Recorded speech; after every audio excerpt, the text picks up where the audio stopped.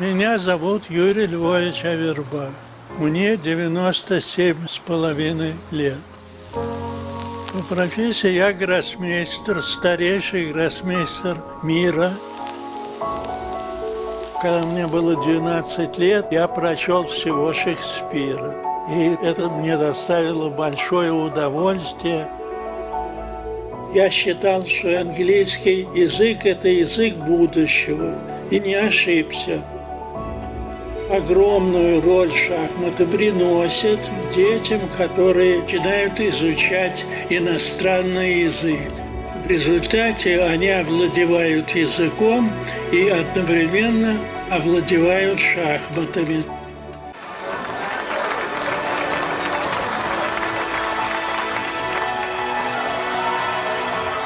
Если ты хочешь оставить след в жизни, ты должен создать что-то. Надеюсь дожить до 100 лет и издать еще 2 книги.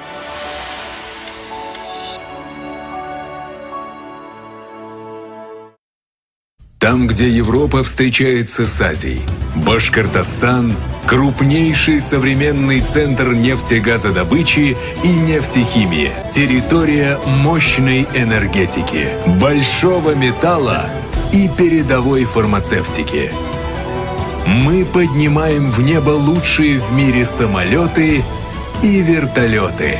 Столица Башкортостана – город Уфа. Мы стремимся к победам и побеждаем. Башкортостан. Республика на все 100.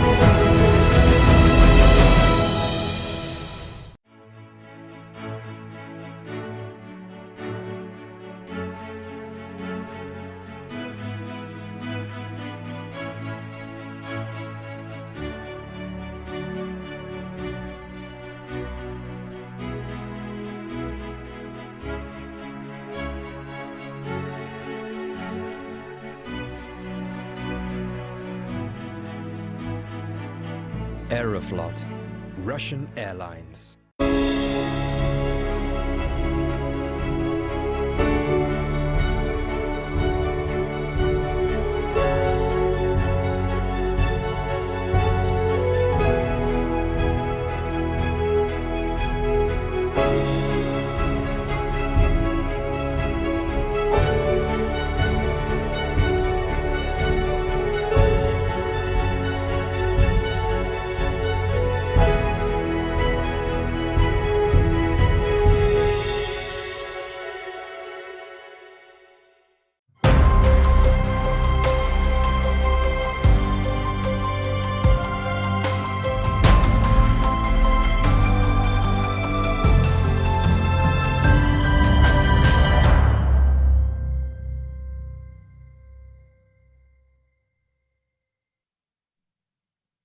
Good afternoon, everybody. And the Russian chess Superfinals are back after the free day, and we just hope that players are, as well rested, as full of energy as commentators. Hello, Alex. And what do you expect today? I mean, it's a lot of potentially interesting games, and that's what I'm saying every day, obviously. But I think that's once again a couple of rounds which will be really crucial in terms of, like, we have a clear favorite for now. It's very, very tense in the men's tournament. I mean, it's not such a big distance between the last and the first, right? So next couple of rounds will define if there will be a sole leader who wins the tournament, we know, with round to spare, or everything will be decided at the very end. So for now, Vityugov is leading with 4 out of 6, right? Is that right? Yeah, It 6 is. round. So 4 out of 6 clear first, and then 3 players tied for the second. Which Aleksandr, Fedoseev, and Matlakov. Yeah. So the only guy who made all draws is Andrei Yesipenko, surprisingly, one of the top seeds. And not that I can recall him having a huge chance. Perhaps against Goryachkina, but he could also lose at the very end. So draw is a fair result in that game. And I talked to Andrei, and he said the last time he won a game was like more than 10 games ago. And so he's really struggling to win a game, but I think if he actually wants to fight for the championship, today's his chance. He's wide against Pankratov. Pankratov, I mean, obviously a very dangerous player, but as black, he's not been as solid. Yeah, so that's one of the key things, right? So for the time being, you've already understood all of your opponents are very strong, but maybe you can find someone who is less solid than the others. Less solid, yeah. It's not about the strength, but it's about the opening repertoire, for instance. Yeah.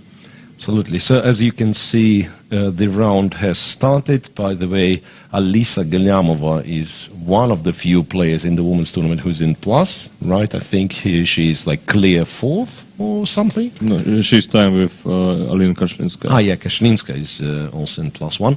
Yeah, so Alisa Galyamova today will play with Bodnaruk, who's clear last, yeah? Yeah.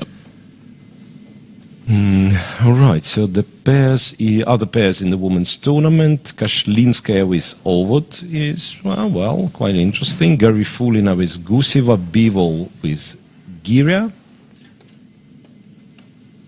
Pogonina faces Shuvalova, Darya Voit with Valentina Gunina. So Gunina, Ovod, Shuvalova, all playing with the black pieces. Right. Interesting. And the toughest pairings, I think, is for Ovod. Since she's playing black against Kashlinska, and Kashlinska is always very well prepared, and she's only 1 point behind, so she must be really, really motivated for this game. And Gunina is black, on the other hand, playing Darya Voit, who hasn't been playing that well in this tournament, so I think she'll try to win her game. And the case with Gunina doesn't matter what will be the opening and so on. You do not expect like calm draw anyway. Even the color, to be honest, doesn't really matter in her game. So she will try to win her game today. I'm 100% sure. So that's kind of a maybe we can call it a chance for Gunina, you know.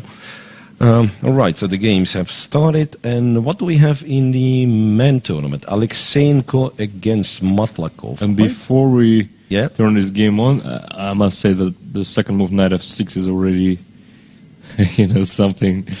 something unexpected. This is literally the first time I see this from Matlakov.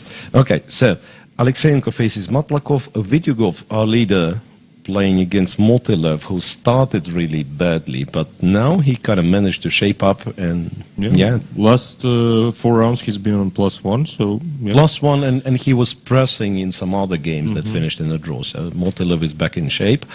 As you've pointed out, Yesipenko maybe will try to use his chance against Pankratov. Rakhmanov, the ultra solid player, even though lost to Fedoseev, but overall very solid player, will play against Dmitry Andreikin. Another test for Aleksandra Goryachkina, this time black against Maxim Chigayev, and Alexander Predke will play against Vladimir Fedoseev. Okay, so where do we start? Not much to talk about just now. I can see Vityugov Motilev played 7 moves, which is a lot. Bishop g6 must be Slav, right? Bishop g6 must be Slav. Okay, you're right. You're right, as you always are. E3 Slav, known to us thanks to Boris Avrokh's book. I mean, most of the feeling is like most of the players, strangely, learned it Well, it became popular when the book was released, right? Around 2009-ish, something, 2008, yeah. So before that, there have been few games like on the very high level, like maybe Kramnik, Topalov, these guys, they were playing something. Right. And then, Avrek's book was released, and everybody understood that, that's an interesting line. Okay, that's Avrek's book is probably the best best opening book ever in terms of its influence on the opening theory, right? Yeah. So knight c3, e6, knight h4, and this is where you have kind of a crossroad. You can go bishop e4, provoke f3, and then go to g6, or you can go to g6 immediately. So black, in our case, went, with bishop e4, queen b3, and queen b6. By the way, I think both queen b6 and queen c7 are possible here, right? Well, since I've been playing this myself lately a lot, as black, I must say that queen c7 is much more popular than queen b6. So queen b6. Much more popular. So this is already a surprise. So that's why Nikita is taking time, trying to figure out what's the trick here. What's the catch? Yeah, one of the possible catches, if I remember correctly, was that you actually have to react right here. Right, you cannot play. Like the usual move would be some bishop d2, you want to be flexible, you want to play rook to c1, and here it's queen b3 and bishop c2, and that's a little bit, if not the whole lot, annoying, because g5 is a threat along with bishop takes b3. Right, so that's why Nikita just took the bishop? Yeah, takes the bishop immediately. In this case, however, queen on b6 might be a little bit less efficient, right? Because after hg6, queen from c7 would attack h2, which, if we go further on this, black practically never takes, but still it's somewhat irritating for white that the h2 pawn is hanging. Right, with the queen on b6. Well, was it the line where you actually play e4 somewhere? Or takes e4? I think there were such things, like you take with the... Again, I mean, I don't quite remember. No, I think the idea is that we just play bishop d2. At some point, black takes on b3, and we get this angle, which is considered to be slightly worse for black. And that's it. Yeah. But maybe Adlev... yeah, right. Maybe this is the line. I remember like white playing castles, going e4. I'm not sure but if bishop e4 is the move, by the way. Yeah, like playing castles, going e4, seizing a lot of space, and yet still black kind of holding. So we'll see. G6, no surprises there. Yeah, but as I said, I don't really recall the last time queen b6 was played, to be honest. Everyone goes queen c7 recently. In fact, this is kind of interesting because after bishop g6, immediate, instead of bishop e4.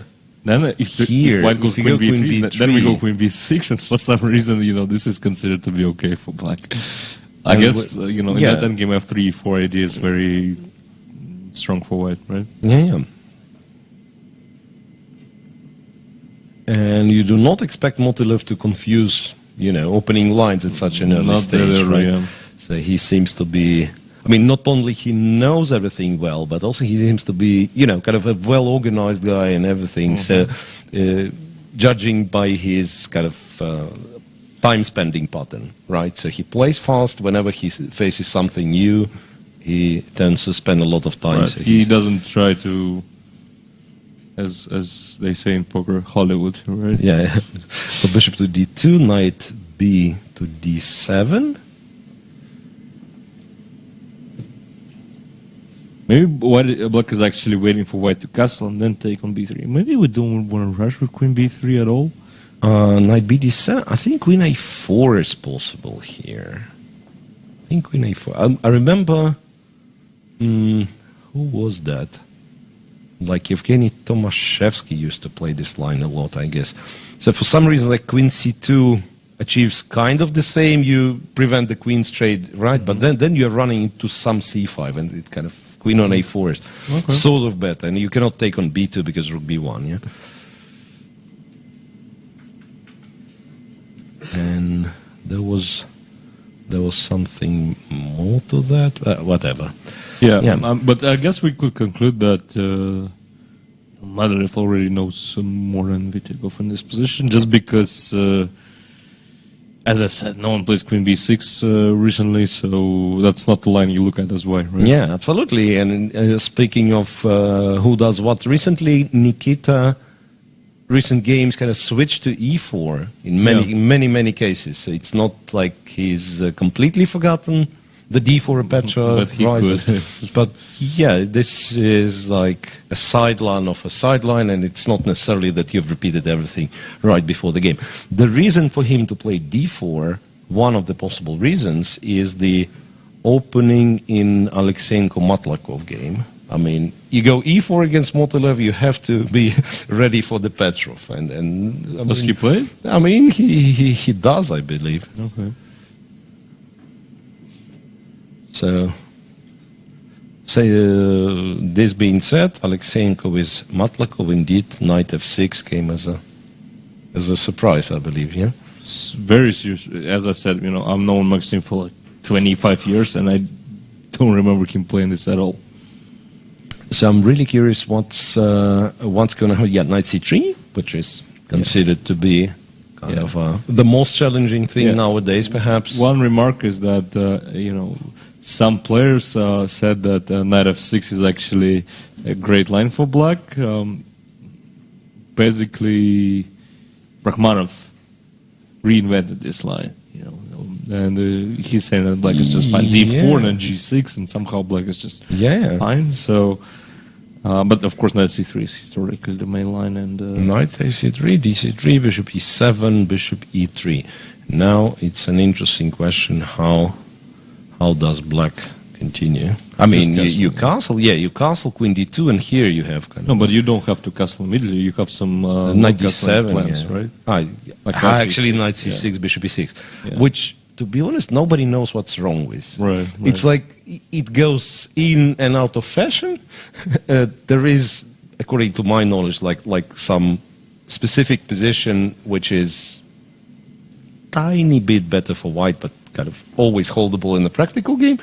And it just depends on the players. I mean, they go for it, they find something else in the short castling line. It's a long castle goes out of fashion. Castles, castle short, and queen d3. And queen d3 is something new. And therefore, to us, right? Yeah, therefore interesting to see how this develops. I mean, my first reaction would be that I want to go knight d7, knight c5, which I was doing anyway with black, right? But this time it will be with a tempo. Right? Maybe it was a misclick. Queen d3, knight d7, castles long. I can only think of like takes here, maybe, right, and making a difference that the queen is not on d2 but on... Oh, it can go to e4. Yeah, it can go to e4, right? Yeah, so maybe you are getting some tempi, like queen e4, bishop d6, bishop d3, rook e1, I don't know, something. So at least white is getting initiative, and also there are like 4 possibilities for forcing lines, and this typically is what you're looking, but when you've prepared with the engine, right? I mean, so if it would be like that's much harder. But your opponent now, if he's not aware of queen d3, he has to consider, right? Knight c5, white's going to take, and it will be 10 forcing moves. I have to find out what. I think Maxim will start thinking now, because this is. I'm assuming this is new to him as well as to us. So, I mean, you can play knight d7, right? You can play knight c6. Maybe you want to be smart and start with bishop e6 for some reason. Yeah, c6 d5. C6 d5. So that's it's kind of once again, perhaps we have to mention clearly that queen d2 is the main move, and then you have quite a few options with black, and now your task is to figure out in which of these options, like queen d3 isn't an improvement over queen d2, but maybe the opposite. So, and this is already a critical moment, because it depends, if black plays knight e7, let's say, or knight c6, two completely different positions. Absolutely. More or less. So black needs to spend time right now and try to figure out the direction this game will take. Yeah. So Maxim perhaps will start spending time right here. And yeah, imagine playing your first game of Petrov and facing a novelty at like move 8. Yeah, which could be a very unpleasant one, right? Yeah, absolutely. All right, so we can go on, I think. Let's check Yesipenko and Pankratov. Only 5 moves played here. And as you said, Pankratov has an original opening repertoire, let's put it this way. So C4, a check on B4. Which very often... wait a second. D4. First of all, Andrei could have gone for the French, which he didn't. He could, yeah. Yeah. C4. It's a little bit surprising, to be honest, because he's an E4 player, right? I mean, we kept... No. He's really balanced in his opens. So it's like 50-50 for him, so D4 is something he plays a lot as well. Yeah, okay. So, because why I'm stopping specifically in this moment, for the players who are fine playing the Nimzo and the Bogo Indian, that's actually a better moves order, right? I mean, because you keep an option of playing F5 in some lines, which you probably never do, but technically it's kind of gives you with broader set of possibilities, so to speak. Right. And the only downside that I can see is that you are allowing the French defense. Or but maybe if there I is play knight f3, what's your idea? You mean d4 e6, knight f3? But okay, this way you avoid the names. Right? You can play c5, I guess. Guess you can play c5. But then you transpose you play the French, the Sicilian. You have to. Point taken. Yeah, you have to be ready to play like English as well, everything. Right? Yeah. Okay. Anyway, so check bishop d2 a5, and this way it allows e4, right? Which wouldn't be the case with the inclusion of knight f3, knight f6, which is kind of a normal, so to speak, Bogo Indian. All right, so a5, e4, c5, d5, e takes d5. I'm wondering if this position is already completely new. Because, I mean, it's new to me, and I wouldn't be surprised if there are no games at all, or like very few ones.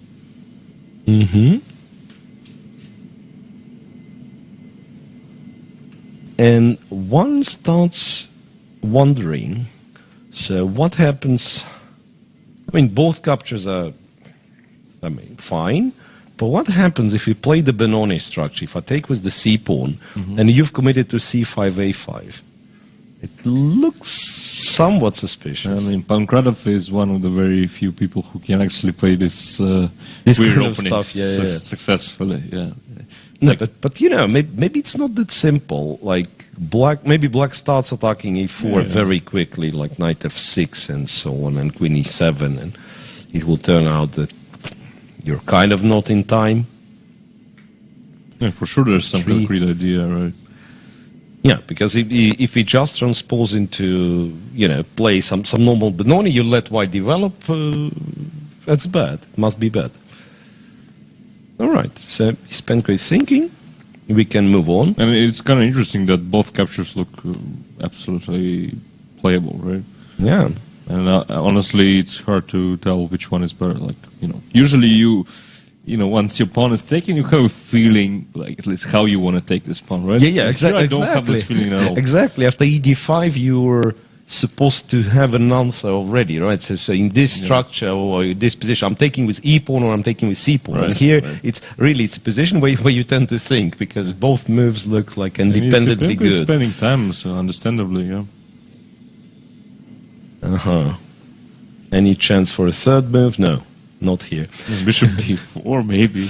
But yeah, what for would you? No real reason. No, to I mean do that, you'll take on d5, right? Rachmanov with Andreikin might be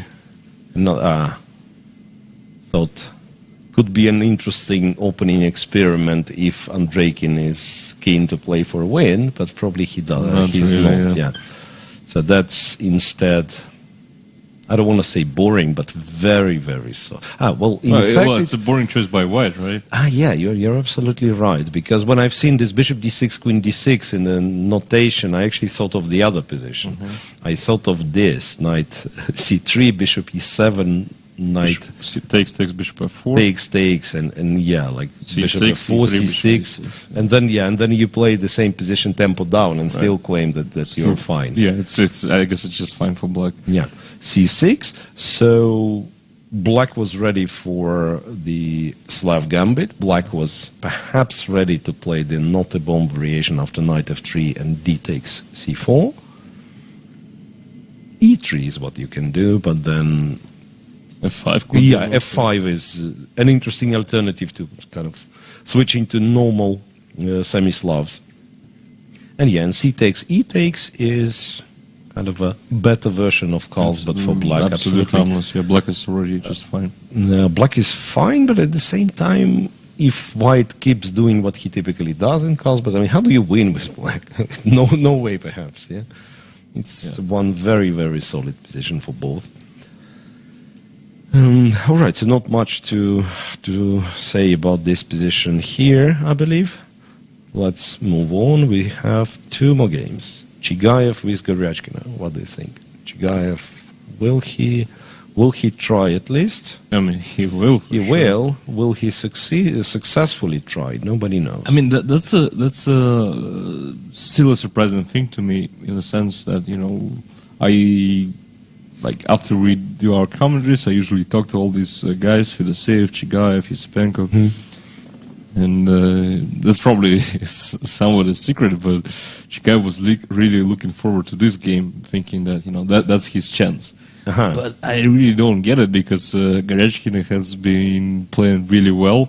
In fact, I think she's on 50%, but she could have scored more, right? Like, she was pressing against Pankratov and maybe some against Yesipenko at some point. Rachmanov as well. So she's basically outplaying every guy in the tournament, and yet people still think that, you know, this is the chance. This is what. Yeah, this is the chance, and also look, like it's what do you call it? The Berlin, an attempt to play the Berlin d3, bishop c5, and then you just play knight c3.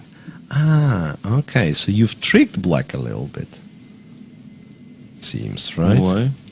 d6, because that's what you do in 4 knights, yeah. Bishop b5. But bishop maybe b4. d6 is already not the most precise move, because I mean, what's wrong with knight d4? Knight d4, right? But that will be this Rubinstein or whatever gambit castles or c6 castle. I've never been able to memorize all the moves. Actually, I think c6 is somewhat a forced draw, but you actually need to know this really well. Like c6, bishop c4, d5 takes, and some queen e7, something like that, I think.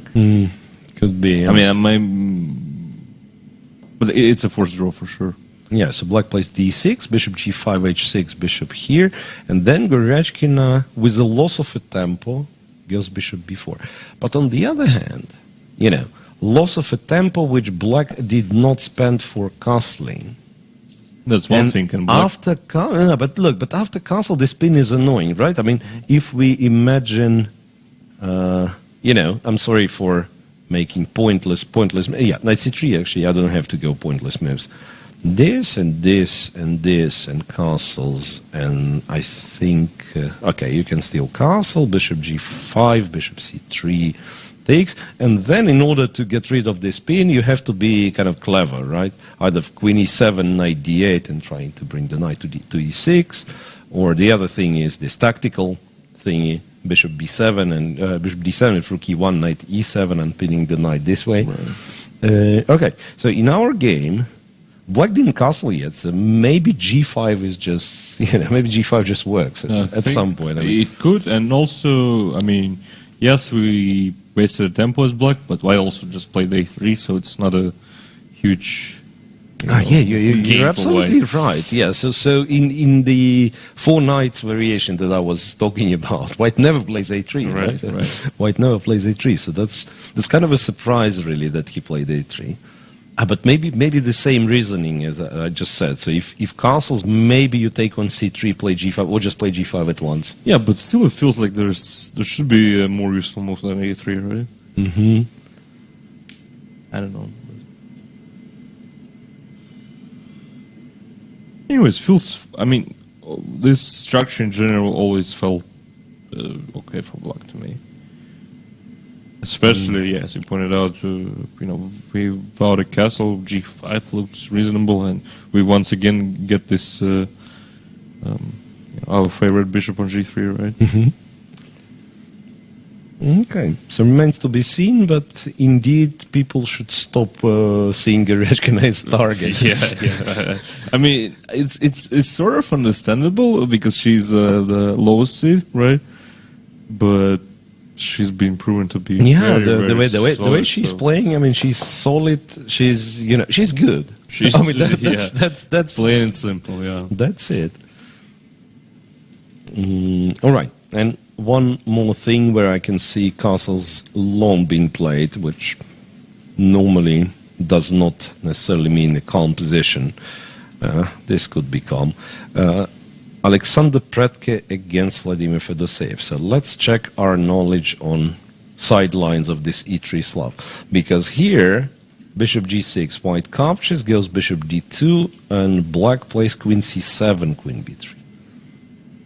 So interesting. We have, Vityugov. By the way, we changed a lot. Yeah, Vityugov with Motilev, but I just want to mention that here, according to our knowledge, queen c7 is more popular. Yeah.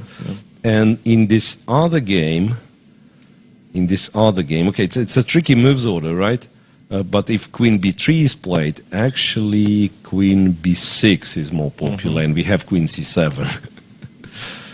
Queen b3. No, but we actually have queen c7 first, so it's even trickier. Bishop d2, queen c7. This, yes, c takes, but takes. This is some typical Fedoseev stuff. Knight g4, like people don't usually play this way, but it's very aggressive. But that's standard for him, right? It's very aggressive and might as well be. I don't know what. Bishop e1 is what you do, right? I think so. And then what's the plan? Don't tell me it's rook h2, knight h2, and the knight survives. I mean, who knows with Fedoseev, it can be the case. I mean, remember his game against Vityugov? We were also saying, what a garbage opening, but then in like 5-6 moves, everything was good for black. His position was great, yeah. So maybe it's, I mean, considering that he already spent like almost 10 minutes, I don't think this was exactly prep, but maybe, he had this kind of jump in some other line, so he's familiar with the idea. Mm-hmm.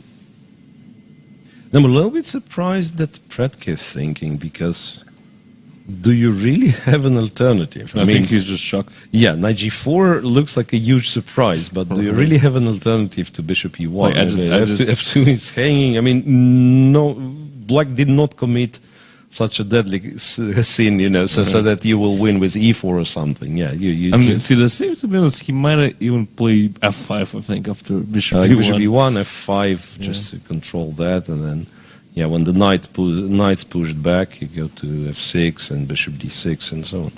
Okay, in fact, why not, right? That can develop into a very interesting game, this one.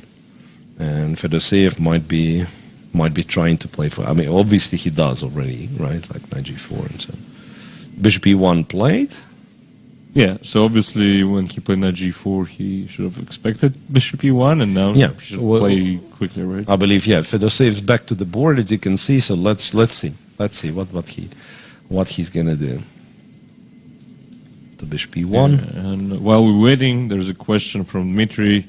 Said Thursday, Prague beat Murzin 3-0, and Waldor didn't play his best chess, and it's just a bad day, or his Prague is just so much better as for now. It's hard for me with these young talents. I mean, I don't know. It's you see them young. You think, okay, these guys, they're not bad, but they have something to learn still. Mm-hmm. And then next year, you understand, okay, those are 2,700 players. Right. You're too late to judge them. Right, so Prague is good, that's for sure. Yeah. Murzin, he's good on a good day. Maybe that's, maybe your question is the answer, yeah. Maybe He was not playing. He's the best not as that day. stable yet, for sure. And but he's younger than Prague, right? A couple of years difference, I think. And I mean, that's a big difference. In at that this age, yeah. in that age, it means a lot. So it seems Fedoseev didn't have any specific plan. It was just, okay, I mean, sometimes you have a feeling knight g4 is just a good move. So you put it there, and then... No, but you know, I have a student who likes this kind of moves. He just attacks. He's thinking, all right, I play knight g4, the next move I take on f2, and I win the exchange. So he doesn't really think about the opponent's possibilities. So, and we decide, we have a term for it. We call it hope chess. Hope chess. Yeah, but on the other hand, it's an interesting trick. Because you would think, okay, going knight g4 is if you don't take anything, kind of wastes time. But let's play some moves. Bishop d6, for instance, right? What does white do? f3 is very unlikely because e3 is hanging. Yes. Yeah. So most likely you'll play either h3 on bishop e2. Yes. So if bishop e2 works, for instance, you move back and white cannot really play the position with bishop on e1. So sooner or later, maybe not on this move, maybe on the next move, but he will return bishop d2. So two moves spent, and then white has played bishop e2 instead of any other move. And the same thing with h3. So in a way, you limit opponent's possibility. Well, but this is too deep, and also instead of bishop e2, we have h3, and then the knight goes back. We can play f3 and put the bishop on f2, maybe. Yeah, that's an argument. Yeah, so bishop f2, maybe if white finds kind of a better location for the bishop than d2. Bishop on d2 is not great. Yeah, let's agree. Then maybe there was a waste of time. It's not that I'm expecting Fedoseev to just calmly play bishop d6. Yeah, I think I mean, most likely he has some concrete idea in mind, but yeah, like taking the pawn. at least, I mean, yeah, that's how he plays chess, and he's unique in a sense. So it's going to be interesting for sure. Yeah, like if your knight cannot be taken on h2, why not? I mean, probably if you take with the rook, so that there'll be no pin, right? And then take with the knight, bishop e2, and then you do something. Maybe castle long, maybe bishop d6, and you put the king on f8, who knows? And the knight is just controls f3. Bishop, no, but he's about to move his bishop. So bishop at d6. the end of the day, it might be bishop d6. Yeah. Okay, so maybe you explained it really well what he has in mind. Bishop d6. Okay. Any further advances on men's tournament, or we can switch to ladies? I mean, Yispinko and Pankratov, still 7 moves, and 7th move for black is king f8. So I suggest we look at this game one more time. So after ed5 was played. Knight goes to f6. Check on e2. And yeah, fair point. I mean, queen e7, you'll just swap and go knight c3, I'm guessing. And what's the that pawn doing on a5, right? Yeah. I'm not sure if knight c3 or possibly even... honestly, any move I think white should be... Yeah, just because of the structure, right? Yeah. Because of the b5 square. So I was actually thinking, like, can I just go a3, takes, and take with the king all of a sudden, because I want my knight on c3. Knight e4 check, okay, I'll live with it. King e3, you also have the king on e7, you know. Yeah. And if I'm allowed to play knight c3 next, I think white is just better. Right. So there was a check and king f8, which is original, but I don't know how good.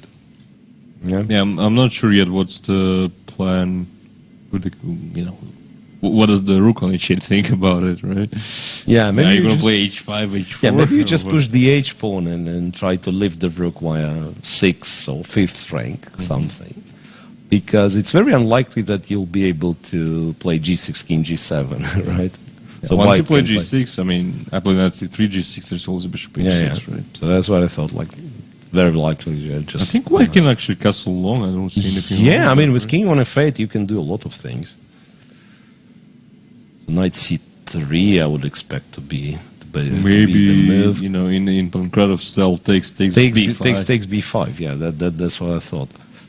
I mean, ideally, perhaps you play d6 if white doesn't have anything better than force you to take, and then you're probably happy, and with b5 in that position. Even then, I'm not sure at all. But I don't have to force you to take, right? Yeah. No, that's what I'm saying. It's not like I really believe in what Black's doing, but as you said, knowing Pankratov, it could be his idea to play for b5. Nothing extraordinary so far. Right. Speaking of the Benoni defense, I think it was Pavel Pankratov to play an absolutely brilliant game. With a brilliant idea. So I think after that game, some people, me included, actually think that e takes d5 is slight inaccuracy.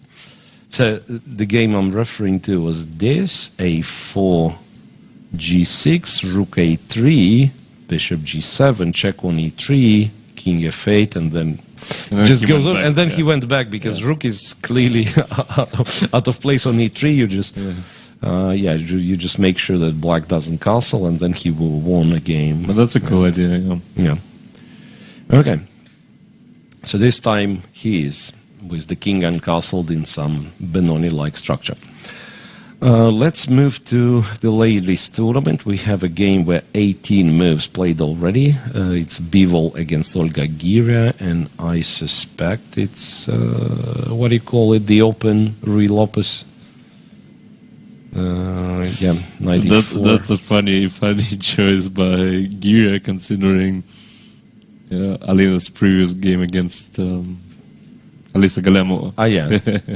So where it was rook e1, yeah. Rook e1, knight c5, and so on. Yeah, d4, b5. But remember, Gira played it against Shuvalova, so this must be one of her repertoire openings. Yes, I think she was doing the Karukan from time to time, and also this. So b5, d5 takes bishop e6, and queen e2. Queen e2.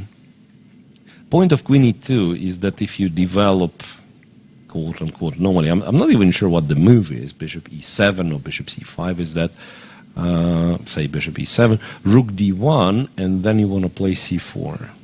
That was the idea. So you're not kind of wasting your tempo on c3. I think the theory goes something like bishop c5. No. Bishop c5, rook d1. No, but now we have to escape. Bishop e3 first. Bishop e3, right. Takes, maybe. Some queen b8. B8, yeah. I remember there were very, very kind of long theoretical battles like Kostyuk used to play with white against somebody. There's a famous game, Nakamura-Carlsen as well. Or right. So, anyway. So what happened in our game was knight to c5, rook d1, knight b3, c b3. And by the way, do not be surprised with c b3. It's quite a standard way. If the pawn is still on c2, it's quite a standard way to recapture on b3. So white basically is hoping to never let c7, c5 happen, right, and use the c5 square. Bishop e7, knight c3. Okay, castles, bishop e3, queen d7. Both playing so quickly, but I'm curious if it's some kind of honestly a lot of questions. theory. A lot of questions. Like knight e4 here is white. I'd be interested to try, and then I've started to think, could it be that this is actually somehow playable for black? You never know. Queen d1 or whatever. So queen d7. They indeed both played it very, very fast. Rook a to d8, rook a to d1, queen c8. So this pawn, if you take it all the way, then knight b4 happens, right? Knight d5, you exchange everything, you end up with the rook on d5, then knight b4 and a2 is gone. a3, black plays d4. I think was missed bishop by b3. Like a3 looks like a bit of a miss. And I don't know if there was a good move. No, maybe you should actually take on d5 and play that position. Yeah, maybe. Like I'm not sure why it would be better there. knight b4, you go somewhere, and knight takes a2, and then knight goes back. Actually, it looks like black solved all the problems already. But the way it looks in the game, black might be just better. Bishop b3, what do you do? This is hanging. If, let's say, okay, some moves.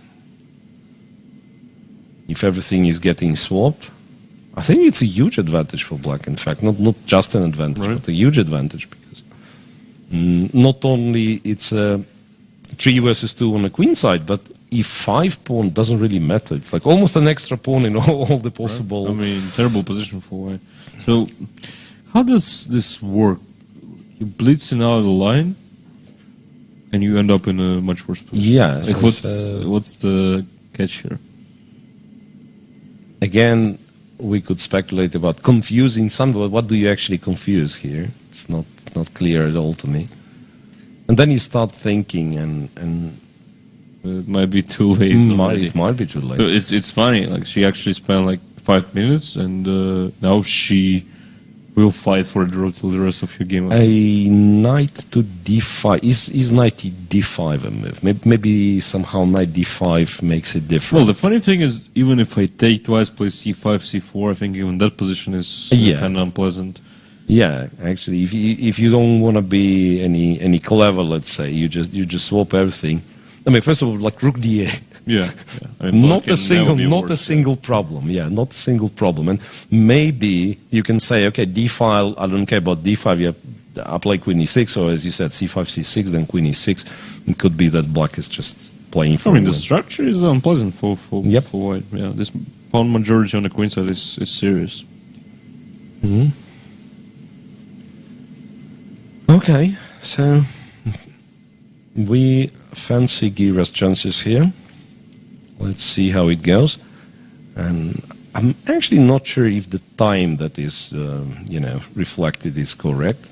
I think it was less just... No, but it was 120 something. 120 something, yeah. When they were showing the clock, so, yeah. Okay, let's move on. Kashlinskaya with Ovod. As we said, this might be a test for Evgenij Ovod. Might be something that Kashlinskaya has prepared, but in fact, it's Ovod who played the opening very, very fast, because it's a Carlsbad. E3, knight b to d7, bishop d3, knight f8, and knight e6. Fantastic tournament for Ovod so far, and I mean, this is normally how the, say, club players play this line, right? They know that they're supposed to bring the knight via f8 to e6 or g6, and they don't even waste time with some stuff like c6. Yeah. But obviously, Ovod is not a club player, so it might be just some fresh line, which actually looks pretty interesting. Yeah, g6, f4. I'm not even sure if you have to castle here, to be honest. Maybe just knight g7, bishop f5. I'm guessing that's what you're looking for. Okay, castles, knight to f3. Well, black, I mean, considering that she didn't play c6, I think your idea is to play c5. c5 in one go, yeah, that's what you want to do. Anyway, I mean, you have to do something in this specific position. And this something will be either moving c5 or maybe my knight g7, because knight G7. I mean, if you play a relaxed move, kind of stating I will develop and so on, white has a lot of actually very, very dangerous moves, like starting like very h4, straightforward. It's so straightforward, yeah. So you have to play energetic, yeah. c5, for instance. Now, I don't know if he has any scared of f5, probably not. CD4, yeah. CD4. But then it's kind of not clear what white has in mind here. Takes, right? Yeah, I guess. Knight takes. Which isn't, once again, sorry, isn't the only move. Can you do this? Knight e4, yeah, that's... Even queen a5, to be honest, doesn't look that queen stupid. a5, yeah. You may take on d5, but just bishop g7, and then I attack a2, I attack c5 as well. and maybe you're not kind of planning to take with on c5 with the queen or something. Maybe your actual plan is bishop d7, rook c8. I'm just bringing the queen closer, and this, at least practically speaking, looks very unpleasant for white. And knight takes c5. Or, I mean, just take, and just take this, and b4 could be a problem. This, but could be a problem. And actually, after bishop g7, you have b4 at once, but even then though after there is queen queen a3. a3. Okay. So that certainly is one of the critical moments in this game. C5 being very aggressive move. Yeah, but honestly, I guess knight g7 is an alternative, but that's it, right? Yeah, not that many moves. Yeah, knight g7 is kind of purely positional thing, and as I said, if knight g7 is the move that I would like to make it work before castle's short. Right, like maybe go in c6, knight f3, knight g7, and so on. All right, knight f3, waiting forward to make a move, but at least we can say that it doesn't look like she was out-prepared at the very early stage. She wasn't, for sure. Yep. Moving on. Garifulina with Guseva. Here, you probably have something to say, because this is famous Caro-Kann with knight on e7. Yep. c4, knight c6, d takes c5, d4. I think they used to be... There were games like that, for sure. I mean, there are tons of games. I played it myself many times as black. Knight g6. No, bishop d3 is already inaccurate. So the move you kind of have to play if you want to... right? The queen b3, in fact. Queen b3, and then some rook d1, yeah? Yeah, and then rook d1 is an idea. So, I mean, the funny thing is that there's queen c7, there's queen d7, there's queen c8, there's knight g6, and I think something else, but all of these moves are pretty playable. But honestly, when I looked at it from black's perspective, I couldn't really find a comfortable position. So, but bishop d3, I think she just makes something up, because this must be very... Knight g6. Very comfortable. Although, I'm not sure about the move knight g6. Yeah, I mean, something's happening. Knight b4, knight bd2. What's going on? But she played knight g6 so quickly, it must be still prepped, so... I just remember that bishop d3 is nothing for white, so... It should be good. Wait, what's the material now? So if black captures on c5, he's actually a pawn up. No, that's something I've faced a lot, White makes a couple of natural-looking moves. Suddenly, it's just a bad position. It's not like it's a worse position, just a bad position. So, and this could be the case, I think. Yeah, bishop c5, well, perhaps the plan is to go knight b3 and maybe gain the pawn back. But I don't see why black should be any scared of such a scenario. He just played d3 and also done it quickly. And also makes sense, I must say.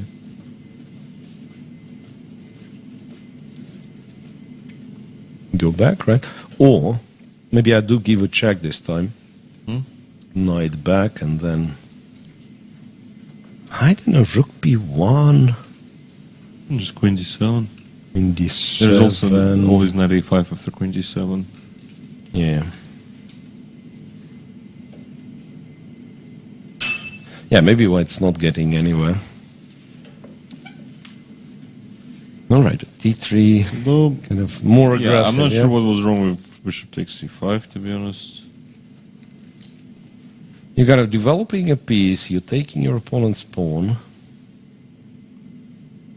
d3.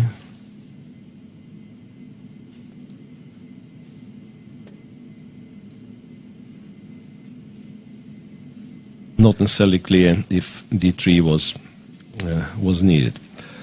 Let's move. Actually, 106 for Gurseva, and not 132 as we thought initially, right? As at least that's what the viewer was showing. Well, so a tricky position. I guess I was a bit over optimistic for black. Maybe it's not as great as I thought, but still looking fine. Yeah. So D3 and Garifulina is thinking.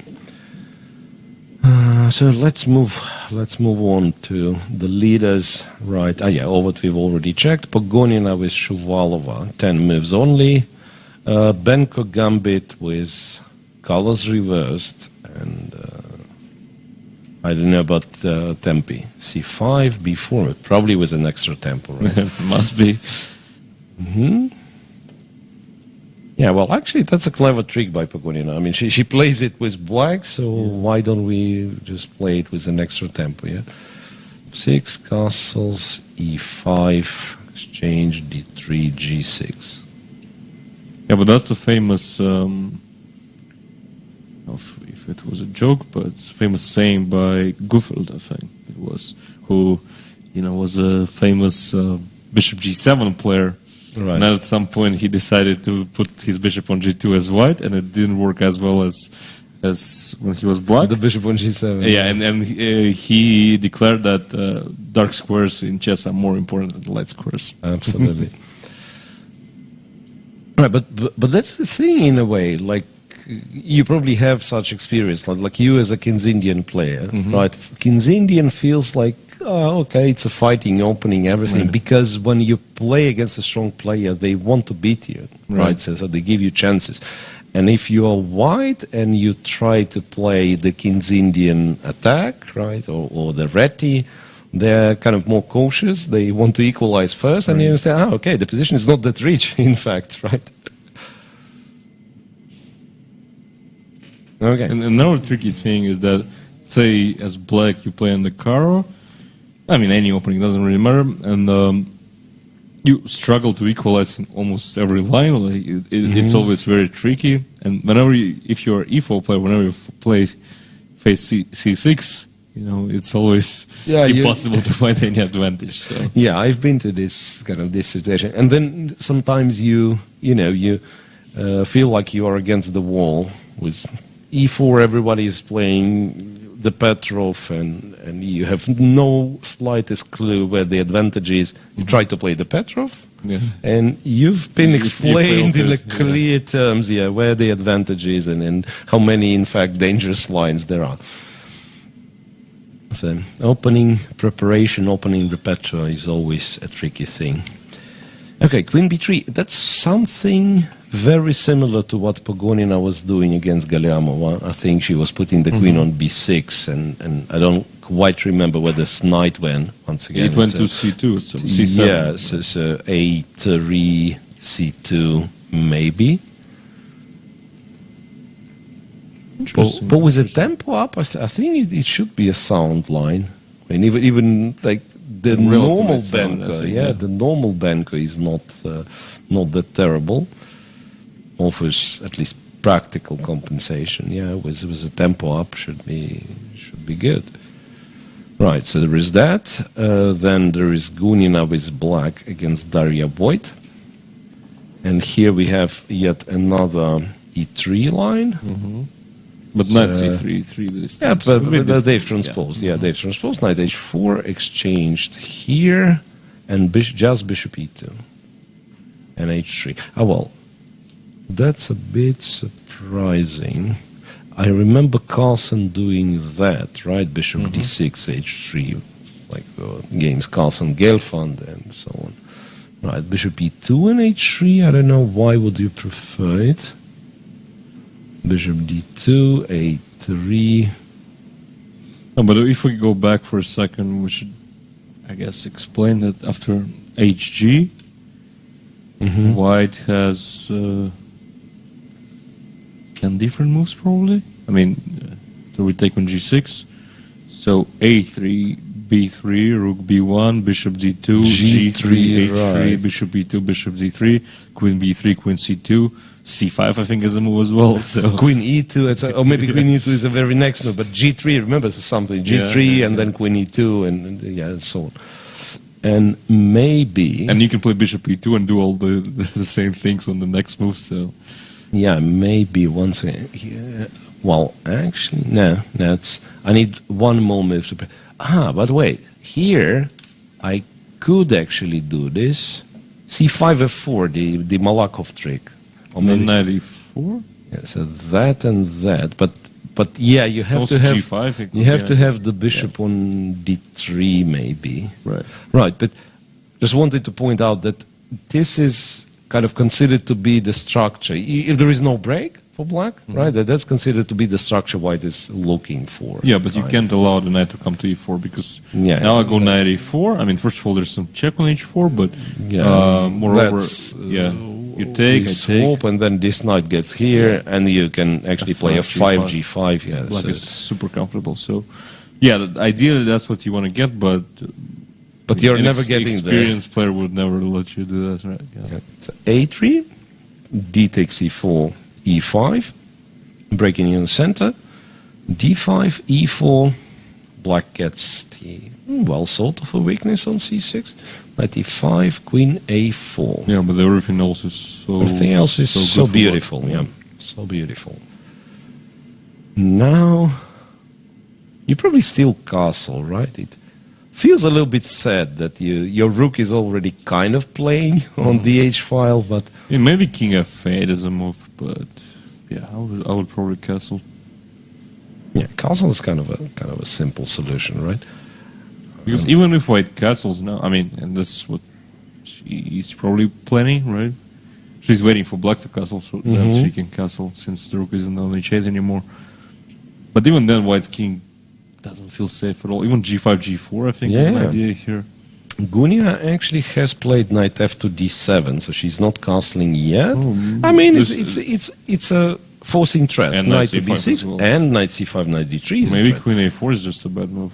Look, yeah, just after knight f d7, can you actually stop it, or you're losing the castle, right? Because if you do, that means that means a disaster in 10 moves, something, 12 moves.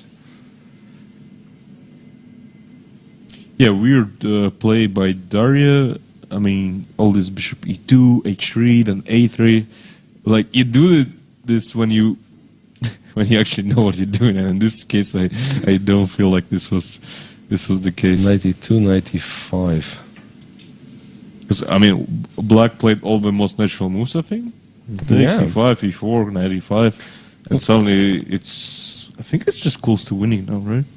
Yeah, look, I mean, black's position here. I don't know, I'm not sure about the structure, but all the pieces like ideally placed, right? More or less. I mean, if you have this structure and you are given, the pieces in your hand, and you are told to put them in some harmonious way, that'd be the way. I mean, one of the ways. 92, 95, and maybe, like as we said, queen a4 looks dubious, but on the other hand, like queen c2, queen c2 is probably better. I mean, it's definitely better than queen a4, but still, queen a4, knight fd7, maybe still not too late to go queen c2. Knight c5. Knight c5, and what? And I will have to castle. If you castle, I think rook h3 could be winning. If you already. castle, some knight f3 takes rook h3, it's scary. That is scary. And then this is not something scary that you go for and say, okay, looks scary, but I'll probably survive this. But this is that kind of scary position where that is probably just losing immediately for white. Yeah, like one of the things that you might as well go for scary position if you have the obvious benefit on some other part of the board. I don't know, if you want an exchange, I don't know, your pawns are on b6, a5 with white, so you're queening a couple of moves. Then you just, shut your eyes, castle, and so be it. I mean, if it's a checkmate, it's a checkmate. Here, it looks, I mean, if it happens to be so, black just kind of has a free roll. I mean, he can go for that, or consider rook h3, might as well just play it slower. All in all, Gunina seems to have a very promising position as early as move 16. One more game. That is Galyamova with Bodnar-Rook. And this, if I'm perfectly honest, looks familiar. This looks familiar to, resembles me, reminds me of a game Guseva with Bodnar-Rook. I don't recall if it was round 1 or something. No, something very early, maybe round 2. So how this comes about? The King's Indian.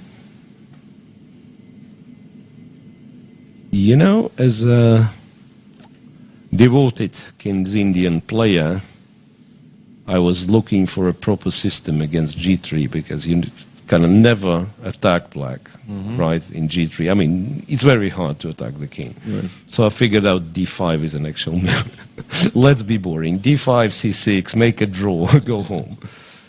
Because all the attempts, maybe not all the attempts, there are actually successful guys who are playing various systems, but my mere attempts to play various King's Indian style lines, they've ended badly. Well, one thing to point out is instead of knight c6, say we go knight d7. That's the system I learned a couple of days ago. So e5, e4. This is very standard, right? And guess black's next move. The Rasa a6. No, not a standard. Not a standard. Not one, a standard. Yeah. But well known should be the move that is well known for us. B6. B6. Yeah. Really? Yeah, and I think this is also a perfectly playable system. Surprisingly. Here it might be clever, in fact, because you're putting a pressure on e4. It's hard kind of awkward for white, to play f3 and d5. Somehow blocking the center with the bishop on g2 was never too good, right? Because I don't know why, but somehow it never really worked well. Maybe because the knight is not on e7, so at least actually, like in the main King's Indians, you are struggling to put this knight to work. Yeah, but here it would be immediately like knight c5, a5. Yeah, and it's like on move 8. Sorry, if we play d5 as white, which used to be the main move. And because most players were playing knight e7, e4, and it's like slightly better for white, but then people started to play knight b8 in this position, and black has great results here. Yeah, and this seems to be like 2 tempi less, right? At knight c6, knight b8. Okay, you didn't spend the move on b6, but still. Yeah, then the knight goes to a6, the second one goes to d7, so it's tricky. Exchange, all that was played. And I'm not even sure what's the first independent move in this game. F5, B5, knight D8, and C5 maybe? Yeah, C5 seems to be like an... I'm trying to recall... No, the rook was on A1 in that game when black played C6, I think. Maybe like C6, rook C1 or something. Yeah. I know, but in that game, black... Bodnar-Rook, she played C5 herself, right, as black. So this is already... this fresh certainly is a new move. Right. I can't recall why it ended so badly for Bodnar-Rook, position-wise, because here, even if I play e4, I'm not sure if it's all that scary, all this white's demonstration on a queen side. Knight f4, bishop f7, don't really care. The bishop is shot for now. Unless some c6 is the thing, which I don't think it is. Just take on d5. So just knight somewhere b3, c4, not sure. Wait. Can it be that c6 actually works? c6, if you take on d5, knight e4, which is a very strange tactic. I still cannot believe it works. Maybe it doesn't. You just take with the pawn, take with the bishop on c6. Right. So that's how you figure out if it works or not. You just calculate it. Boring. But that's their job, right? Yeah. Okay. So c5, maybe it's played with the intention to go c6 or something. Yeah, it's white sees a lot of space, but yeah, if e4 works, then I kind of like black's position. Right, and we can try to move on back to men's tournament, right? So Aleksandr Matlakov, not much has happened. Matlakov so far keeps it in. One of the lines was queen d2. I think, yeah, that's so far it's not that easy to figure out the difference. But he didn't play knight c5. That's already he didn't play knight c5. That's fair. Interesting. So rook e8. No, but that's also the position with queen d2. I'm guessing, yeah. So now the queen is on d3. So there'll be some. And h4 makes sense, I guess. Yeah, as always in those lines, h4. In any line, yeah.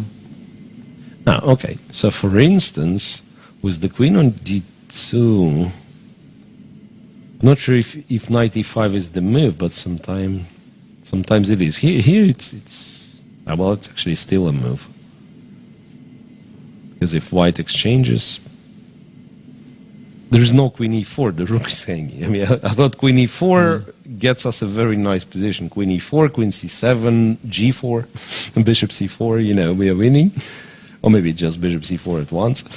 Right, but there is a little problem that queen e4, the rook on d1 is hanging. Then it doesn't make all that much sense from black's perspective. Why would you start with rook e8 if your idea is knight e5, yeah? That's a good point, but I mean, I guess he just doesn't expect Aleksandr to take on e5. So he probably... so like play queen e4, or what else can you do? Yeah, maybe queen e4. Queen goes back, and like this structure with takes... sorry, takes on g3. I mean, I think it's seem to be quite dangerous for black. You're right. Look, this knight e5, you could actually play queen d2, right? Right. Because remember, there were, like with normal line, with queen on d2, there were some lines where white would play like h3 or something, very slowish, and then allow capture on f3 and still be... That's one of those mysterious positions where I know that white is slightly better, but I cannot really explain why. Yeah, it's not always about the king side attack. I mean, there is some initiative on the g file, but it's never like white's never checkmating. Maybe the problem is that I can actually get the pawn to h6 because you can never really stop it. Yeah, you can. I mean, if you play h5, then that's the trouble. If you play h6, I probably just take on h6 at some point. So, and as we all know, by the day that if you get the pawn to h6, this is it's better, good. So, yeah, it's good. So that's what we want to do. We just play h4 and we want to reach a6.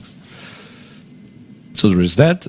Mod11 Vityugov has played already 17 moves in some. Ooh, and it is sharp, man. It is sharp. Knight bd7, king f2. One of the standards way of going about this castling it. King f2, often g3, king g2 later on. Bishop to e7. Then he captures on b6, goes a4, goes g4, goes h4, and g5, and e4. Very aggressive. Seizing like a lot of space. Let's see what happens there. So I presume f4 is met with not f6, but maybe f5 in reality. Because without queens, I don't think you'll be checkmated on the h file. You should be on time. Right, and there is still, if needed, I'm not even sure why f5 is... maybe f6, you mean? Well, or you don't care? Just knight d6, yeah. So if I take, you go here. You can even grab the pawn. Yeah, maybe you take this dude, yeah. So we are not afraid of a checkmate all that much, yeah? Yeah, very unlikely that white will deliver. Okay, so e4. Now there is also pressure here, right? And for sure, the first move that comes to mind is e5 here. Yeah, e5 is Or interesting. takes e5 maybe. E5 is interesting. Takes e4, takes c4 as well. Yeah, so something to think about for black for sure. I mean, this is the real crisis here. Yeah, and you know, when it started with this E3 system, I thought it could be. I mean, very often it takes the the direction where it's a slow grind, and then they play it for moves and moves, and after 5 more moves, you understand that we have no clue how it develops, but it will develop very fast. So in 10 more moves, everything's going to be clarified. Yeah, this is tense. Yeah. Very tense. Despite the fact that that kind of queens are off, it's technically okay. It's not an endgame; it's queenless middle game. They call it, right? I guess so. Yeah. I mean, very interesting. I guess in order to actually evaluate, we need to figure out what's going on after e5 or d takes. Then right? D takes. Knight takes is not entirely pointless. No. Yeah, but if let's say if pawn takes e5, and I'm forced to go d5, I would think. And then you just try to keep it as I guess is. bishop c5, like where do you put your king? Bishop c5. Forward. Yeah, but then can it get attacked somehow? Like knight d6, f5 at some point? I don't know. Right. My pieces may get very active. I mean, That's bishop h3, which is like awkward to face. That's rook d8. Yeah, you actually can do this. If I go bishop h3, there is also knight c4, right? Let's pretend I did not blunder knight c4. I played b3. No, but I want to put another rook. Oh no, I thought you can get to g6, which isn't a bad square because also knight f4, and if white won't hurry up capturing on h4, he might never do that. Okay, so it's once again it's very, very double-edged. Yeah, and we have viewers from Brazil. Hi. Hi, Antonio. Ooh, Yesipenko Pankratov, remind me what was that? A king on f8 on move 7. Yeah. A king on f8 on move 7, a3. Yesipenko. Just doesn't want a bishop's pair. Wants clear position. Takes with sense, right? The knight on c3 might be even more useful than the bishop on c3. The queen takes d2, yeah. So since we've deprived black from castles, right, the queen perhaps has nothing to do on the e-file. Knight c3 now, bishop f5, knight g e2.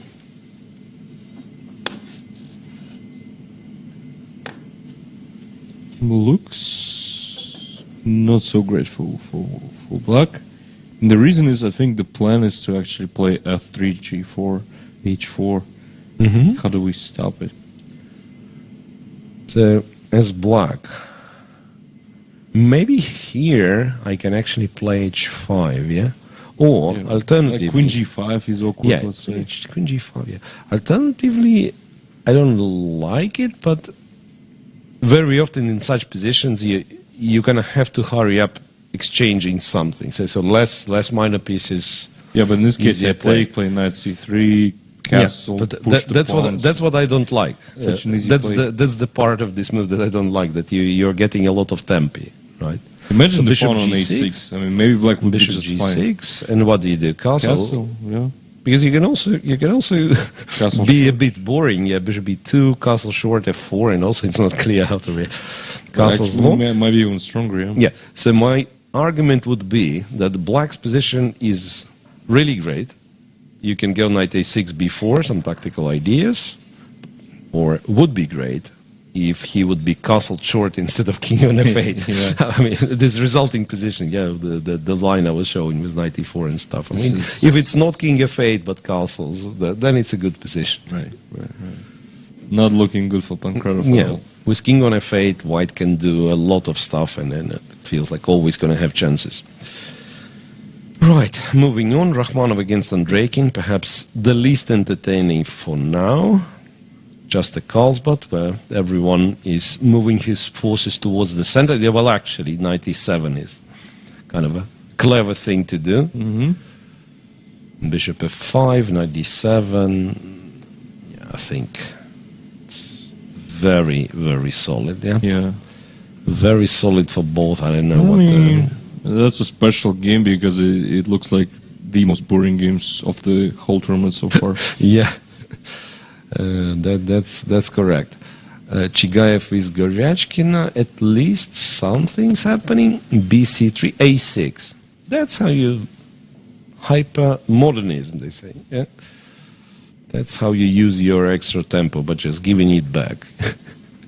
Yeah, but why not? Okay, let's say she doesn't want to play g5, but why not bishop d7? Yeah, play bishop d7. Play bishop d7 first, then and then A6, go yeah. a6 if you like it. Yeah. It's not like it's bad for black or anything. Yeah. Not at all, But, just, it's like just keep the flexibility of the structure. Yeah. And knight Logically d2. speaking, if you can keep your structure, then Why not? Yeah. why not? Queen e2, knight c6.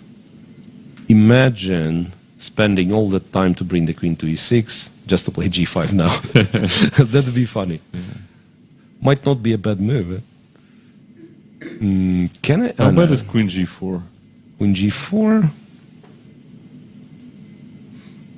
Maybe not that bad. So bishop f6 is what I'm tempted to try. Yeah, say I take on f6. You don't take this one. I mean, I didn't see it was hanging, so this wasn't my plan. No, you probably don't. Yeah.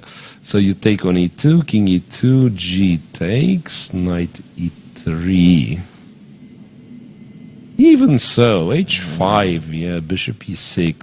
It's not. h5, I mean, I I kind understand of why want you to stop play g4. but Yeah, I mean, I'm not sure. Yeah, because maybe you won't be able to, and then if once I play g4, this actually may get annoying. So I like the pawn on h6, and I'm not sure if I just play king e7, bishop. you e6, don't do rook e8, anything yeah. basically. Yeah.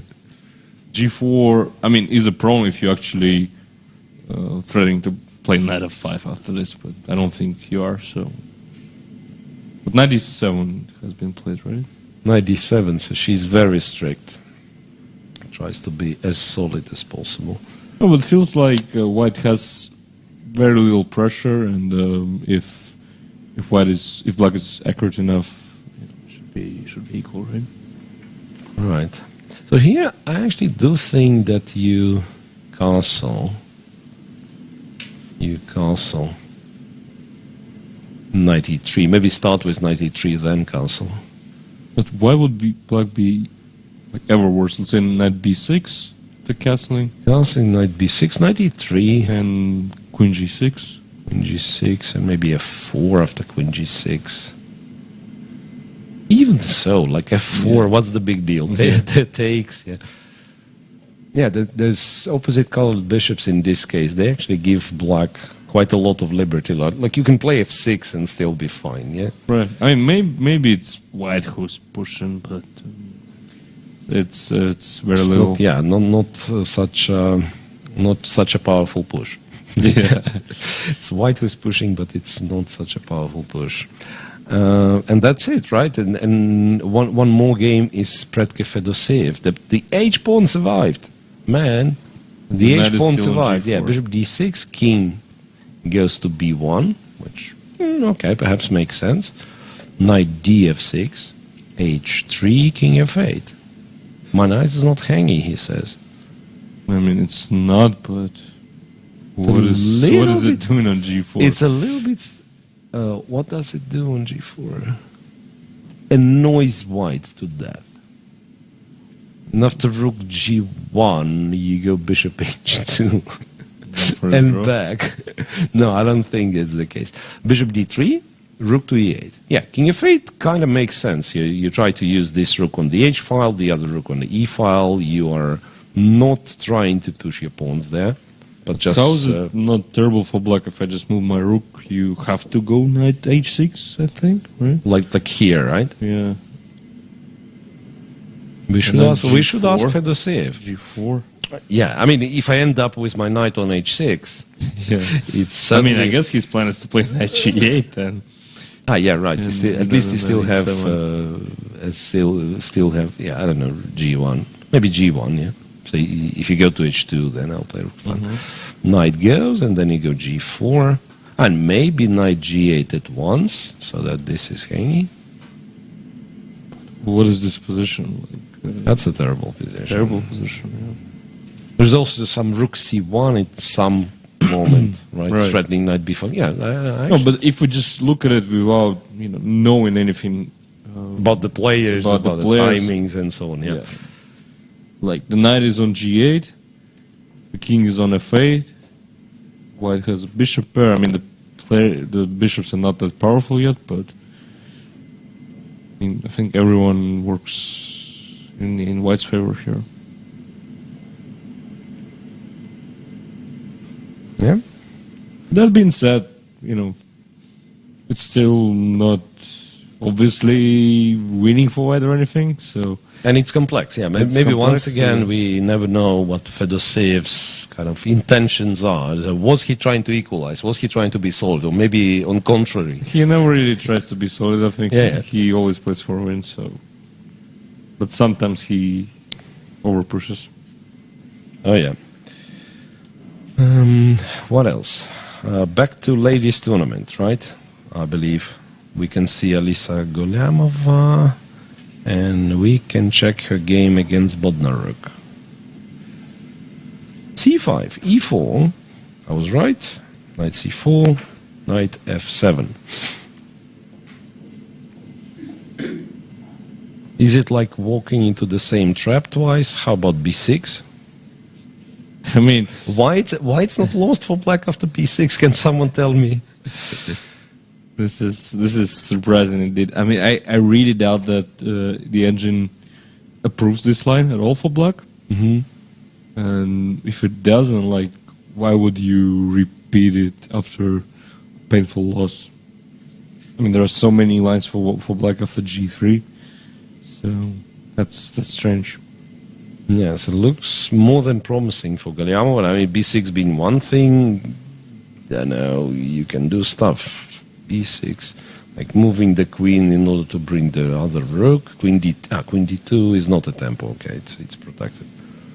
But overall, how does black, if he's planning at all, how is he planning to get rid of this knight on D5? Not clear, right? Knight F4, by the way, is another move, but maybe you do not value this bishop all that much. Yeah. Maybe you just go here. Yeah, white's bishop is on G2. That's maybe something that white actually needs to avoid, like exchanging too many minor pieces and leaving himself with the bishop on G2. Yeah, but B6 is a critical B6 question. is a critical move, of course, yeah. Although, let's say I take. Yeah, A takes play C6. C6. C6 here. Yeah. Okay. And then I just take the pawn on B6. on A2. You may take the pawn on A2. I take that guy. Yeah. Does feel like some compensation, right? Yeah, as long as my bishop is here, you do have the compensation. Thing is, can I... Nah, F3, hard to believe. Knight D6, you'll take E2. I'm thinking like B6 pawn might be very, very dangerous, in fact, but yeah, it's awkward for me. Like, this is the move I want to play, like rook from F1. Yeah, maybe that's what black has to look for after B6, to sacrifice an exchange in a right way. Anyways, not a fun position for black to play, right? Yeah. Okay, so that's one position. Then moving on, Gunina with black against Daria Voigt. Sorry, afraid. I couldn't really stop my love, looking at white's position. So queen C2, knight C5, knight C1. Yeah, at least you cover D3. Queen G5, bishop F1 castles. Move 19. Yeah? Honestly, it's not too early to resign here, I think, as well. Like resign. Yeah. Like, what are your chances here at all? B4. Played B4. brave. Okay, probably you want to give a check. I guess so. Knight takes.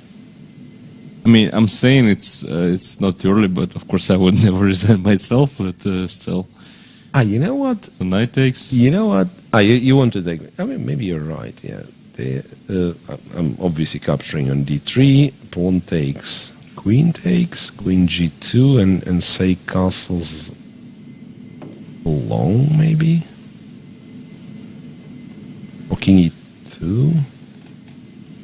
King e2. I'm actually almost want to say I'm fine. Yeah, because rook g1. Yeah. Bishop's hanging in rook g1. No, but I thought there was a moment here. Maybe you take with the pawn, interestingly, because now bishop takes, you have queen g2 like Bishop that. b4. But before knight f3. King King e2. You can play king e2. and win. Yeah. Not only play king, knight d4 goes on. Yeah, but okay, that's not what you want to get. It goes on. That's black. Maybe- So, I mean, even bishop e3, right? 3 I take. Oh, you take and then rook takes. And I want to take on e3. Okay, Yeah. okay. Actually, whatever. Yeah, this Whatever. is not It's happening. not yet winning, but it's so looks so good for black. Looks As good as it can get by move 19. Yeah. also Daria Voigt down to 40 minutes already. And and if you don't play b4, black, it's not like black doesn't have useful moves. And plenty of useful moves, right? Okay, so Gunina is in a perfect shape. Pagunina with Shuvalova, the Benko gambit. Knight a3, f to b1, and knight d2, and knight c2. Yeah, exactly as in Galiamova It game. would be funny to compare this game to Galemov's one, because I think it's exactly the same position, just tempo for. And for a tempo which Alisa used for like h4 or something. which wasn't too good, I think. Rook did in that sense is more useful. Well, still, the question remains open for me. What's next? Queen a3, knight b. Oh, sorry, Queen a3, knight b3, something like that. Say I play some. I played silly move. the Benko maybe 2 times in my life, so I don't have that much of experience, especially compared to Pagonino. So, but I think Queen a3 is. How did we end up useful with? move. How did we end up with Queen on e7 and Rook on d8? But where do you put it? I think it's supposed to be the opposite. So you keep the queen here, you go Rook e8, Rook e7, and that's the way you protect the pawn, and then you develop the bishop. You want to rook here in order to support e4 in some cases, or once again e5 if we are talking, colors reversed.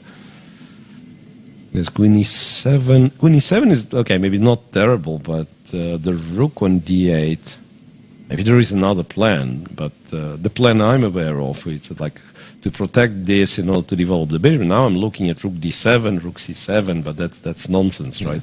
And I guess we should spend too also much time. explain why would white want to exchange the queens. Yeah, let's say h6, Queen a3, right? Takes and Rook takes, knight takes, Rook takes.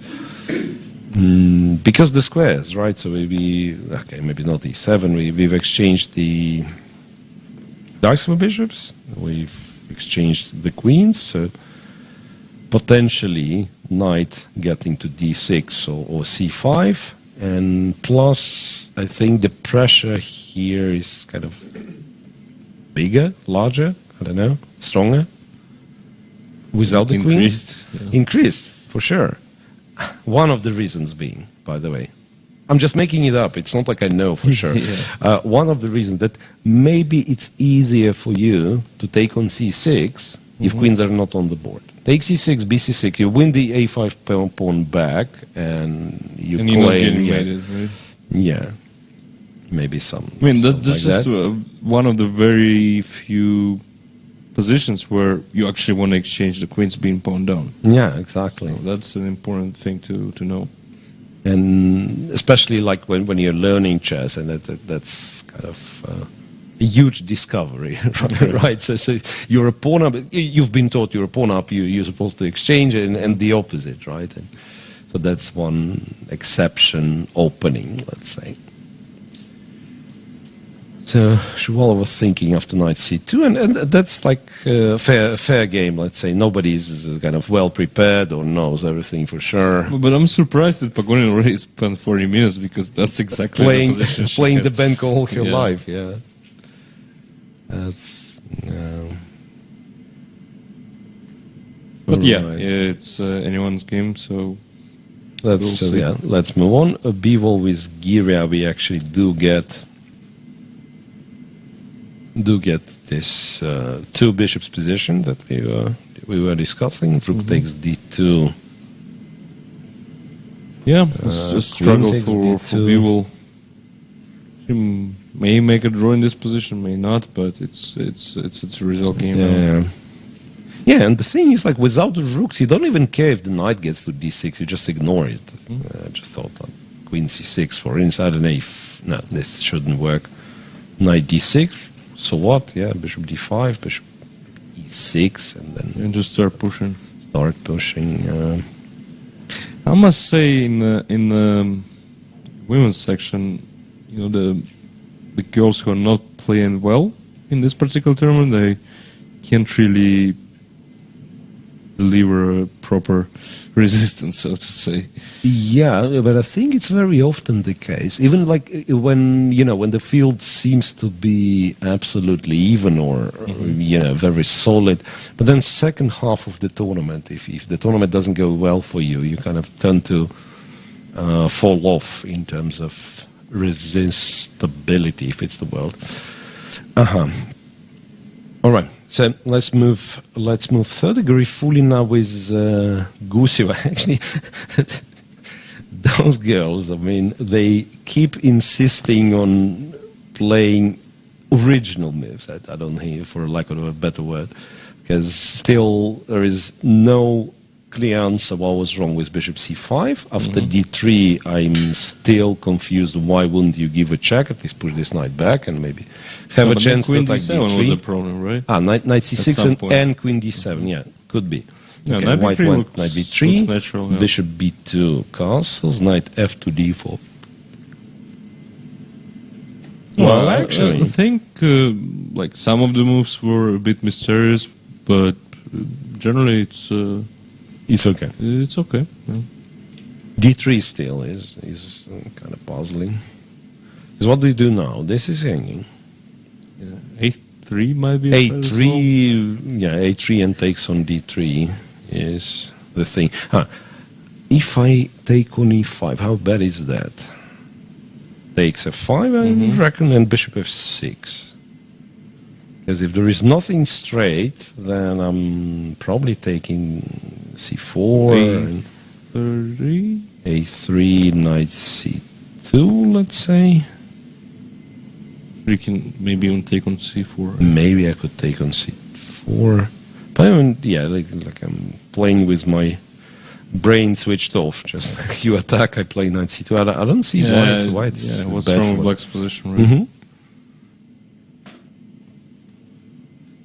And once again, we presume that few moves ago it was a position surely known to Marina Guseva and possibly known to Lea Garifulina as well.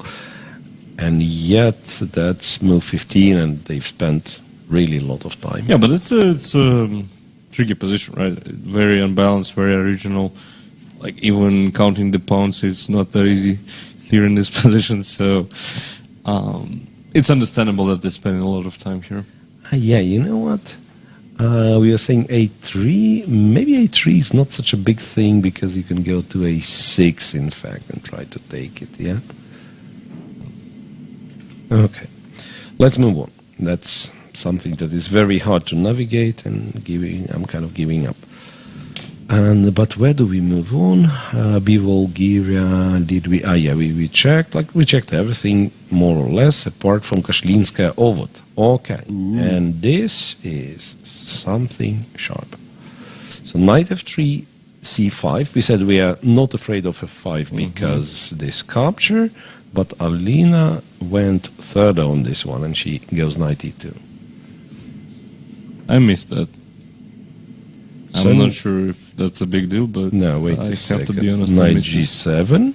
Yeah, that's what she played. That's what she played. Here, white captures on g6 Bishop g4. and runs into bishop g4 with the threat of rook c8. I don't know if it's a good move, but it's a It's cool an one. impressive Yeah. move. Yeah, it's an impressive move. Something to just to point out that probably that's a wrong position for this, but g4 is kind of playing for against the knight on g7, and sometimes it's kind of the pattern to remember. Yeah, it's just that I'm 2 pawns down and I'm not winning any of those immediately. Even this, like I wouldn't be. Probably bishop f5, rook c8. That's really bad. Yeah. Too many tempi needed. Yeah, as it was king on b1 and yeah. Okay, whatever. Takes on g6. Still no clear answer. What's wrong with taking on g6? Probably with the f pawn this time. I guess there's nothing wrong, but maybe bishop g4 is actually much stronger. So it's an attempt to prove that bishop g4 is a stronger move. Yeah. What do we take?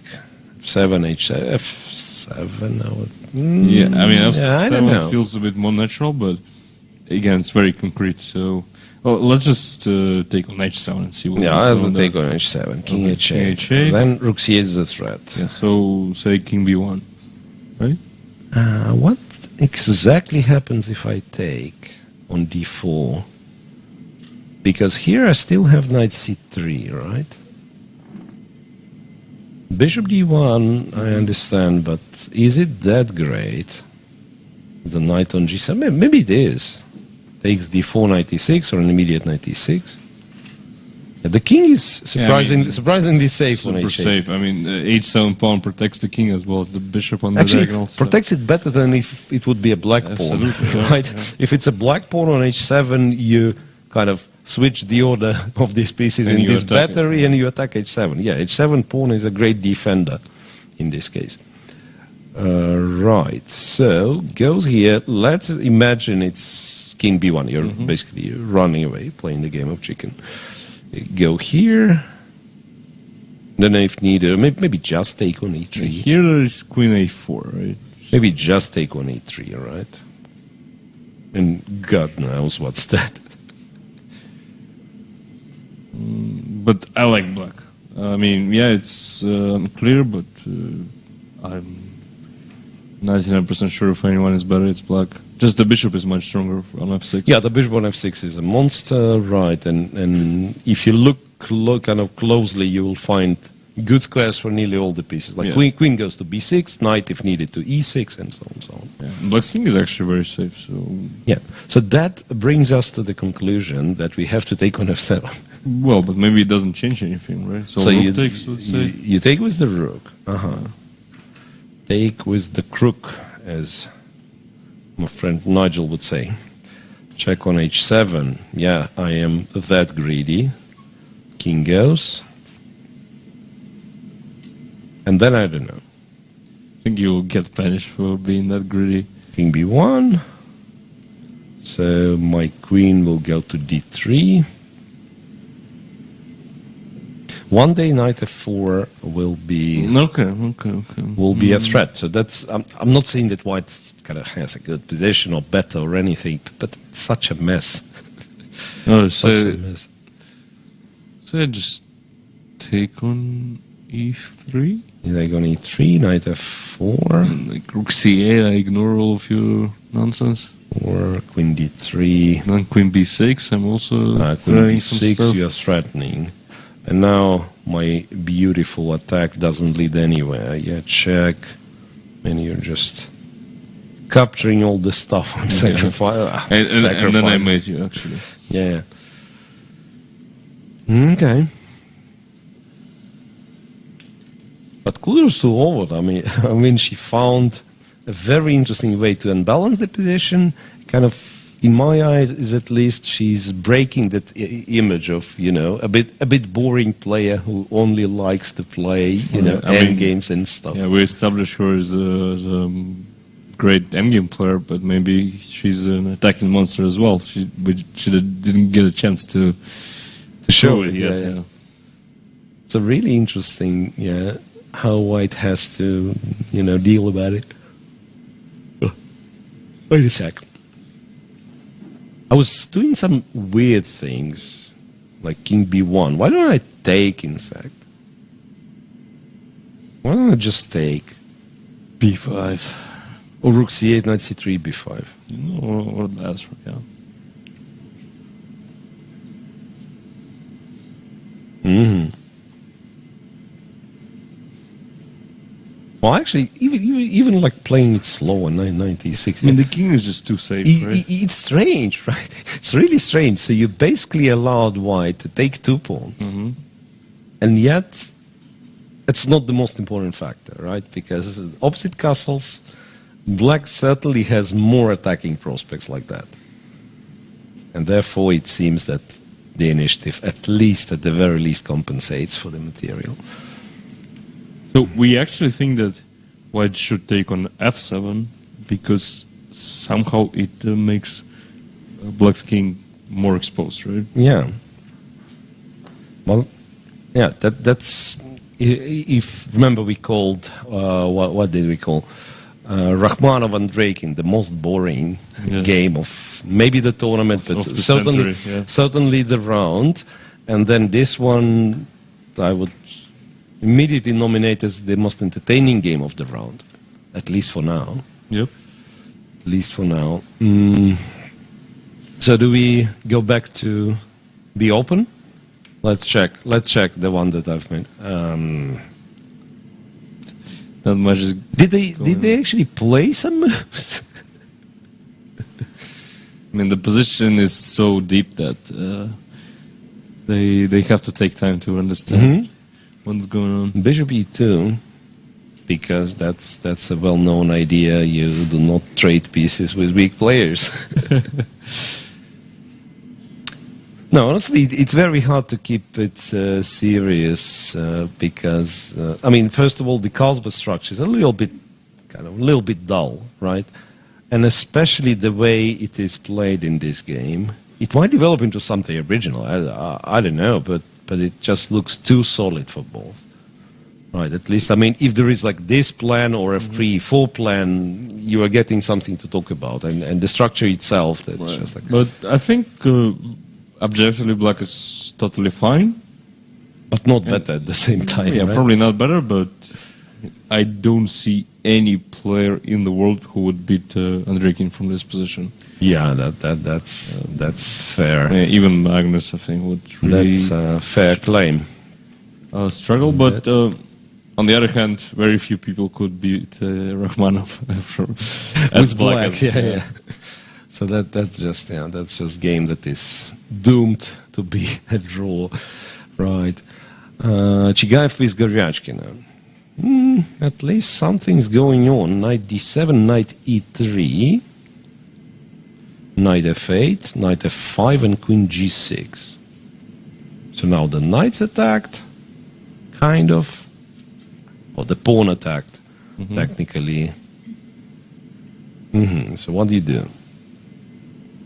And the G2 pawn is attacked. Queen F3 is something you can probably do.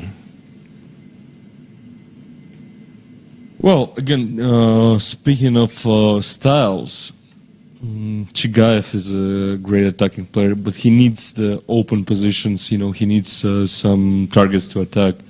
While Goryachkina is unique in a sense that she has a phenomenal positional talent, I think. Yeah, like understanding. We can't really tell where it comes from, right? She's still a very young lady and so on. But somehow, some people, they seem to be just like they know where to put the pieces. They feel it. They know where to put the pieces, and that probably is the case with Aleksandra. Yeah, so that's why I think Aleksandr is doing great here. Yeah, just because the type of position is more suitable to her, I think, than... Yeah, but what do you do here? I mean, that's the only question that I have. Like queen f3. All the rest, I mean, if you go back, who cares, right? Queen f3, I'm just trying to make life awkward. So that's an obvious line, but I'm still wanted to highlight it. So no bishop f5. Knight e6 seemingly runs into knight e7, this awkward tactic, and not only I'm winning the pawn on c6, but also I'm sending the queen to h7. Which maybe you could continue this line. So hang on a second. Maybe I continue this line like that. Can this be right? But then I still take on c6. You take on g5, queen g5, take on c6, and a5. Maybe you equalize this way. Maybe not. Maybe rook b1. Rook b1, yeah. I mean, let's make it a total mess. Yeah, you go here and then knight b8. Yeah. Bishop c8, knight c6. Maybe you go to a4, just to continue being original. Bishop a4, knight a6. Knight a6, brilliant. King d7, a check from h3. From f7. From f7, sorry. Yeah. Back to e7. Rook b7. That's a funny position, okay. That's a funny position. Yeah. He just moved a pawn. G4. G4 supporting the knight here. Okay, fair enough. Fair enough. Actually, one of the things that Black can do if he wants is to try to just build some sort of a fortress. Go f6, go knight e6, hide the queen. Okay, you have the knight on f5, but not more than that. Yeah, it again seems to be very solid, and indeed, if it goes on and on and on, Gereshkin is just a favorite. I like Gereshkin's chances. I think I've played all of these guys, right? On literally every single one of them. But as I said, Chigaev is just he grates when it comes to attacking his opponent's kings, and he's not that great when it comes to structures, to figuring out all these positional nuances. I mean, he's really good, of course, but as we said, Gereshkin just has a natural fitting for it, and that's not something you can beat, I think. Yeah. Okay, so we'll see. But that's a tense game, right? I mean, that's not like this Rachmanov's game against Andreikin, where a draw, you can expect draw as soon as they'll find some way to repeat. Yeah. Here it probably will go on. All right, then what else? Fedoseev indeed ended up with the knight on h6. But so much time spent by Predke. That's a bit surprising. Ended up with the knight on h6. So the question is, what's so special about this sequence of moves, rook g1 and g4, so that it taken Predke so much time indeed? No, but the funny thing is, Fedoseev had his knights on d7 and f6, and voluntarily put one on h6. So put the knight from d7 to h6. Yeah, basically spending like three moves. Yeah, spending 3 moves and getting the knight to h6. Hard to get this idea. And by that time, what White did was move the bishop from e2 to d3, which is something. Rook g1 and g4. So from structure perspective, it was only g4 that was played, and it's not like it's the move that you never play with White. I mean, you might have played g4 anyway with the knight on d7. With the knight on d7. So not sure if you like Fedoseev's idea of having the knight on h6. But maybe you're right that he'll play knight g8 and this is hanging. And what do you do then? Go back here? Well, but Fedoseev doesn't look happy at all. That's what I can tell. Okay, we'll see. Yeah, maybe you just go back, put the bishop on g2, and then rook c1, and maybe bishop d2, f3, e4. Yeah. That protect this pawn with bishop d2, f3, e4. I mean, the rook on h8 is actually, now I'm thinking about it, it's just an absolutely useless piece. right? One step Yeah, after right. bishop on g2. Right, because I was very happy with this rook kind of playing from its initial square, but if you cut down the only play that is here, then the rook is basically dead till the end of the game. Because how do you get rid of both the knight and the Right. king? Yeah, the knight can be moved to e7, but the king stays there. Right, so it does look like an advantage for Predke. Serious one, yeah. Okay, moving on. Yesipenko with Pankratov developing pretty slowly, but in a very original way. After knight g2, h5, of course. h5. Bishop g4, queen f4, rook a6. Why not? Yeah, that's how people develop rooks. Rook a6, rook b6, something. I mean, the only explanation is that he wants to go knight d7. Yeah, you want to That's play the knight d7, point to and be that's hanging. why you want this. But now I think White just has a choice. He can play f3 or just play bishop d3 or e2 and then castle short and also yeah. looks great. I have a question though. How do you play knight d7 if I go h4? You probably don't, yeah? You probably don't play knight d7. Maybe indeed it's rook b6. But rook b6, it's too much. Yeah? f3 and what you go here, right? And then I castle long. Yeah, I mean, I castle long. No, that's just a disaster, right? Just a disaster. What's the plan at all? I don't really understand. White basically can do whatever he pleases. Yeah, the plan is probably to go g6, king g7, and somehow. But even then, it's worse. Yeah, even then much it's worse. Yeah. So the opening didn't go well for Pankratov. Yeah, didn't work out. Indeed. The opening did not work out for Pankratov. Aleksandr Matlakov. That's the game with the way where they will be spending a lot of time. Yeah, bishop e2. And no knight e5. Nobody knows what this bishop e2 is. Yeah, now knight e5 we are happy. Yeah, we because we have queen e4. Right? Yeah, and now it's protected. So queen e4 and we hope to be better in this position, which I don't know. We probably are better. Bishop c4 and g4. And, this is unpleasant. So after bishop e4, bishop e2, d5 was played. Still trying to justify why exactly the queen is on d3.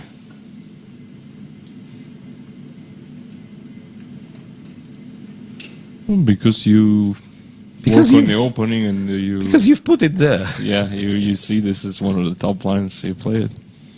And you don't really have all these thoughts of, why do I put the queen on d3? So you mean the way people work on the opening has changed because now I'm an old man, so I'm allowed to talk. Like back in my days, even if you get the engine suggestion for a move, you would try to understand what the hell does it mean. Yeah, but your engines were just too weak. Yeah, exactly. And now first of all, the engines are much stronger, and also the amount of information, the amount of engine suggestions you have to inbuilt in your repertoire is so huge that you simply cannot allow yourself to kind of check manually everything. What does it mean? Yep. Okay. So this is it. d5 and Aleksandr thinking h4 is something that I can imagine as the continuation. Knight c5. It's probably nonsense, right? Knight c5. I thought takes knight g5. f5 and something. Not sure which something. Knight. Bishop f5 is. Queen f3. Queen f3 like that. Yeah, queen f3 and bishop d3, and at least I'm getting some sort of setup. This is unpleasant. Yeah. Some sort of setup. Yep, agreed.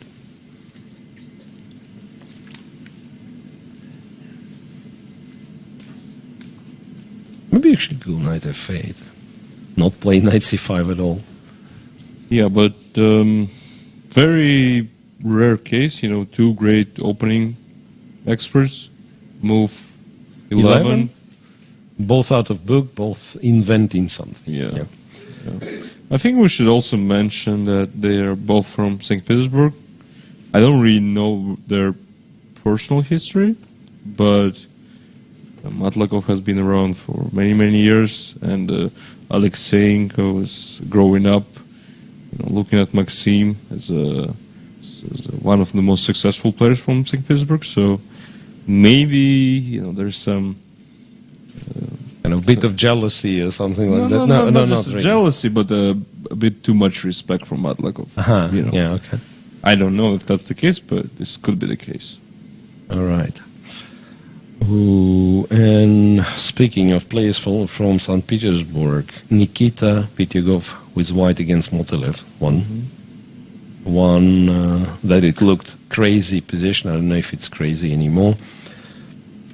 E4, D4. Remember I said knight E4 might be an alternative. Right. Knight to D6. He exchanges on D6.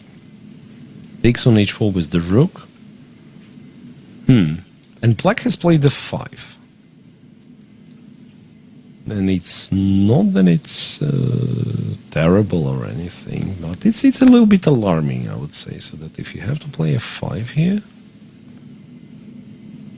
could it be that white's getting there? Okay, this is probably too much. Yeah, C5, bishop C4 is a bit too much. What about F4? F4, trying to keep it positional. Actually, I think if I get to play B4 in the next move, it's like I have so much space. So say B4. Yeah, I want to make dumb moves for black so that white actually gets what he wants. Yeah, because rook H8, maybe rook H8 just works. Yeah, you take, play, I don't know, this something. Yeah. Then they play C5, B5 or something. I mean, your knight is just... Yeah, knight is really completely bad. cut off from the game. So after F4, if C5 happens, then in this specific case you actually... D5, E5, and this is what black would be happy with, right? Most likely, yeah. Because I wanted to say that there is kind of a funny tactic that I go bishop G2 and win, right? But yeah, but D5, E5 is not what you want. So maybe C5 is the move then. C5, which makes it very sharp. The bishop will be powerful, but your center will kind of fall apart slightly.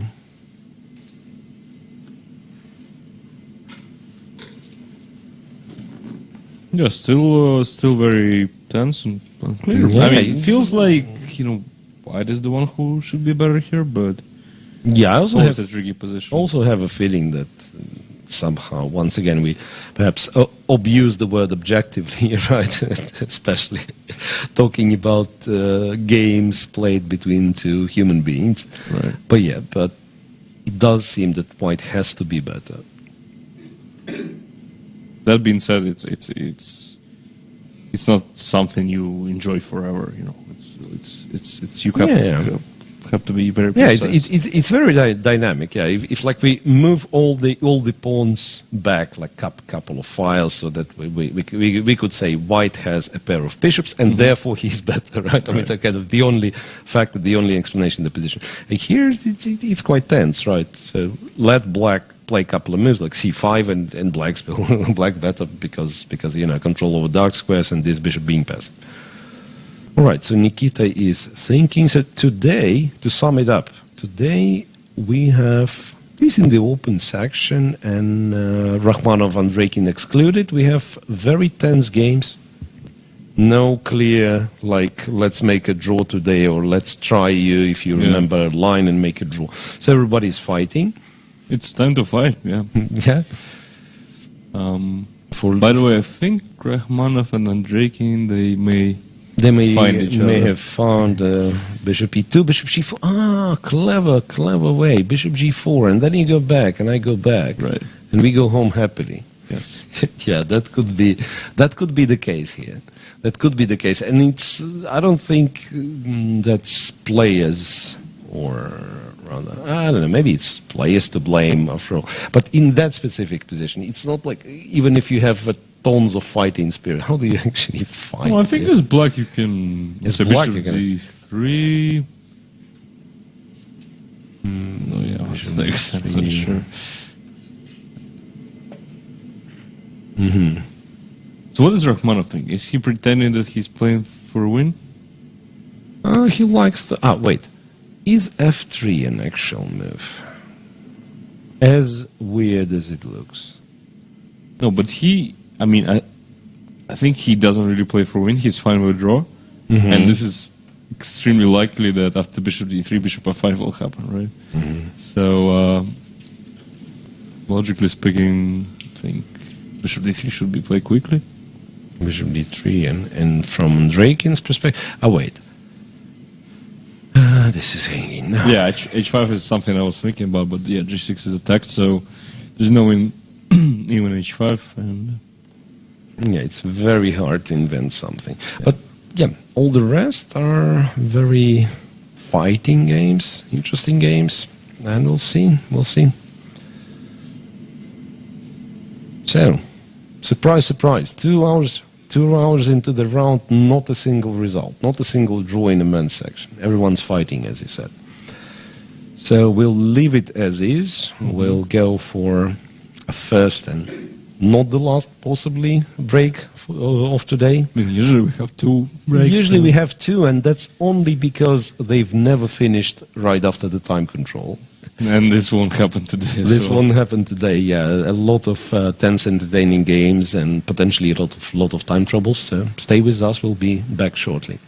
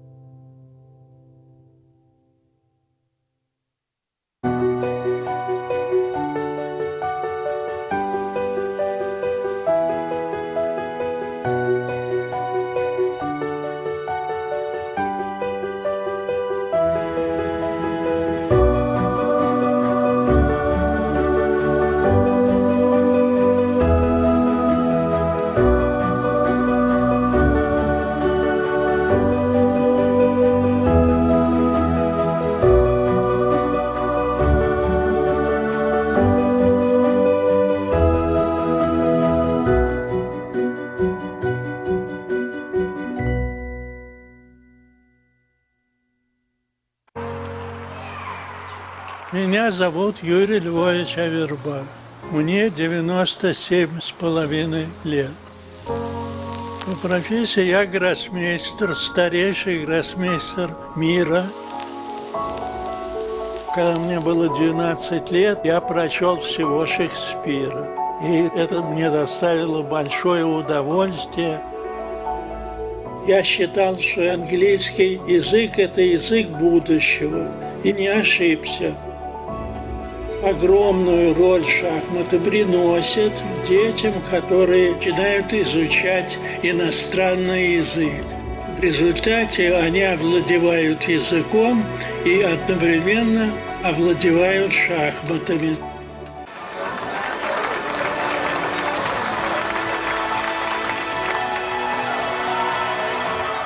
Если ты хочешь оставить след в жизни, ты должен создать что-то.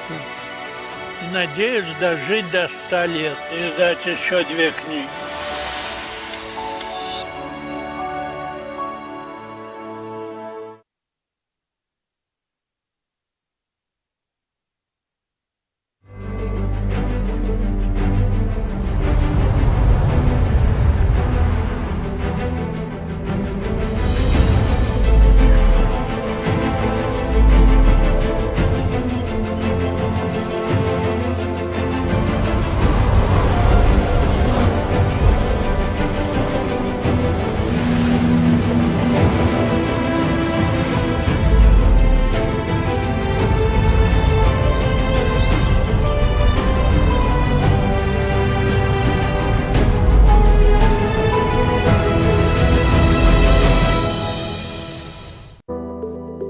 Уютный особняк на Гоголевском бульваре 14 включен в список объектов культурного наследия столицы как особняк Васильчиковой-Оболенского фон Мек. Построенный на пепелище пожара Грозного 1812 года, он стал семейным гнездом известных аристократических семей и уважаемых купеческих родов. Уже почти 200 лет по парадной лестнице с мраморными ступенями и палисандровыми поручнями, мимо строгих кариатид, хозяева и гости поднимаются в парадные залы особняка. Самый просторный из них – большой зал, обустроенный князем Оболенским в 1859 году как место для балов, с хорами для музыкантов. Последние дореволюционные хозяева дома, Зимины, использовали его для репетиции частной оперы, о чем напоминает уникальный рояль «Бехштейн» 1908 года. Когда в 1956 году дом стал центральным шахматным клубом, здесь проходили важнейшие мероприятия мирового уровня, вплоть до съезда ФИДЕ и матчей на первенство мира. Для тех, кто не мог попасть в переполненный зал в качестве зрителей, на чугунном балконе выставлялась гигантская демонстрационная доска, и за ходом важнейших партий можно было наблюдать прямо с бульвара почти в режиме онлайн. Красно-золотой парадный зал, его еще называют Чегоринский, место для наиболее торжественных мероприятий и встреч. Во время недавней реставрации восстановлен его вид по состоянию на конец XIX века. 150-летний камин из итальянского мрамора – один из 3 сохранившихся в особняке. Рядом с парадным залом – зеленая гостиная, некогда кабинет хозяина дома, а в советские времена – гроссмейстерская, куда имели доступ только обладатели высшего шахматного звания. Здесь юный Бобби Фишер сражался в блиц с Тиграном Петросяном и Евгением Васюковым. Здесь занимался с учениками Михаил Ботвинник. Самое необычное помещение особняка – мавританская комната. Архитектор, выполнявший задачу по соединению главного здания усадьбы с флигелем, отдал дань модному в середине XIX века ориентализму и превратил служебный переход в яркий памятник Востока с золотой арабской вязью и характерной нишей минбаром. Мавританская комната соединяет большой зал и музей шахмат. Там, где Европа встречается с Азией. Башкортостан – крупнейший современный центр нефтегазодобычи и нефтехимии. Территория мощной энергетики, большого металла и передовой фармацевтики. Мы поднимаем в небо лучшие в мире самолеты и вертолеты. Столица Башкортостана – город Уфа. Мы стремимся к победам и побеждаем. Башкортостан. Республика на все 100.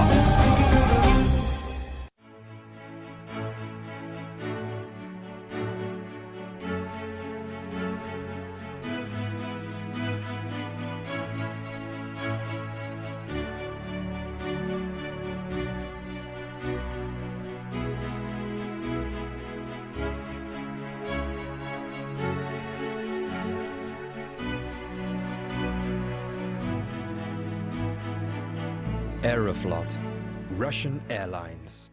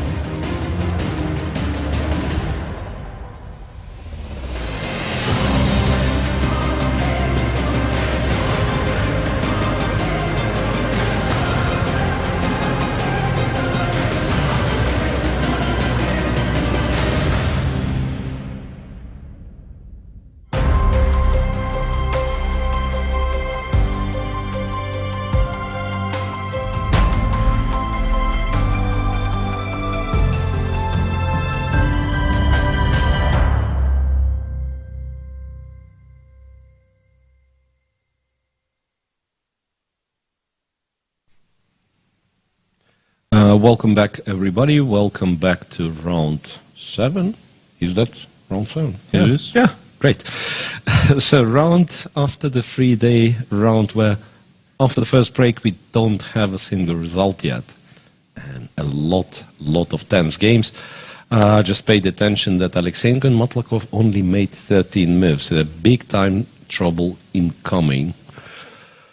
So those are the pairs, and everything apart from perhaps Rakhmonov and Drakin looks interesting, looks entertaining, while tension builds up. Same can be said for women's round 7. Well, actually, I suggest we start with women's tournament because we kept saying that Gunina is almost winning and so on and so on. So. And it's still the case, I think. It's probably still the case, and what I'm really impressed with is the fact that Voit only got 4 minutes left. So Gunina's game, remember, castles, White actually continued waiting, bishop c3, captured the knight, went here. Yeah, the problem that you can't castle, right? Rook d7, b4, finally, rook a to d8.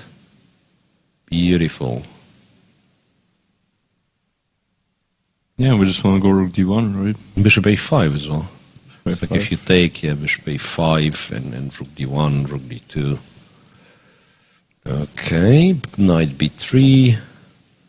Here, interestingly, some would be, I don't know if scared is the right word, but like not exchanging the knights in order not to get the opposite colored bishops, but in fact, yeah, you take, you go a5, and you know.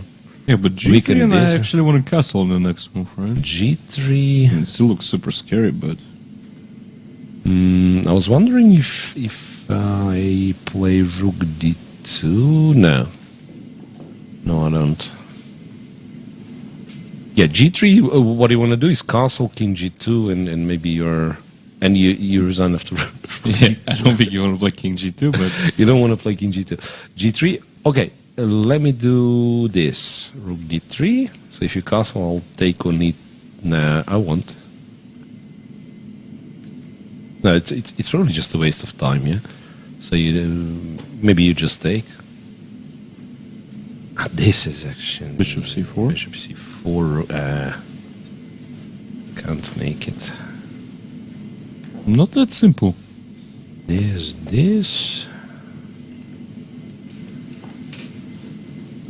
Take?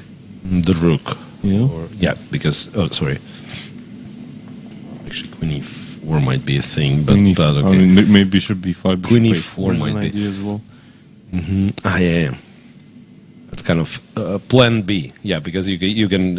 and probably we should analyze this first. Like you take queen c4 and then you try to say I'm running, yeah? I mean, probably we shouldn't analyze this at all because White has at king least f1. 3 playable options here. Yeah. So maybe... Oh, sorry, that's wrong game. Maybe it's not as simple as it looked. Wait a second. And if we do try... Queen f5, as they call a caveman approach, just go bishop b6 and take on e3 next move or something. Especially if you castle. I go rook d2. Even this is not clear, yeah. Maybe your queen f5 is actually good. Queen f5, if castles queen h3, or rook d2, queen h3. Yeah, and queen f3 is threat as well. Rook d2 is a threat now too. Yeah, queen f5, the threat is rook d2, exactly. So we kind of only need to check castle. And then you start by doing this, I'm guessing. And queen c6, you take on g3. Does that work? Looks like... I mean, you take queen h3, right? Looks checkmatey. There's one check, king h8, and that's it, right? Probably different ways for black, but yeah, queen f5 looks like the simplest. All right, so we still think Gunina is in a position to win this one.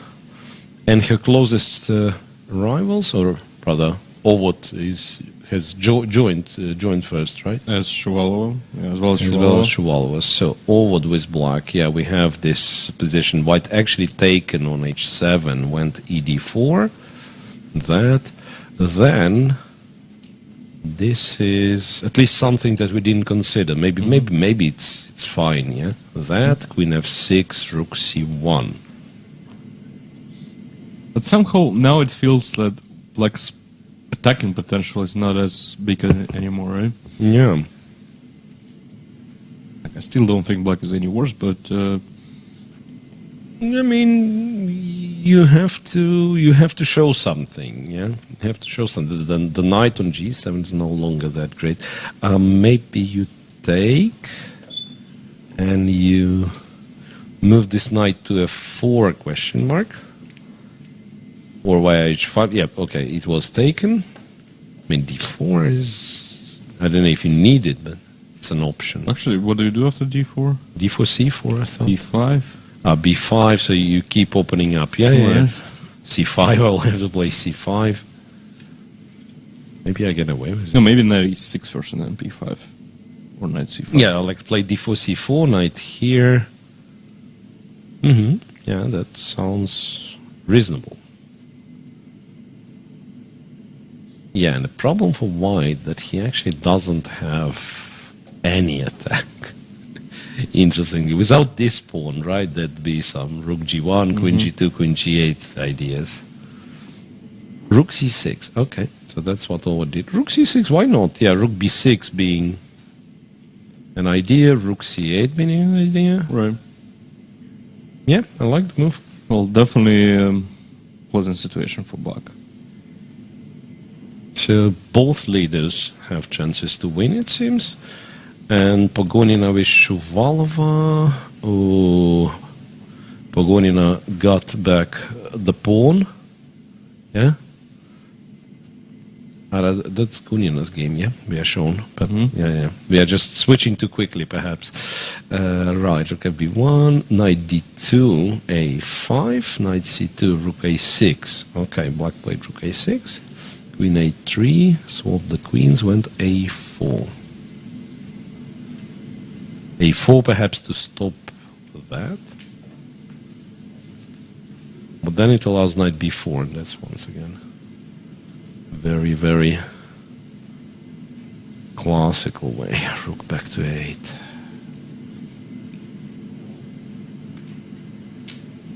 I was gonna say white should be better, but yeah, rook a8 is actually a very clever move, right? Now we want to go rook b8 on the next move. And overtake the b file. Yes, and now this knight on d2 is... Oh, wait. c5. c6. Rook c8? Rook... That... ac8, let's say. ac8. Now it's a question... I mean, white's no longer worse, I believe. c6... But can white be better, really? No, but actually c6 takes and then c4, right? And this could become annoying. For some reason, like it... Again, why? I don't know, but... This... Hitting e5, yes, so e5 you need to not protect. so pleasant. You need to protect e5 somehow. Maybe by going... well, actually e4... I might be able to take. Yeah. But even if I don't, it's still... like then d4 is weak, right? e4, rook a4, let's say. Yeah, we are not that clever. We don't see any tactic. Just take on a4. So rook a7 is a threat. Knight e5 is the threat. Yeah, d4 is somehow weaker than d3 is going to be. Right. Yeah, all those Benko positions. Like whenever you get the symmetrical structure, right? Decide who played the Benko. This time it's white. Yeah. It tends to be slightly better. But if not c5, then rook b8 is, and black is... Yeah, it's rook not worse, b8 right? exchanges the rook, goes to b2. Yeah, so c5 perhaps is the move.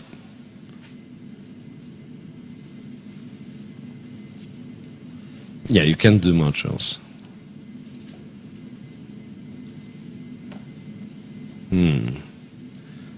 unless you're a very deep player and you do something like rook b2, rook b8, rook a2, so that you control the b. But then I have no clue whatsoever what you do next. It's a problem. No. Yeah, okay, this seems to be pretty straightforward and also good for white. And risk-free as well. No reason to not to try. Yeah, no reason not to try. So that means in 3 games already we kind of prefer black, right? Well, not in this one, right? Wait, sorry. Yeah. Shuvalov was playing black. So Shuvalov was unlikely. Unlikely to win this Yeah. game. So Ovot perhaps can or has chances, right? Gunina actually played a4, and you only do that if you're Gunina. Why exactly? Yeah, it looks fancy. Go on. But still play queen f5 here. I'm not sure. Yeah, just get rid of the pawns. You don't need them. Yeah. Bishop a4 taken. Yeah. All right. Other games quickly. Galyamova with Bodnaruk. Something's brewing. A4, bishop d5, queen d5, knight f6. Attacking the queen. Queen d2, rook goes to d8. Queen a5, knight d5. Bishop c3. Oops. Did she kind of tricked her opponent? You can't go. I must say that queen a5 is a very strange move, even if there is no tactics for black. I mean, it feels like white's queen can easily get trapped. Yeah.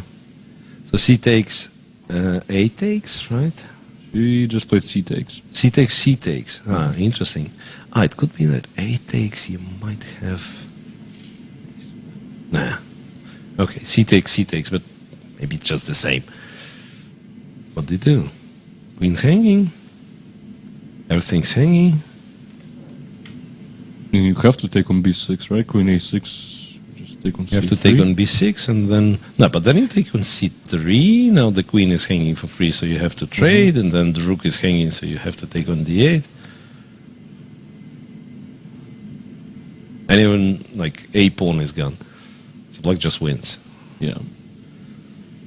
Well, if that's the case, then Lisa is out of competition. Back to 50%, and with other leaders like winning, she'll be out of the competition for the first. And who else was on plus? Kashtinska was on plus. Might still remain. And Garifulina Guseva. Oh, we have two. Yeah, Garifulina Guseva still something. Knight takes e5, knight f5, bishop f6. Exactly the line that we were talking about. Knight d6, b6, knight e4. Clever idea to take the bishop, but black does it first. d1, f5, 7 for whatever reason. I don't understand. Yeah, I mean that's exactly the point where you're getting lost, because you kind of believe the players that there's a lot of calculation, a lot of effort put in every single move played. But why exactly those moves played? Why exactly did that happen? I mean, Gustav spent a lot of time, so let's trust her. Let's trust her. Those were the best moves in the position. Okay. So bishop e5. a3 maybe? Yeah. Knight a6. Queen d5. Queen d5. Queen d5 check. So actually, bishop d6 has. Or maybe take that guy. Take that guy. But then I take the knight. Interestingly, yeah. Or it's not. You can take with the queen, and the problem. Yeah, I thought maybe pawn takes, even knight. And this is happening. You have check queen h6. This is happening. A3 b takes c5. A3 b takes c5. Okay. Okay. I don't think white has all that many alternatives.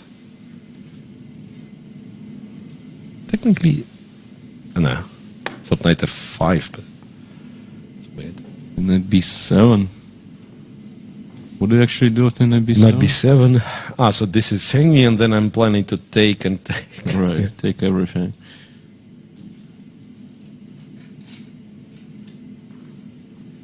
Go to a6.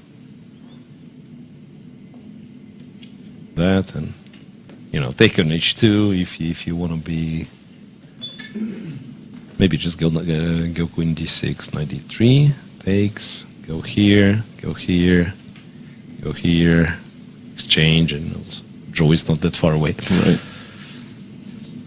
Interesting. Yeah, but 10 minutes for Guseva and a lot of moves before the time control. Knight b7. Knight b7, yeah, knight b7. Yeah. Now, I think they should follow our line. Like knight a6 feels like it's more or less the only move in the position. Yeah, if you move somewhere else, then I guess this knight takes on c5, and it's somehow like important squares covered, some check. Too many forks, yeah. Yeah. But on the other hand, after knight a6, do I have to take on c5? Maybe not. Rook d1. Maybe not. Rook right? d1, yeah. You're right. And even cover the d8 square. So this knight on b7 is actually a cool piece. And rook b8, you'll go knight a5, protecting it. And then d2. Yeah. So the line goes on. I mean, this is very original game. Mm-hmm. d2, and who knows what's next. But Guseva has lost at least 2 games in a row. Maybe even more than that. She won against Gira, I remember, and I think after that she lost 2 in a row. Last one being a loss to Kashlinska in a very bad fashion, right? Wasn't against Ovod? Oh no, Ovod. Ovod, that was the longish previous, endgame, and then round 6 it was against Kashlinska, where she lost with white without too much fight. Yeah, we actually have an interesting question in the chat. Yep. So people are always asking, where is Dubov, where is Karakin, where is Grishuk, all these guys? But what about Tomaszewski? Tomaszewski. What does Tomaszewski do? Yeah, that's a big question. Because he doesn't play here. Apparently he's not playing the Big Swiss as well. So he doesn't have that excuse that he's prepping for that tournament, right? Maybe he's involved in preparation. As the as the speculation. In fact, one of the players. There is no guarantee that I mean, if he's involved, that he's preparing Jan or Magnus. Most likely it's Jan. But I mean, he's a very well-known second. So this could be this. Once again, we don't have confirmed information of some sort, but as a speculation, as a possibility. But that can be said about any strong player who's not taking part. I mean, you could think, okay, probably he's helping to prepare. But I think all of them are playing the Grand Swiss. The Grand Swiss, yeah, exactly. Okay, so that's a messy position. Let's move on. Bivol with Giria didn't change much, apart from the clock situation. So exchange, queen went to f5, not c6. Okay, queen e3, bishop d5. Maybe it's a better version of it. d2 and queen c2. I think it's just great for black. I think it's just winning. And great mean winning. Yeah, you can't do queen c3 because check and the knight is lost. Wait, it's actually a threat. Just realized. Yeah, because I thought, bishop c3, it's bad. Probably b4 works, and there's a little check here. So you're gonna force to play some h3 nonsense. Yeah, and then b2, and then you take b2, and that's an important pawn. Yeah, I think Gira is just winning. Plain and simple. And if we think that Gunin is winning as well as Bodnaruk,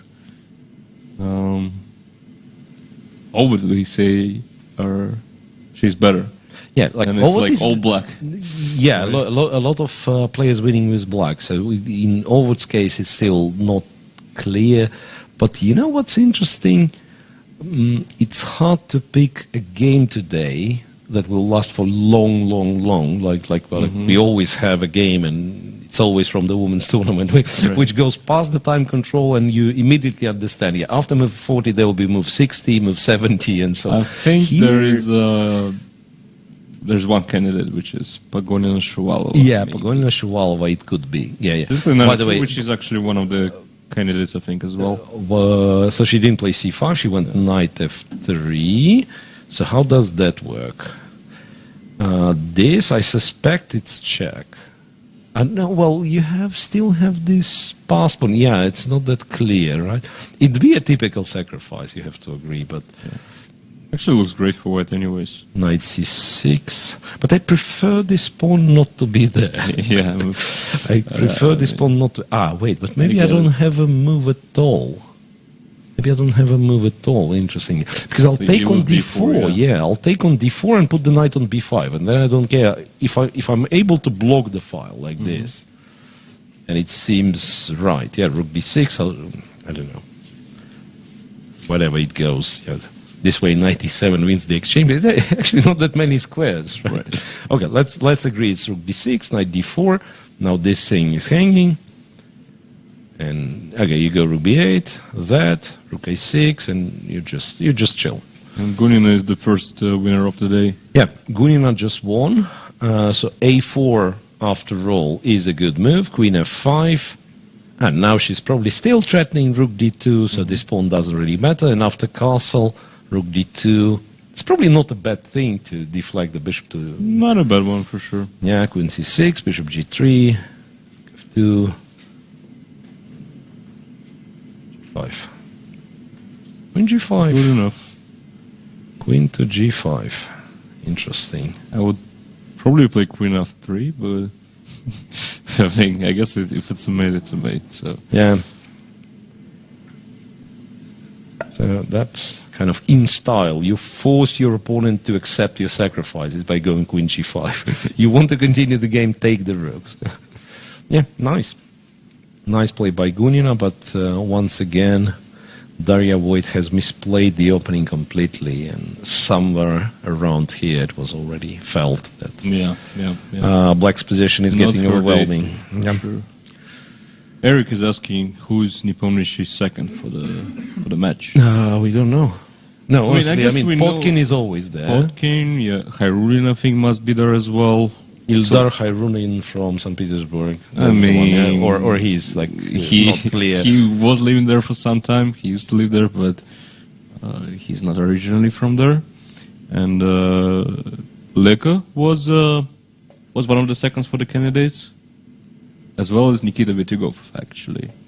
So these are the known guys, and I'm sure there are many more like else. 10, 15 unknown guys. Yeah. Okay, so Gunina wins. We've checked everything. Let's go to men's tournament. Start with the most entertaining game, where actually Rachmanov is attacking something. What is he attacking exactly? I don't know. I mean, he certainly attacks something. So the moment that we thought was a moment of hope for us, bishop d3, bishop f5, making a draw. Now he has captured, went h3, and then it's interesting. Yeah, black prefer knight h6, so that this knight will be possibly transferred to d6 later. Knight d3, knight e7, knight c5, and queen d6. So what's the... Also, he wants to go knight queen d7, I think. Yeah, like knight hf5, queen d7, and it's surprisingly annoying. Yeah, because b6 is saying... I mean, you can play b6. You can play b6, right? And maybe it's not that terrible. Maybe it's not that terrible. I think it's not terrible at all. Not terrible at all. But kind of a man of culture doesn't want to move the b pawn, right? In Carlsbad. Maybe you don't care. But this is just.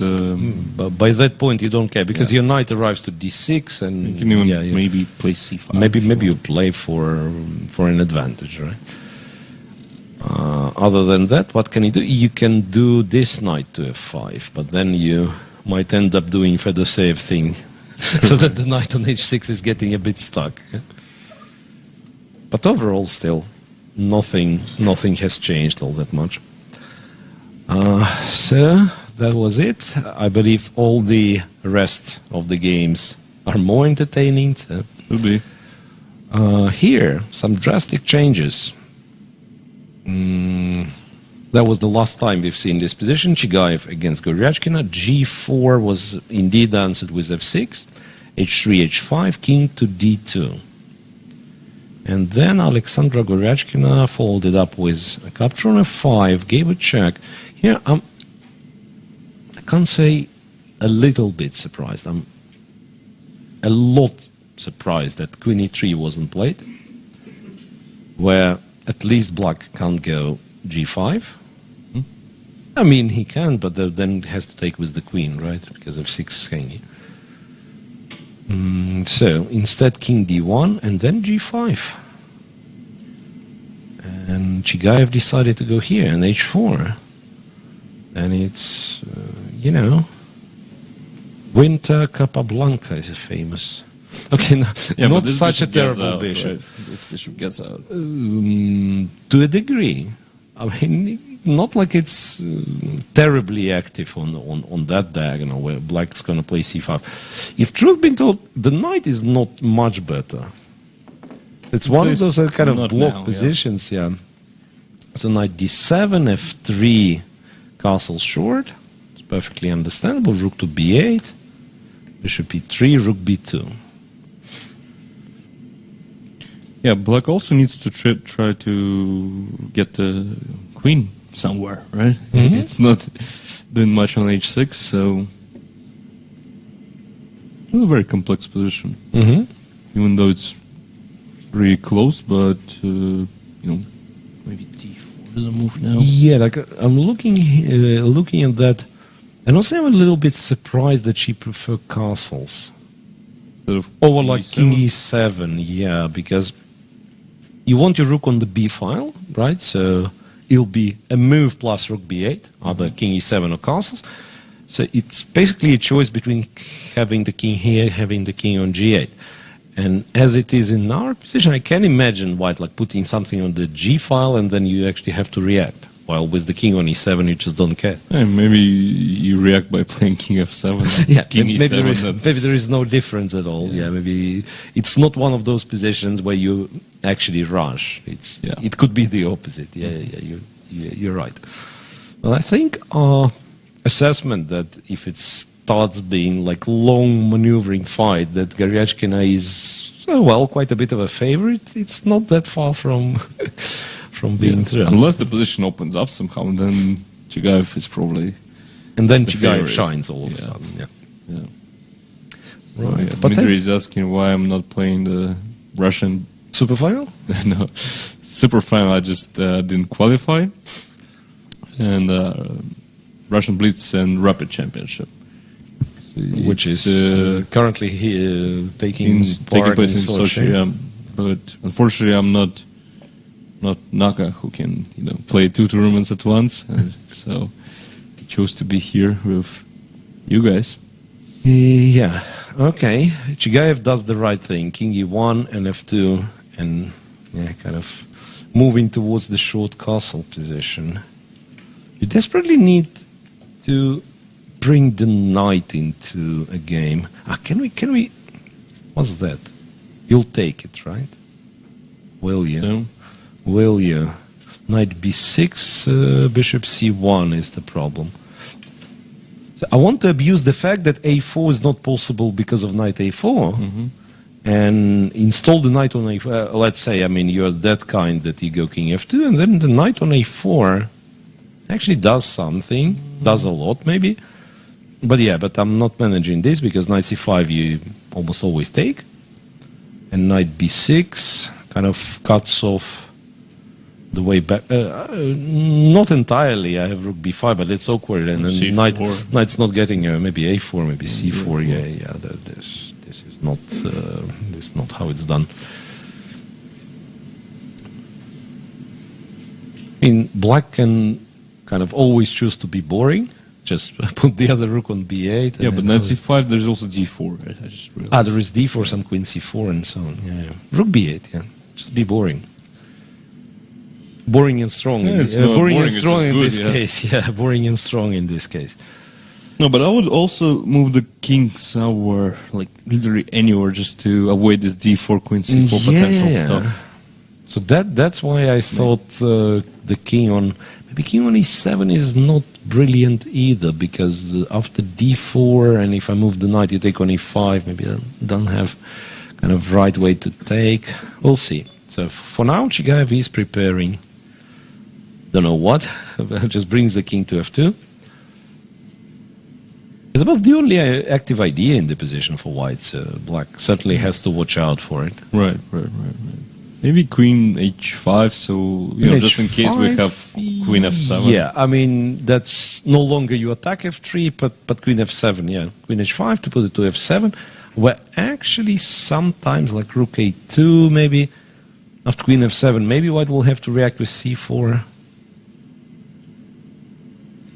Yeah, let's say this happens. And I would not play c4 with white, don't get me wrong, but just everything is getting blocked. I think black might have serious chances because this and knight to c6, and then you always have to watch out for knight d4. That's a tricky structure. Yeah, so c4 is something you don't want to be doing with white. That's still, yeah, it's still alive. I mean, the game's still alive. It's not like everything's blocked and we agree a draw. Right, so it is still going. How about our friend Vladimir Fedoseev? At least now I can say that his rook on h8 is no longer as well. His knights are doing useless. Yeah, looking well, knights are much better. So how did it happen? Typical Fedoseev's game. Looks terrible in 5 moves. Looks great. Okay, so white decided that he wants to advance the pawns. Yeah, g5. I really get this. Knight b6, knight e7. Queen d7, king g8. Okay. Changed. So yeah, well, that's looking that's weird, right? White spends quite some time. Yeah. I won't count like how many moves, but you know, you've played your h pawn all the way to h5 to exchange a pair of rooks and actually make black's life easier. Yeah, now the king is totally fine. There's no stupid rook on h8. And then the knights are perfectly... Yeah, and then you take on d6 and claiming you have pair of bishops, but... Strange, very strange. But, I mean, what are these... Why are these bishops any better than the knights, right? No, not actually, at all. I think black is just better. I think black is just better. This bishop is useless. Yeah. I'm just trying to think of some way, how to activate any of the bishops. Put it on e5. Yeah, I mean, there's just... yeah. So like for bishop, the maximum you can get is exchange on d5, but black conveniently has the other knight to substitute for the previous one on d5. Black is just better, plain and simple. Maybe once again, if you face someone really tough, engine comes to mind. Maybe it's hard to win with black because you need to. I mean, that's your only target, and this has to be taken with care, right? Like when you take d4, you actually open a lot of diagonals and stuff. So maybe white is like not desperately lost or something, but especially in practice, initiative obviously is on black's side. Yeah, for sure. So, knowing what we know, and also Predkin knows that he was much better. Right. So at the end of the day, we can say that Fedoseev's sort of a gamble with knight g4 and putting knight on h6 starts to pay out. Semi-bluff, right? Yeah. Rook e1.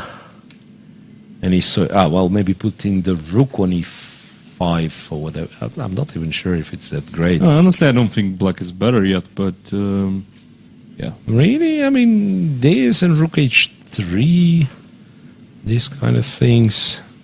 But then rook e7 is already could be a possibility. Rook e7, yeah, and queen f6, yeah. Fine. Black's not better.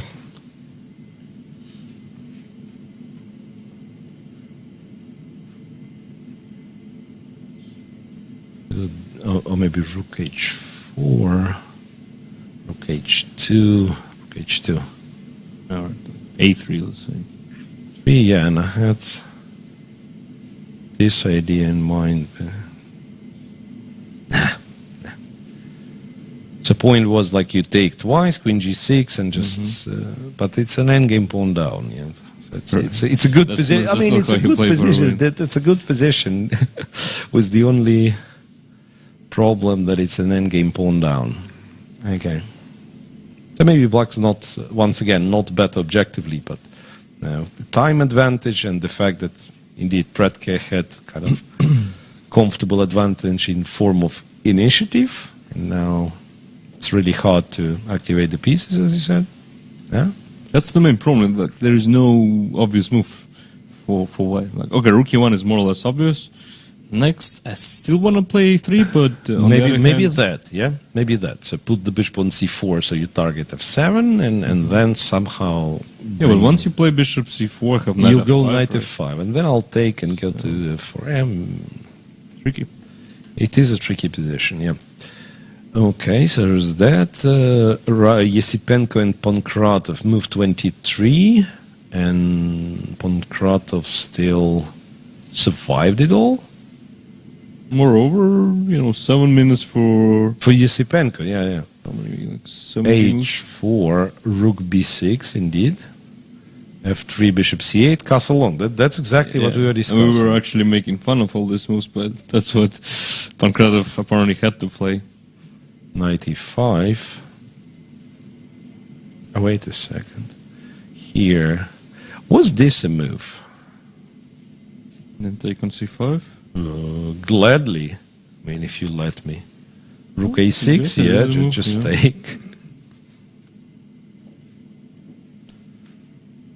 So knowing Pankratov and his fancy rook's maneuvers, could it be that it's like rook b3 when I take on c5, b2 is hanging in the end? Yeah, okay. So let's not speculate too much about what could and would have happened. Bishop d7, rook h3-1, rook h6, knight g8. That's how you, well, I don't understand it. L, bishop f5, knight h4, swapped. I feel like knight h4 was blundered. Could it be the case? Funny thing is that with all the, positional confessions that black has committed, it could still be that white's perfectly fine. Right. Even a pawn down. His advantage was so big that even losing a pawn, maybe he's still better. Oh, wait. F4. I'm next? Threatening. Yeah. I want to play G3, right? And then knight F5. But maybe you have rook G6, and then it will be a funny case where both rooks. I probably have never seen this in my life. Right? Like one rook going out, being lifted and going in front of its pawn. It's more or less common. You cannot say you see it every game or every second game, but it is common. But like same game, rook a6, b6, rook h6, g6. Yeah, it's it's actually a funny move because I'm controlling g3. So now it's nothing is clear. Okay. Rook h1 and then eve g5. Here's f4 now. Because black takes. Then black somehow has this square on e5. That's also an interesting, and very common occurrence that your opponent had a really bad position, kind of, in terms of pieces placement. But once those pieces start to go out, you find yourself overwhelmed because you can't stop them. Yeah, you can't stop very often. I mean, and it's trust me, it's a very often case in Fedosev's games as well as Pankratov's games. I have a feeling that Fedosev does this kind of stuff a little bit better in general than Pankratov, but I mean, this is a total mess. And the position looked just lost, I think. Yeah, the position looked move 12 or so. Might as well be that was objectively lost. Then now, white's probably not worse. White might be better, but it's not I mean, nothing compared to how it looked just a few moves ago. And it's moved 26, so Yesipenko, we can safely say he is in a time trouble. Right, then we have Vityugov with Motilev, some endgame. Well, actually, a lot of things changed. So probably not going back. And endgame looks, well, I don't know, pleasant for white, I want to say, because b7 is... No, I'd be much more relaxed with black with the pawn on a7, right? Yeah, but how big of a potential problem that pawn is? You mean I'm unable to attack it properly? Yeah, maybe you're right. The bishop. Wait, it's actually black to move. Yeah. Maybe that's. Yeah, it's actually. I mean, I guess white is still the one who can possibly win this game, but is there any real plan? Maybe not. Maybe it's just solid for both. But that's dangerous then. Move 32. These guys are certainly crossing the 40 moves mark.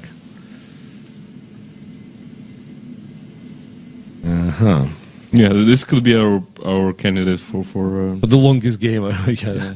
last Bishop game standing. G3, Right? Bishop G3. So Motilev will start. Yeah, but Rook H1. H1, yeah. Yeah, probably the best black can do is just don't do anything. Mm-hmm. Somehow watch out for Rook G1, Bishop G6 stuff. Yeah, I mean, of course the B7 pawn is potentially weak, as well as the B6 pawn, right? But it's so hard to imagine, white actually getting to these pawns. All right, we'll see. At least now it's not the most, let's say, most tense, not the most entertaining. There is this game which still is like in the opening phase, and both of those guys are down to Matlakov to 10 minutes. Aleksandr went below 15 minutes. 20 moves played. So d5 c4. Knight f6 and queen b3, and maybe finally we can kind of say that that's why queen went to d3. Queen a5, knight d4, bishop d2, queen back to d8. Okay, don't ask me. Knight back to f3, of course. Bishop d3. Actually, those setups are also known, and it has to be said, this queen is usually awkward, right? I mean, it ends up in various places. So maybe queen on b3 is not that terrible. b6, c3, goes back to c2. Could it be that white's actually getting somewhere? C takes, and bishop c1. Somehow it reminds me of some French positions, right? When the structures sort of similar. Well,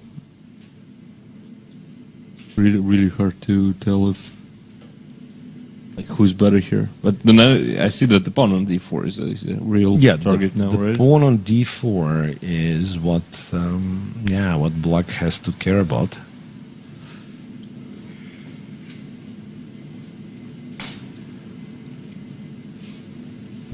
Almost no time for both players. Yeah, that's exactly, the main issue, I'm guessing, yeah. I mean, the game, that's a tough day today, Miro, right? Because so many interesting games.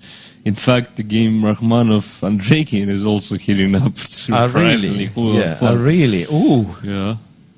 Yes, so after queen d6, Andreikin just went b6 himself, not offering a chance to go to d7. Yeah, knight d7, then you go one of the knights to f5 and win a piece. Knight d3, knight f5, f6. So black is getting ambitious, finally. b4, as well as white on the queen g4, side, right? yeah, white kind of forced b6, played b4, so now c6 is a target. Queen g4 and h5, played by Dmitry Andreikin, sacrificing a pawn. King g7, rook h8, g3. And this is some kind of a blitz sacrifice, I think. You play h5, sacrifice the pawn, and say, alright, again, h5, something may happen. Yeah, But so something. I don't think that black has enough compensation. And if I just try At the to moment. double King g2, rook h1. this, king g2, something may happen. Well, something may happen, but if it doesn't happen, then I'm just pawn up. This. I mean, I can take where you probably take with the queen, right? And it's good and all, but now you have the h file and you actually bring the other rook. Yeah, I mean, this is Okay. black suffering. Black's probably not better here. Yeah, let's put it. It's actually all of a sudden turned into a very entertaining position, right? Yeah. Not easy at all. On the other hand, if it works out, then Then it's a great attack. it's a great attack, yeah. So the question here, do I really have to double on the h file, or maybe there is other way of... I want to force the queen, of course, away from g4, right? Not easy to say. Yeah, like moving the queen, I thought even like some... Just Yeah, move but it away, even- so knight h6, but then your knight is on h6 again. Mm-hmm. Yeah. No, I think you kind of have to double it. What Yeah, I else? have to double this way or another, like h7, h6, something, rook h6, once again king g2, this, and it would be lovely to have a move which, once again, improved the position, but it's hard, hard if possible But at all. it's interesting. I mean, first of all, that the game took this direction, and also that it was developing so slowly, and Rakhmatov actually was the one who turned down the repetition, right? Mhm. And now he has no time on the clock as well, like 7 minutes for 13 moves. That's a lot. Okay, yeah. So, games slowly approaching, some games slowly approaching the time control mark. We had a time trouble, remember? Okay, the worst time trouble was for Daria Voigt, but she has already lost. Anywhere else that we are? Literally everywhere. Yeah, literally everywhere. So. Yesipenko is Pankratov was in. Anything is interesting. Goryachkin just played rook b1. May I check again? So queen h5, you were right. King f8, c4, c5, surprising. Bishop c1, rook b1. This I kind of don't really understand. Why to b1? I mean, I feel like it was a hint by White. Yeah. Okay. When he played Bishop c1. Oh, wait a second. Bishop d1, this. Now I can, say, take and go bishop d2. But you just exchange. Take, yeah. I Is this position a dead draw, or still the knight can be? I don't know. I don't see. I mean, now it feels like I just play c3 and just play c3. Yeah, but what if I, eventually play c6, d5? How are you going to react? So, I mean, if I want to play for the win, Okay, obviously. king g1. Let's say some. How do I control the b file? I guess I can just play like queen d1, bishop c3, right? Bishop c3, but then then you continue with that, get it here, see what happens. Maybe you just keep the bishop on c3 and always take on d4. And maybe you just don't take on d4. Maybe you don't take on d4. Knight gets to d4, you go king g2 and chill. Yeah, I mean, it must be a draw, of course, but black is probably the one who's... Yeah, that's what I thought. Right, sure. That's what I thought, that after bishop c1, she could just keep both rooks, rook b7, get the knight on, on c6, and then c for herself. Yeah, but why did we decide that she's exchanging the second pair? You mean maybe she's exchanging? Yeah. Maybe I was too hasty. Yeah, exactly. So after that, and bishop d2. You just go back to B7, b7. White's still not in time, right? Queen d1, you're just on time with queen b8. And then you lift it up and then get the knight on c6. Yeah, maybe Black's still playing. Yeah, maybe that's what we're looking for. Some 7 hours game. Okay. So there's that. Fedoseev, move 33. Also something happens in Fedoseev's game. I'm switching there. Rook to e1, king g8. That's an interesting move. So this Queen rook H2 can be e7 thing, yeah. a3, queen h2.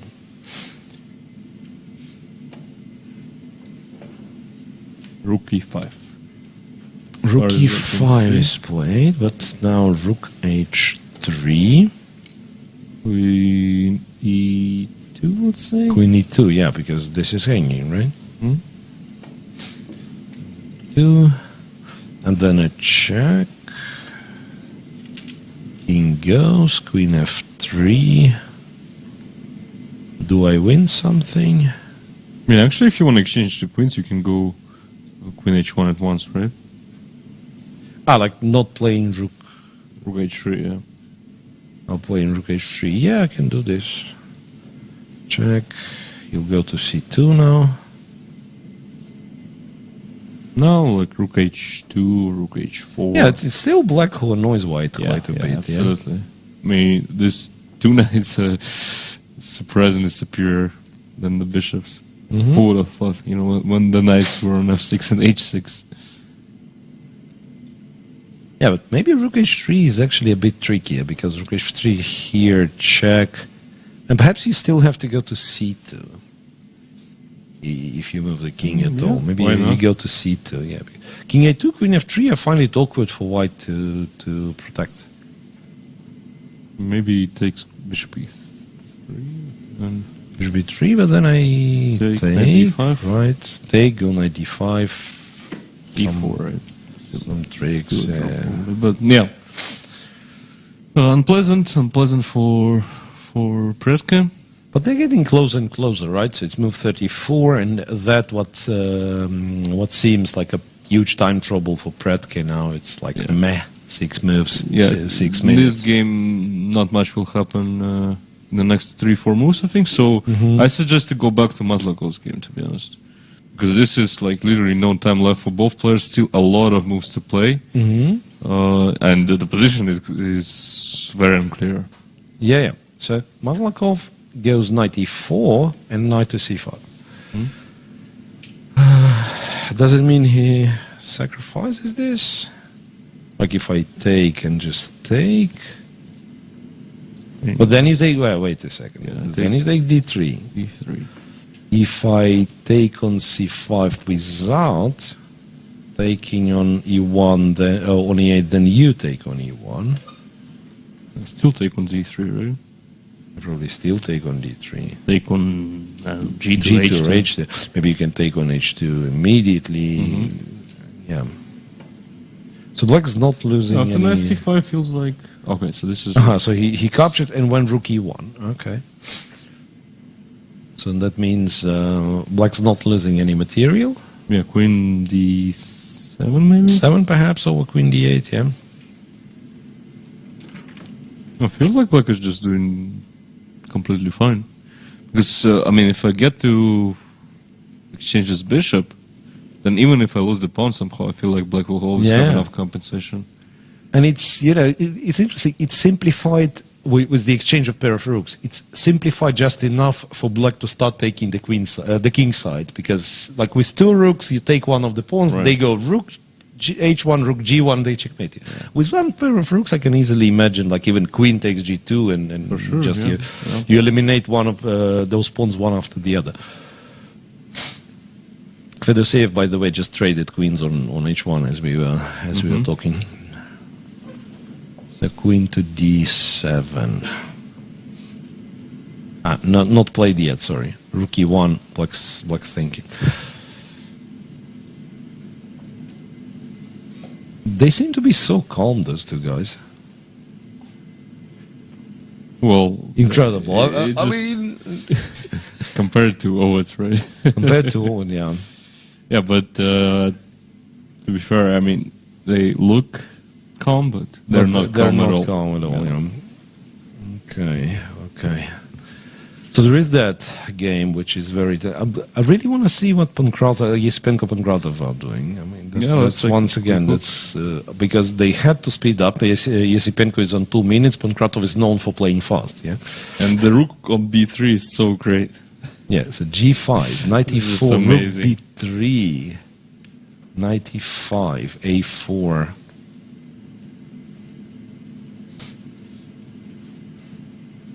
And was that? Rook, But the knight is hanging, right? the knight is hanging, yeah.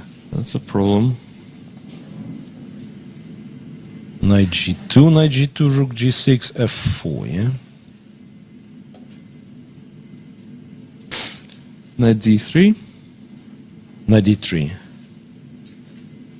Also hitting the... I mean, probably I move the rook, I suspect. Of the rook. Knight F4. Knight f4. I mean, you don't have that many squares to move. Rook B1, maybe, I mean, maybe I have to defend. Yeah, and then how about knight e5? 95 attacking. Yeah. We still want to draw, don't we? I mean, first we need to find a draw for black, right? Because the knight is attacked, and then we want to see if there is anything else.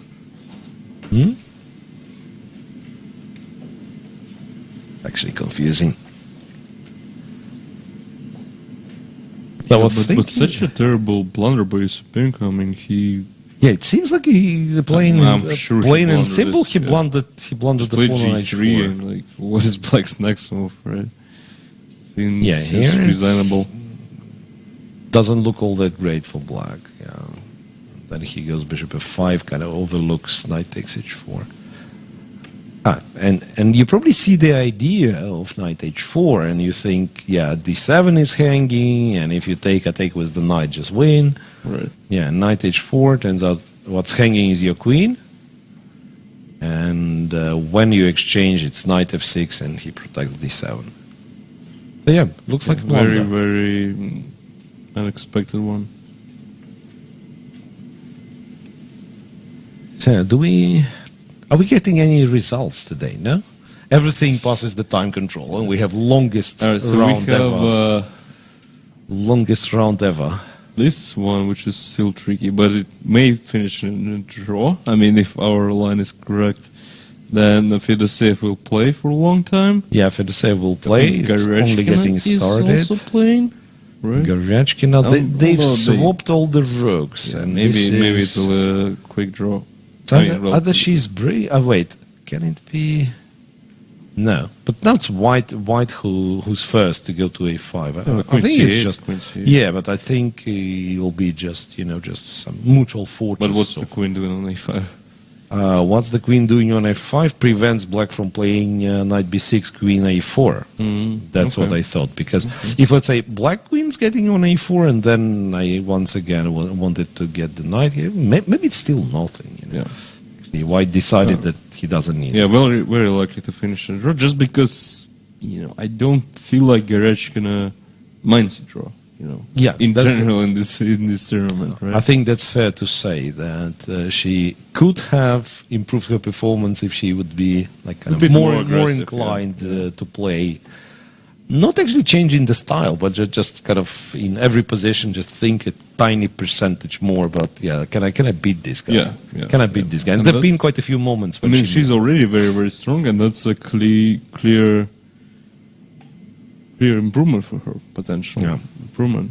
So, Okay, so that's likely a draw. Rachmanov and Drakin. That's our line, actually. We were actually right. So rook h8, rook h6, blah, blah, blah. Rook takes h3.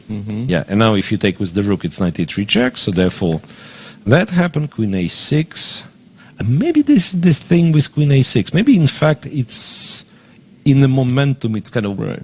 Weird. for- awkward for white to put the piece, because if we are talking the long game, we understand that probably two rooks are stronger than Not a worse queen. at least, yeah. Yeah, but maybe that's like rook d1, and then he goes there, right? And you can't protect both knights. We're going to do 2, and he takes, and then e3 is hanging. Yeah, this is... I mean, actually, white needs to survive till the time control, because it's so easy to blunder something. b5, queen a3, by the way, speaking of blundering something. b5, queen a3 just wins. C1, right? I mean... No, wait, c1 is protected. Yeah, but CB, maybe just wins. That and threatening b4, right? The rook on a3 is useless, right? The rook on a3 is absolutely useless. Maybe Andreikin it's kind of outsmarted his opponent with this. Could be the case, yeah. Yeah, because if you guys were watching, like we stopped here, right? Right. We said, okay, 2 rooks, 1 queen, 2 rooks probably better. But Guseva, I mean the way she signed the score sheet, she probably lost, yeah. Yeah, Garifulina beats Guseva. A 3rd loss in a row. Tough drummer for her, and if Badnero wins, I think... Wait a second, what's that? Knight c6, knight b8. Okay. Too many pieces for white, right? Too many enemy. Right. Okay, so Guseva loses 3rd game in a row, and not single draw yet. So draw here would be better, which is a very deep observation. Right, but if Badnaruk wins, I think she catches up. She possibly catches up with Guseva. So we are shown Aleksandr Rakhmanov thinking about his move. He's down to, well, our digital board shows less than 5 minutes. In reality, it could be even less. It should be less because it's been showing 4 minutes for many minutes already. Yeah. I see the last digit. That's all I see. So. Could it be that you actually have to play an awkward move like knight c1 or something? Knight C1. Yeah, knight c1 is what he does. But then we at least win the b pawn, right? Yeah, this way you lose the b pawn, but maybe you're not that unhappy about it. Yeah. Queen a3, queen c4, more or less the same thing. Yeah. If we are planning to take knight a2, queen b4, and what? And do we actually play this? Is it a threat to go to h7? Maybe it is. There is a funny move like king g6. What does it do? Rook h7? No, wait. Then you go rook h8, right? Yeah, rook h8. You're not blundering knight h4, no? No. You're not blundering knight h4. That's unfair. Then king g6 is not clever. I thought it was clever, but it's not. Aha! Now the times got updated. So Rakhmanov made his knight c1 on like last 25 seconds right, or so. But that's not what you want to play at all, right? I mean, you only play it if you don't have anything else. So it's understandable that he spent a lot of time.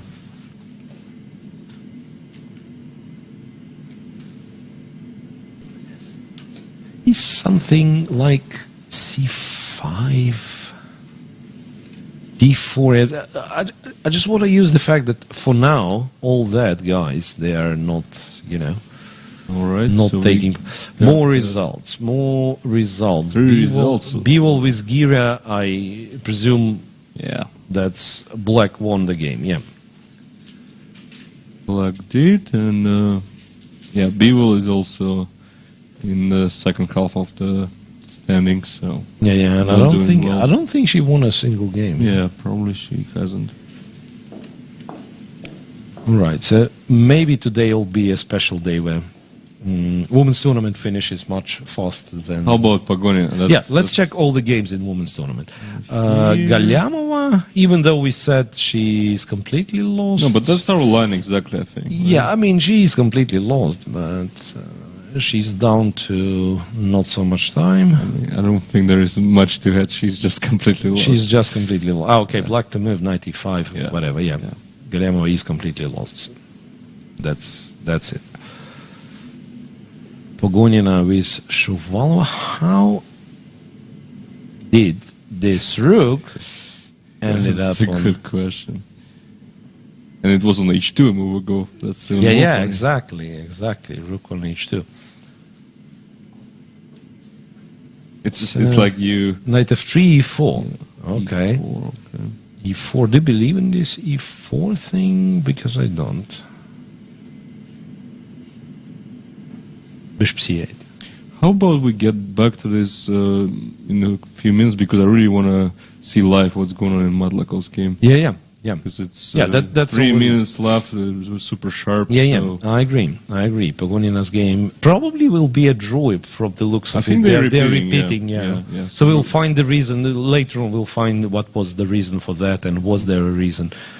Yeah, Aleksandr is Matlakov. h2 has been taken. Yeah. So look, exchange. Queen went back to d8. Interestingly, b3, queen f6. So that's why. Like he wants the queen on f6. Full move. Bishop b2 and then takes on f3. Typically, this exchange is not considered to be something good, but typically white will use it. Use the g file, right? Bishop h2, and now you can put the bishop on f4. Black just does extremely well.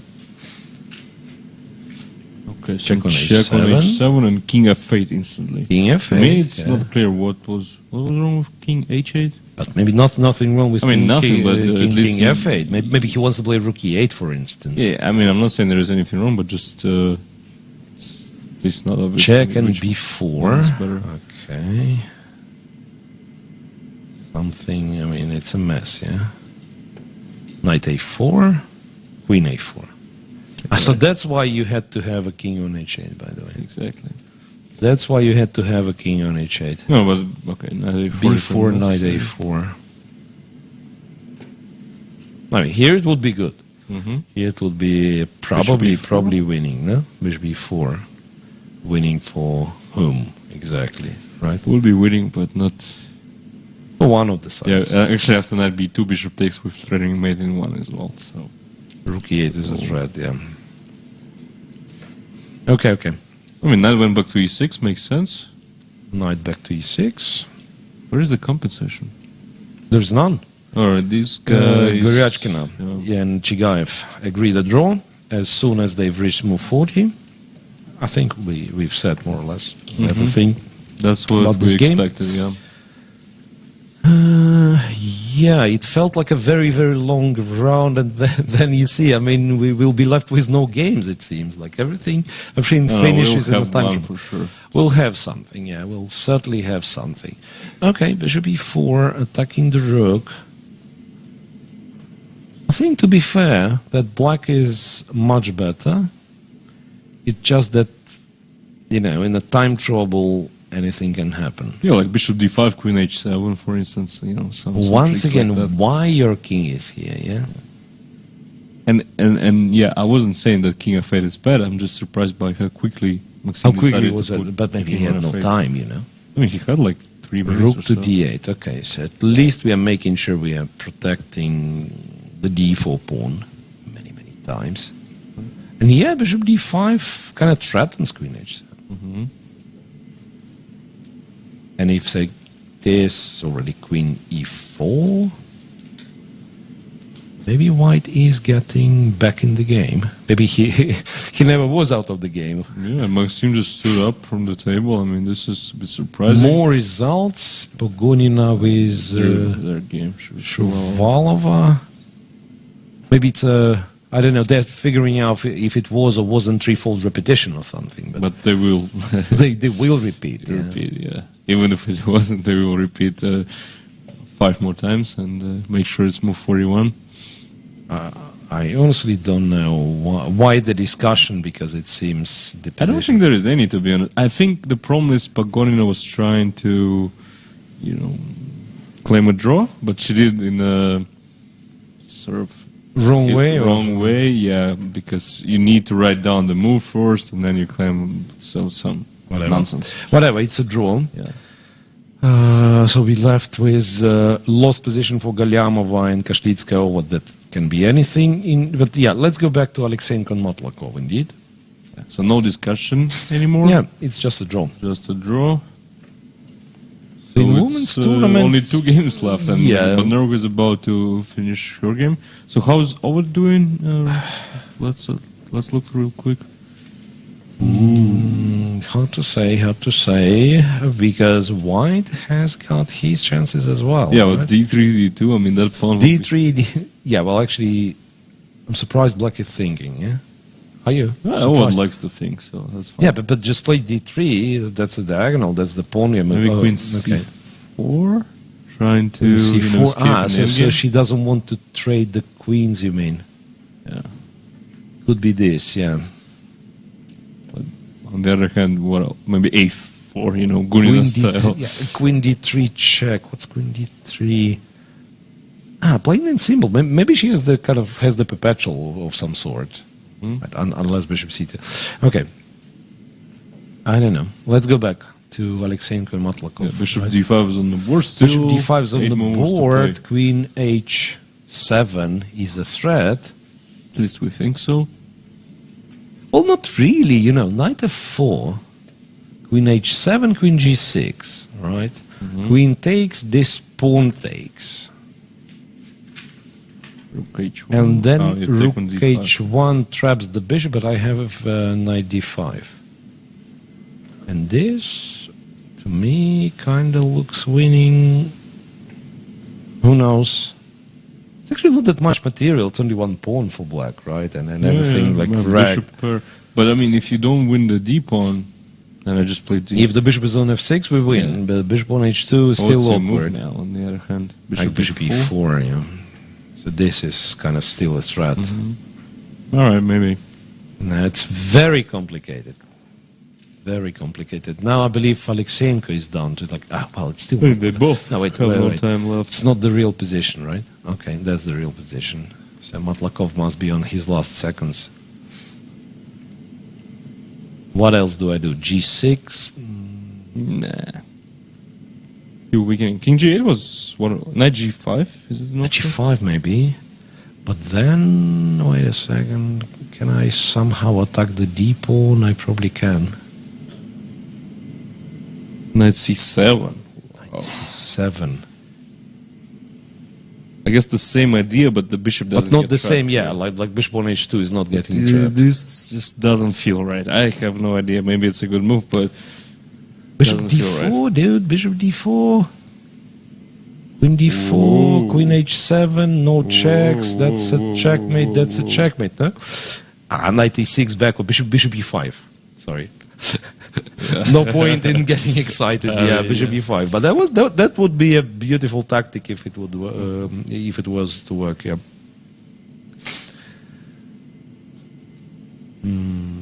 So now, if you go back to E4, he just puts the bishop there, and then. No, I mean this is this is just like black stabilizes, he wins. Right. Yeah, that's the thing. Like if black stabilizes, he wins. You absolutely need to create some mess. I mean, if possible at all. Then rook go rook E4, Knight D5, take the pawn on D4, hope for it to work. Yeah, but that's. I mean, it's not that endgame is so hopeless for White that he has to go for some tricks. So this is what makes it tough for White, right? Because.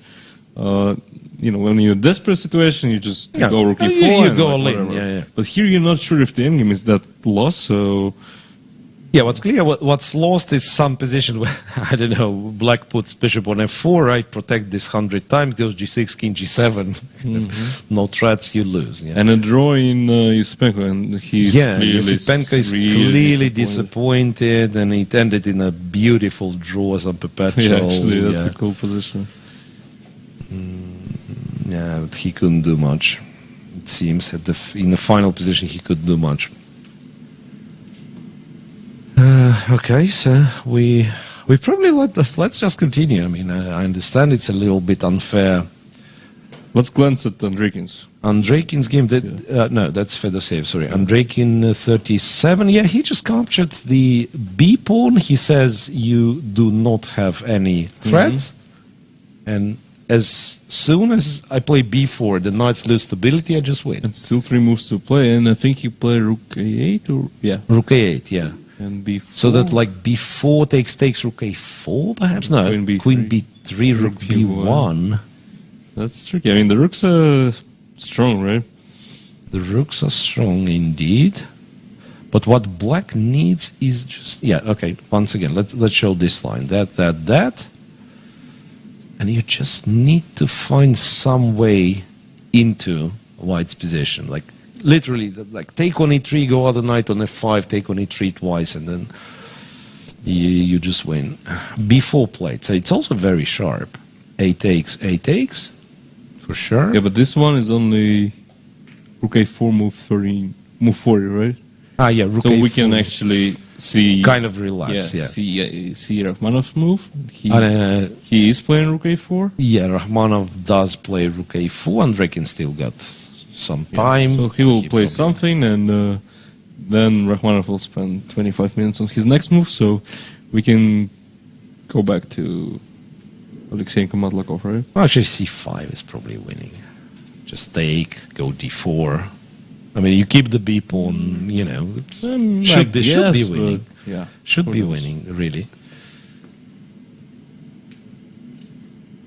At least very good chance, let's say. Right. I mean, it does feel winning, I agree. Fedoseev reached the time control, but on the other hand, White's doesn't look that desperate, right? I mean, you've improved the position, but only to a degree. Yeah, I feel like this will be the long one. So Rachmanov, Andreikin, those two reach the time control. Vityugov, Motilev, by the way, we've completely forgotten about it. Something's going on. They'll reach. B7 got lost. Motilev, I don't know if he's making. Probably he doesn't make any progress, right? And you know, B7 got lost. I mean, sometimes in such positions, you just go bishop D2, exchange your good bishop, and win B6. Win B6. Yeah.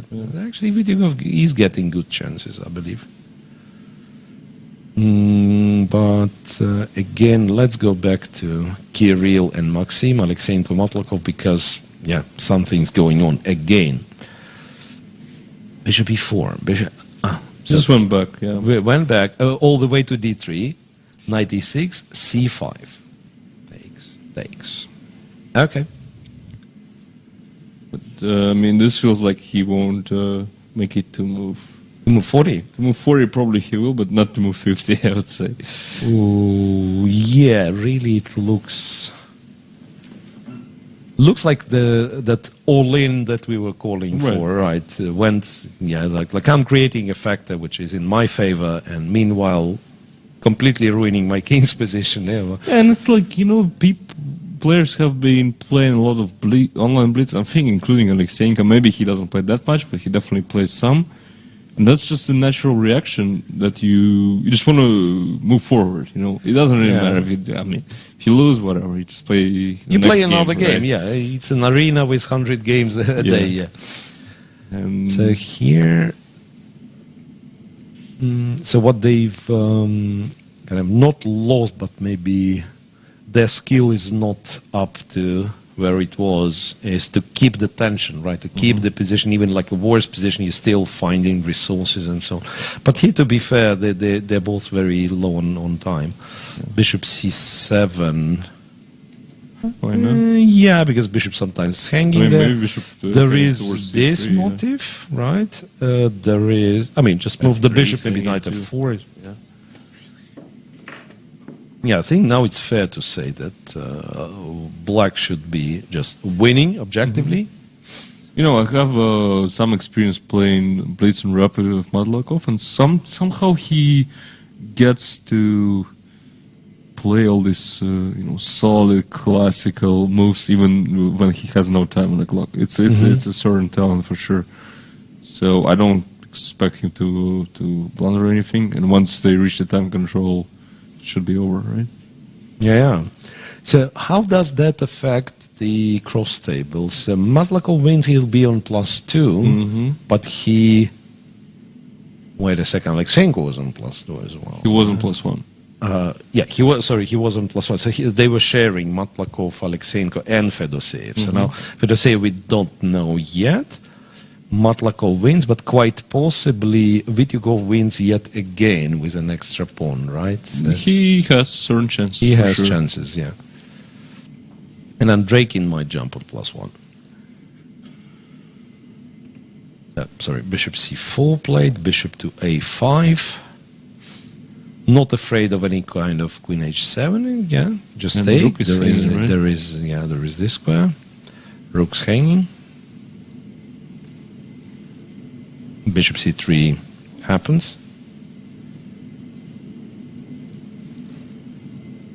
And it is move 37, so... Yeah, there is also like rook b8. What do you do after rook b8? Good question. I mean, I guess he wants to put you the have bishop on b3. Yeah, bishop b3. Yeah, it's winning for black for sure. Rook g1.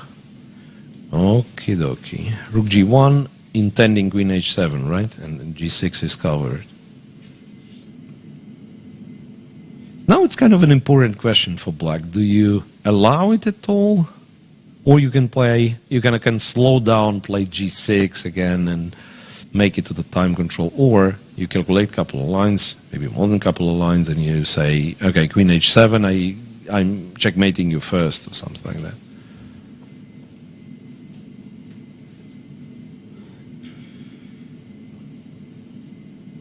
Yeah, the bishop getting to b3. Okay, Maxim plays bishop c3. That was his plan, right? Yeah, that was his plan. Bishop a3, maybe? Then you have d3 move. And if bishop takes, it's a check followed by check. And I was hoping that would win somehow mysteriously, which it probably does because I C6. take Let's coming go. and so on. Well, what? C6. That is cool. I mean, that is a game of chess. C6, bishop takes b2. Yeah, now king takes b2, runs into... I mean, I'm sure d3 is still winning, but I was thinking that it wins the queen, but it doesn't really. Yeah. Alright, if queen takes... I mean, literally any move, I think, right? White isn't threatening anything, and we just need to stabilize the position and then start pushing the h-pawn. I think that's the plan. Yeah. Queen takes is played. Move 40. Move 40. So And move now- 40. We are waiting for move 40 Knight from Matlakov. c7. I'm expecting knight c7. Blocking the pawn. Now counterplay. The pawn. GG. GG. Maybe winning the pawn somehow would be. I mean, we already have we have a bunch, yeah. a bunch, only one extra But pawn. it feels like a bunch. Yeah, but this feels like a bunch because of the structure. If we'd win the c6, that would be like a bunch. But I mean, everything is is in black's favor, right? Now white's king is also really weak, so Yeah, actually, you're right. Knight c7. I think we should. Knight c7 is. He is about to do something else. Something Just else take it. being queen f3. Whoa, that's.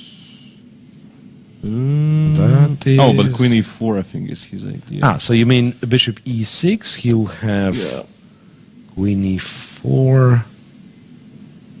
Yeah, queen e4. Queen c2 we do not believe in. King a1, just take with the queen, yeah? Yeah. c7, rook c8. Queen d4. Still. Yeah, I mean, Still, I mean, Blaine is so. I mean, he just stood up and he might be heading towards the restroom, and the restroom is close to us. So I don't want to scream, the move knight c7, but I think knight c7 had to be played. That's just much simpler. That being said, I mean, this is probably simple enough. okay. So we've reached the time control in all of the games remaining, and those are 5 games in total. There is this one, Rachmanov and Andreikin, move 40, and C5. I was able to guess c5. I don't know how strong c5 is, but c5 was played. And Predka Fedoseev, they've passed move 40, and if I had to bet, I would bet on a draw here, but the game will go I'm not on. even sure why black would be better here, to be honest. Yeah, and now somehow Any like, single reason?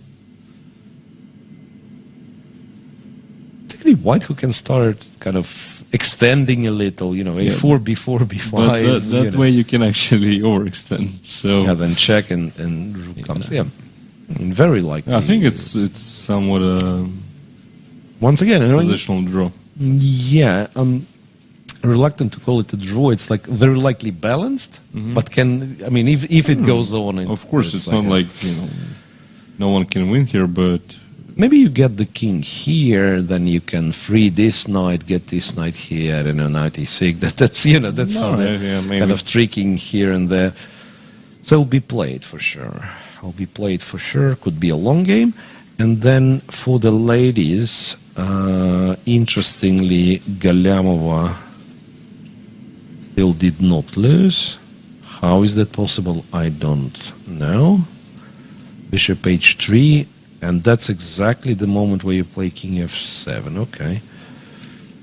5, check, check, check, check. This. I mean, it's still. apparently she had no time on the clock, so she repeated once, played king f7. Maybe that was the point. Always good. So Black still winning completely. And Kashlinskaya Ovod just reached move 40. A lot of stuff has changed. And the pawn is still alive. The pawn h7 is still alive, and it's an endgame. Man. So Old wins? I think she always wins. Right? She always wins the endgame.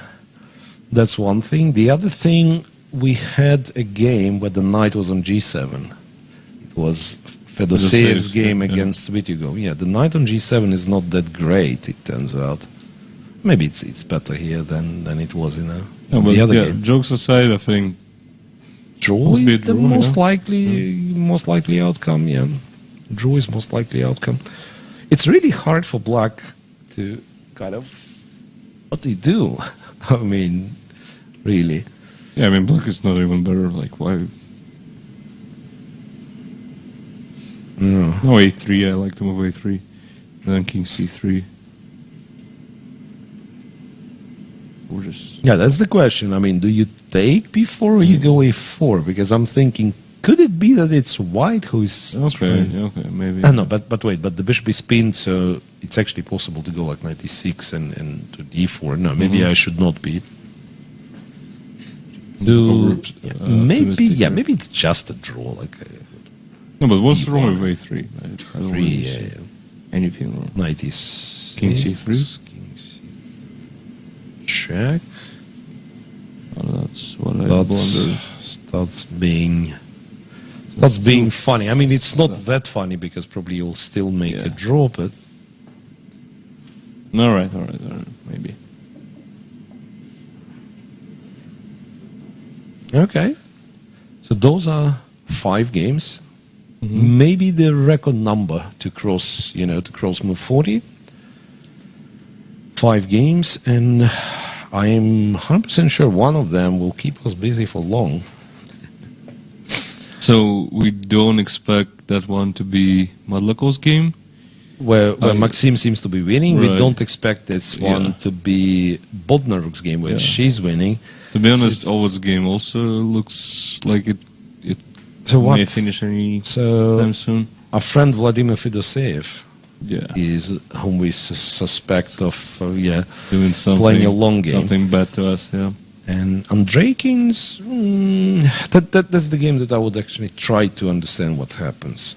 So needs to, he doesn't need to take, in fact, right? He's not forced to, he can, but he's not forced to. Maybe he want is. to take on g4, right? You want to take on d4, and you also want to play queen d3 somewhere, right? Just run away from the pin. So if he takes, I presume it's d4. Now you kind of absolutely have to take, knight d4. Knight takes, queen takes. I don't see a move. Knight d1. Knight d1, yeah, but even like this. Okay, queen c6, but Yeah, I mean, I don't think white will be on time to establish coordination. but this is tricky. Like What's the move? What's the move? Yeah. Next move, knight d5, and good luck playing knight e3. All right, maybe. I think, yeah. But I think there should be something. More Maybe it's convincing. even, yeah, but if we are looking for more convincing, that would be, at least we agree that Andreikin's position looks winning. It does, yeah. I mean, no questions about it. questions Yeah? here. That Aleksandr just played the move, bishop e6, and now we are about to find out, or maybe not. No? To find out. To find out the line that we remember, we were talking the line queen e4, queen e6. I mean, maybe and f takes e6 is fine as well. So now I'm looking at what's wrong with that, right? 7. Rook c8. And Queen now b7 if I check, do here, yeah, queen d4, obviously queen b7 check. If I do Queen this, b8, d3, c3, c7. Yep. So that's the difference, because earlier we were giving a check on e4, and then I was a bit worried, like maybe queen. Yeah, actually, look, I mean, if you give a check on e4, no, before capturing the bishop, yeah, bishop e6, check on e4, and then this was the line we looked at, and then you kind of changed your mind, and then c7 seems to work, yeah, queen b8. Queen a8 still, queen b4 check, But queen a8 takes rook b1. Takes rook b1, yeah, of course.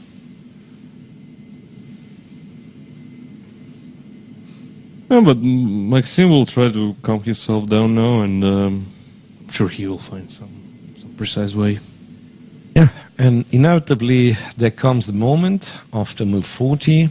Some people prefer to play move 41 and so on, but then, yeah, the moment where you've got half an hour and you're trying to figure out what has happened. Yes, I believe there will be a kind of a pause where moves will not be made in any of the games.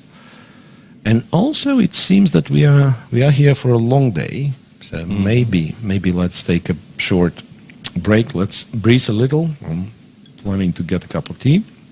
And we'll return, yeah. We'll return in some 10 minutes to continue with round 7. So far, a lot of excitement, a lot of results in the women's section.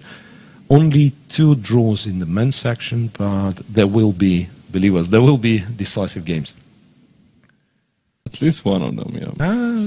More than one. Actually, at least 2, I am think, ready yeah. to bet it will be more than one. Right.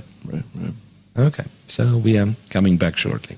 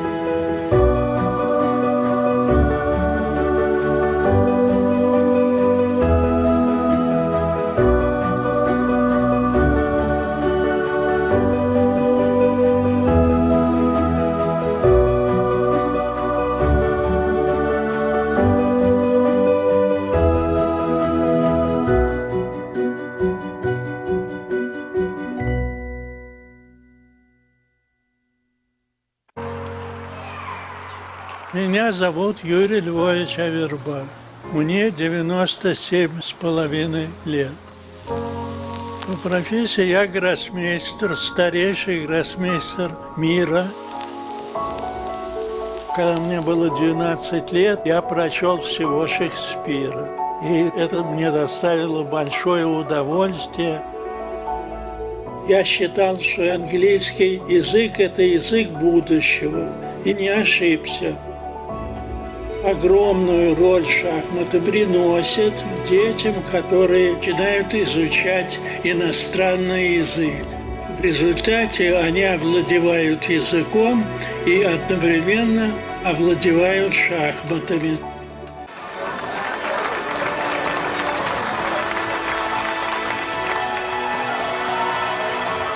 Если ты хочешь оставить след в жизни, ты должен создать что-то. Надеюсь дожить до 100 лет и издать еще 2 книги.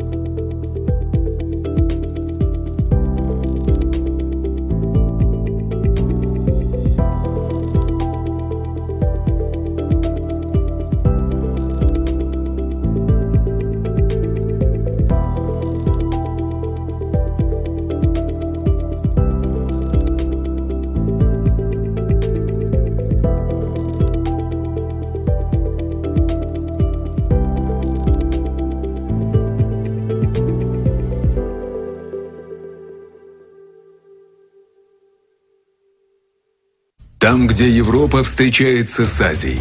Башкортостан – крупнейший современный центр нефтегазодобычи и нефтехимии. Территория мощной энергетики, большого металла и передовой фармацевтики. Мы поднимаем в небо лучшие в мире самолеты и вертолеты.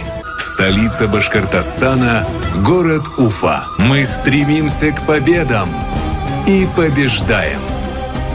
Башкортостан. Республика на все 100.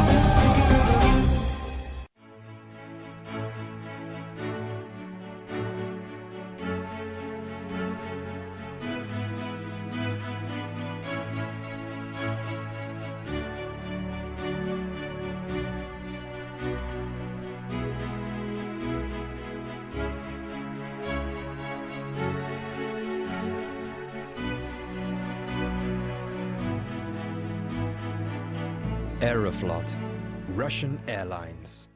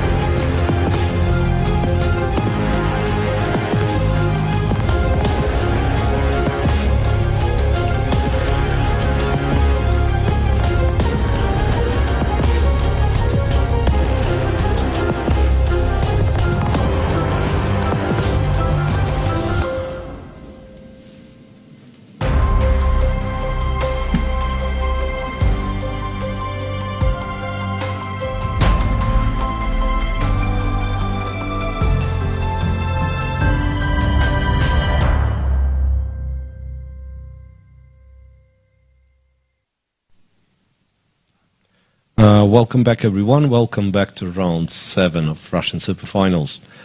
Well, we still have 6 games in progress, which is literally the half of all that have started. Some of them, I believe, will finish pretty soon, but still a lot of stuff to talk, a lot of stuff to look at.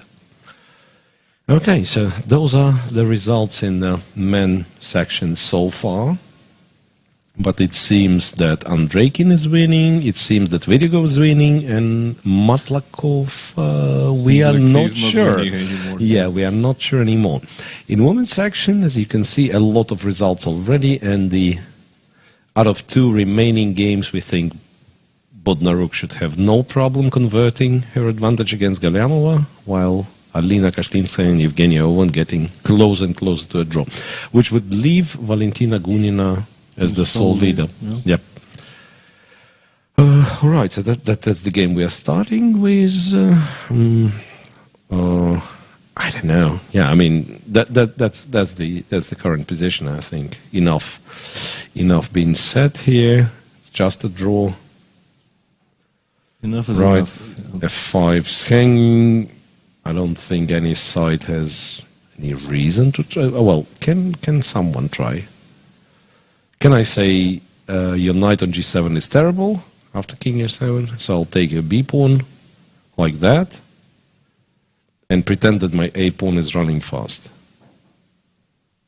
Because there is a funny trap. Rook g4, rook takes f5. And then if you give a check, it's counter check, right? And if if I king h6... after rook f5, king h6... I mean, it's the same. Pretend that you're No, okay. Okay, fair enough. It's just a draw. Just a draw. I'm just, surprised that they're still making it look very tense. I'm not surprised at all. I mean, we've seen more drawers positions. Yeah, but let's agree, like in the men tournament, people somewhere around this point when they can already clearly see that everything is getting exchanged, they can, look at each other, they say, oh, okay, let's just... It goes just more fighting. Yeah. I don't think we can blame them for that. No, that's actually great. Okay, so that's that one. Well, yeah, very likely scenario is just king h7, bishop f5, and complete and then how do liquidation. No, how do you? Make a draw immediately. Let's say as black after bishop f5.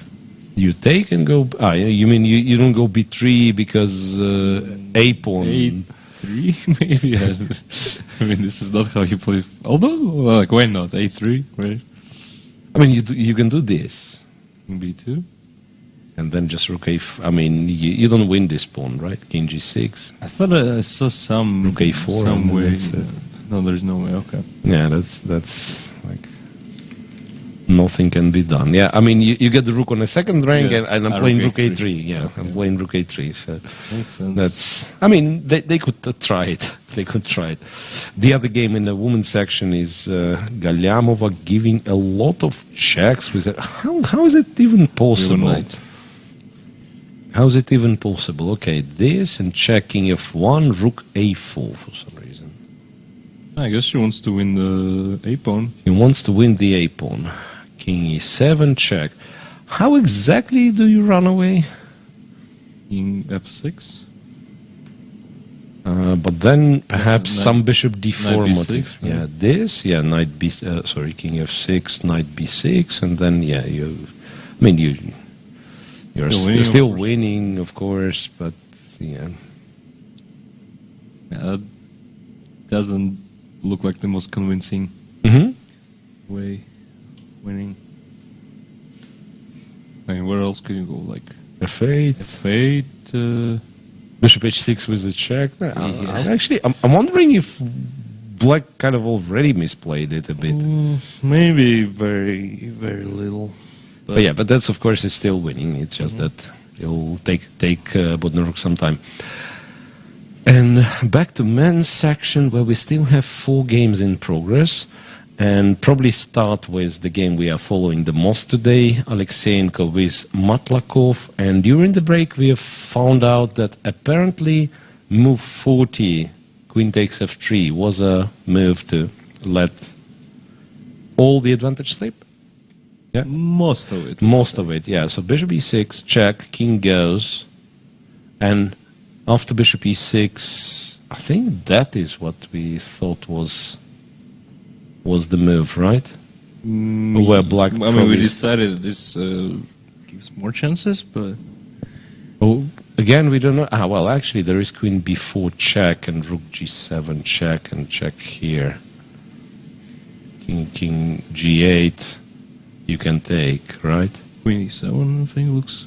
Oh, Queen e7. Queen e7, I'll have like checks and rook b8, yeah? Or rook b8 immediately. I mean, on c7 first. Mm-hmm. I mean, rook g7 is possible as well. Yeah.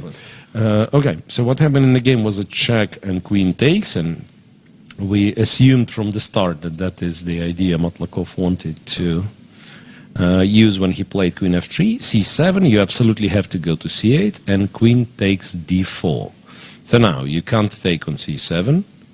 You, I don't know. If you play f6, it's not clear why exactly you're playing for a win.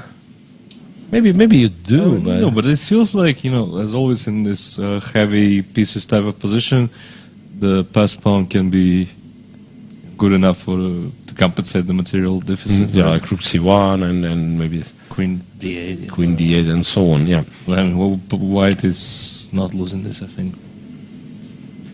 Yeah. He just played f6, right? He just played f6 because but your options are limited, right? Queen f6 is just, I mean, you're not better. Exchange rook c1 when you go after the c pawn, rook h.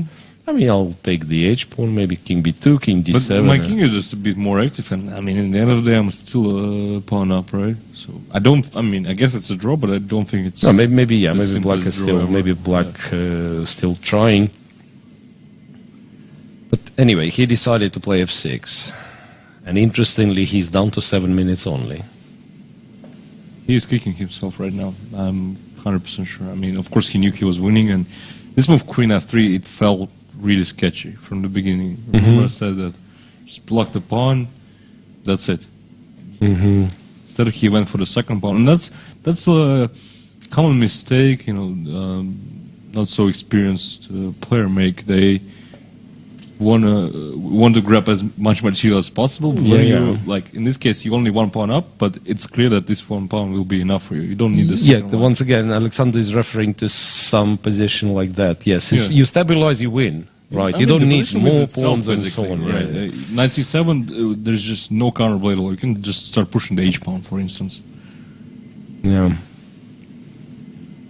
And he went for queen f3, and perhaps, like move 40, not so much time left, and he miscalculated something. Right. After f6, how exactly do we make a draw with black after rook d1? g8, I guess? In g8, yeah. A check and king h7, but then it's an immediate. No, f5. Yeah, you still have f5. Sorry, yeah. No, but maybe queen d8 first, and what's your plan then? Wait, after rook d7, is this an immediate draw? Probably, yeah, probably. I mean, you have tons of checks. You can pick up f2, but queen a6.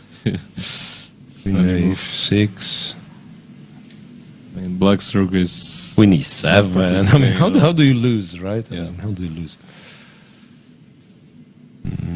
So probably just a draw. If white doesn't blunder something, then what else? Vityugov, who by far is the sole leader and might remain the sole leader if he wins this one. He's a pawn up. Motilev's bishop is stuck on a5. So the question is, this is not yet winning, right? Bishop so, sending. Since we bring the king to c6. Yeah, right? bishop sending is not yet winning. So if we play bishop f4, what exactly does black do? Maybe just sits and waits, yeah? Yeah, actually the king is... wait, rook g7 could be an idea, right? And if we attack the bishop, let's say rook d4. 4, bishop e5, and yeah, but then okay, that's Say kind rook of only d5, one check. f4, g5. Oh, but then rook e7 check. Rook e7 Then just pick up the and pawn. takes. Yeah. So Nikita is thinking here. I'm guessing he might be considering rook e7, that, and rook e6, which is kind of another option. And I think this just wins immediately. maybe it's just forcing way of winning the g pawn. This could be. This could be. F4, right? Yeah, f4. You just take. Yeah. Maybe the bishop is not ideal, but it's 2 pawns. Yeah. Yeah. I guess the pawns. point is, even if Black gets to win the d6 pawn in exchange for g pawn, He can. Yeah. the bishop thing is just That's without a question, right? Bishop d2. It's no bishop's ending. that's just good pawn enough. ending. Pawn endgame. Oscar is greeting us from the US. He is Colombian. So we have a very broad geography today. Brazil, Yeah. US. What's the time in the US? Wait, it must be like okay, depends, Some- but some it's morning morning. time, Yeah, yeah. morning hours. Yeah. Nice. Thanks. Okay, Alex, you were asking how do you make a draw in Kashlinska's game against Stowart, and do you make a draw? What's going on? I mean, that's takes rook a3. You make a draw by capturing on f5. Yeah, that's how you make a draw. No, right? wait, who's making a draw? I thought Black is. You mean it's problematic? For Black, yeah. I mean, I will win the a3 pawn, right? You do this. I need my knight on b4, right? Or But you also need to c3. take on h7. you need This to protect no, f5. I'm not interested. This doesn't win. I need to exchange the horsey for the a pawn. That much I know. Need to exchange the horsey for the a. I'm not sure if I can. No, I think you will lose the a3 pawn, and then I mean it's only White who's playing, right? I mean, if these are gone, it's a draw, right? I guess But so. how do I get to one of those squares from d5? How do I get to d5 in 3 moves? It'll be late by then. It'll be late by then. I was telling you that will be the longest game. Yeah, it's You know amazing. what? What did you do? Bishop d3, right? Maybe f4. Maybe that's what I have to do. Like I kind of be fast with this. Okay. You take, and I'm running with the knight. And then what? I mean, just winning the bishop, right? a4, and I'm never stopping it from f1. Yeah, I I'm mean, never a4 just stopping it. promotes. Never stopping it from f1. She actually went after the. King h7, king H1, c2, yeah. king b3. Okay. I mean, maybe she's just in time to get the king. Maybe the king. You know, maybe you run with the king. Yeah, like here. Nah. Yeah, king c7, b8, and the knight moves. All right. So it's a draw after all. 10 a.m. in the U.S. Okay, so it's that and Bodnaruk playing, perhaps winning, but with some problems. Shaky technique, yeah. Shaky technique, we don't mind. Let's go back to the boys. Rook e7 in Vitigo's game is played. Yeah, Rook e6. I think it's fair to say that that's the most convincing way. That makes. Hang on a Really second. good. So d pawn is not that. No, I can't exactly. Remember, I thought d pawn is no longer promoting, so maybe I need to exchange this for this. But How do you but I can't do it. Yeah, Yeah. rook f5. You have f4. That's the one that we've discussed. And if g5, rook g6, rook f5, then this is Okay. taken with a check. And same thing. You go f4, and the moment I take it. I resign, yeah. The moment I take it, I resign. So I guess it means Vitigo's going to win, and he'll be one more time. It's even more confusing now, because, or less confusing, if you like, because he'll be on +3, and none of the guys with +1 has won. None of the guys, because we thought Matlakov was beating Aleksandr. But That game if they isn't make, over yet. yeah, the game is not over yet. Well, to be fair, Fedosev's game is not over yet.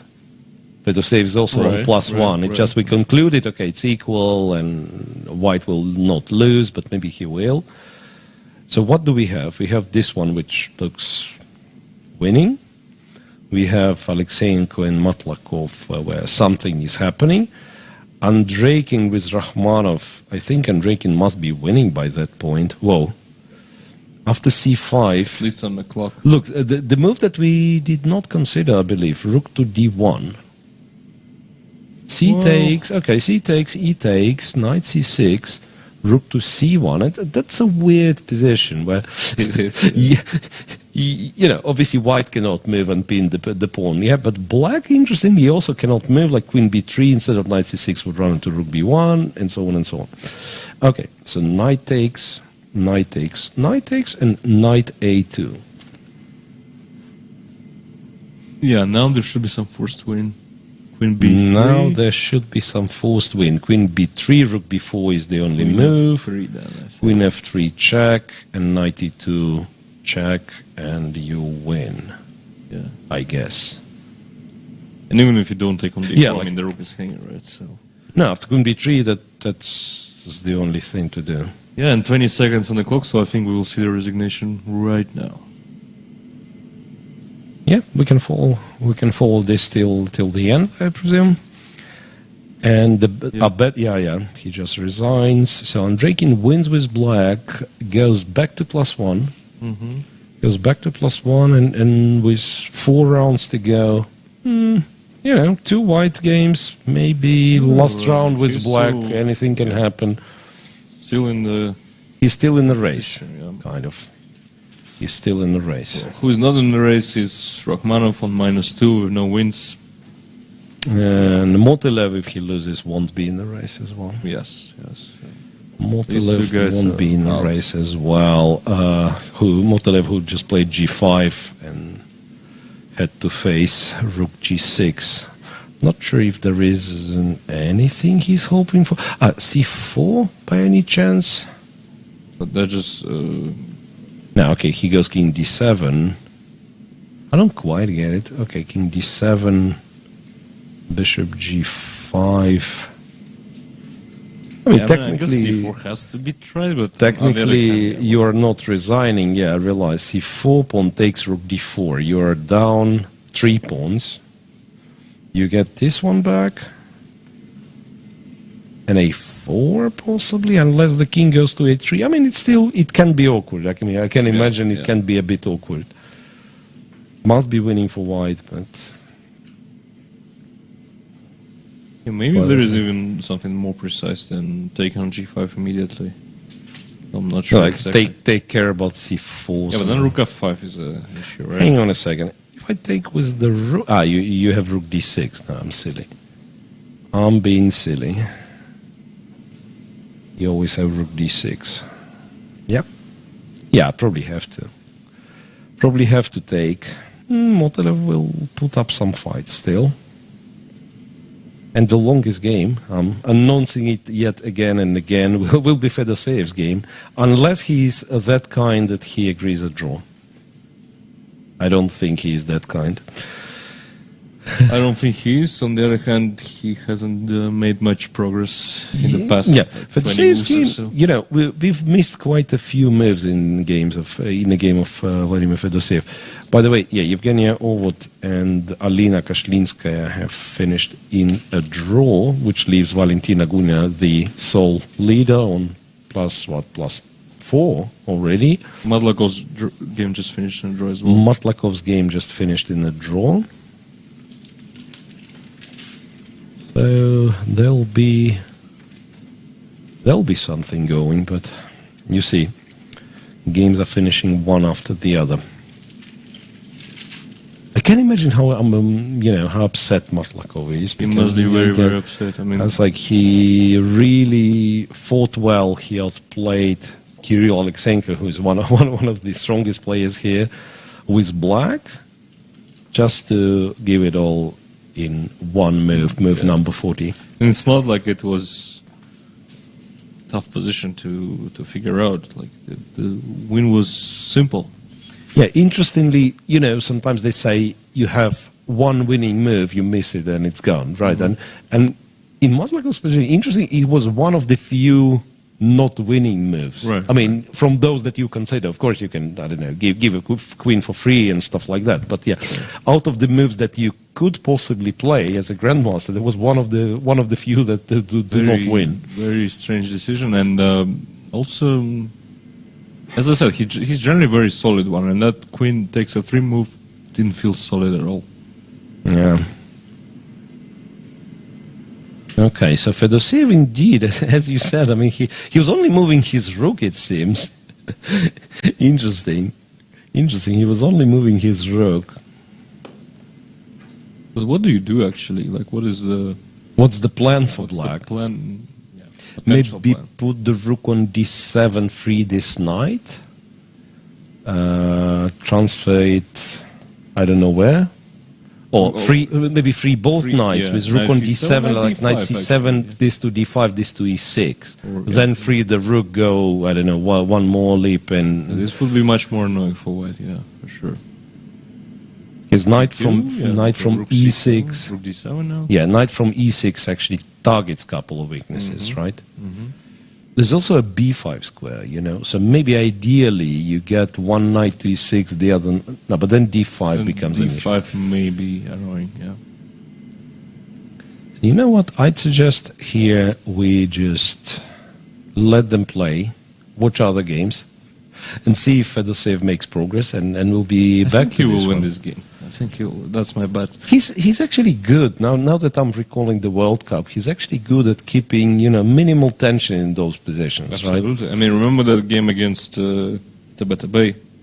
The infamous one. Yeah. Celebrated a bit too early. Opposite colored bishops with the rooks, yeah. Then he made his opponent blunder in the position where everyone would think it's just a draw. Right, all of a sudden we are left with 3 games only. So it's that, it's Vityagov's game where Vityagov just took on g5, so two pawns up, but maybe some chances. And then it's a game in a women's section, Galyamova against Bodnaruk. Back to this game. And yes, so finally Anastasia Bodnaruk somehow managed to run away with the king. So king f7, knight d6, that was the position, I believe, right after the time control, where she went king e7. This time she went king f8. King f6. It's not f8, right? It's f6. Bishop b6 and knight to d5. Yeah, my only worry here is that she is actually spending a lot of time, and this angle looks relatively simple to convert, right? Disadvantage. Yeah, that's a surprising part. So that if it would be complex, right, that's one thing. But here it looks like you just play moves. You just play moves and eventually you win. In her case, I think the problem is she was actually trying to find something forcing, and you try and you try and try, and like if there is nothing, eventually just waste a lot of time and still make some random move. Honestly, I'm surprised that this even that this happened at all. Takes, check, knight c4, rook d7. Come on. Why not? Why not? Because there were better moves. Look, check. Where do you go? I guess. F1, yes. Back to c3. I'm threatening a check. But didn't she win the pawn anyways? Well, she kind of did. Yeah. No, but I want to take on a4, to be honest. Yeah, but then a7 is hanging. Look, rook d7. Okay, rook d7, f3. She gave a check. King f1 for some reason. Whatever. F takes. b6, a b6, knight b6. No, I think somehow. Black didn't win the a4 pawn still. But it doesn't change anything. Your position is still winning. Just yeah, I agree.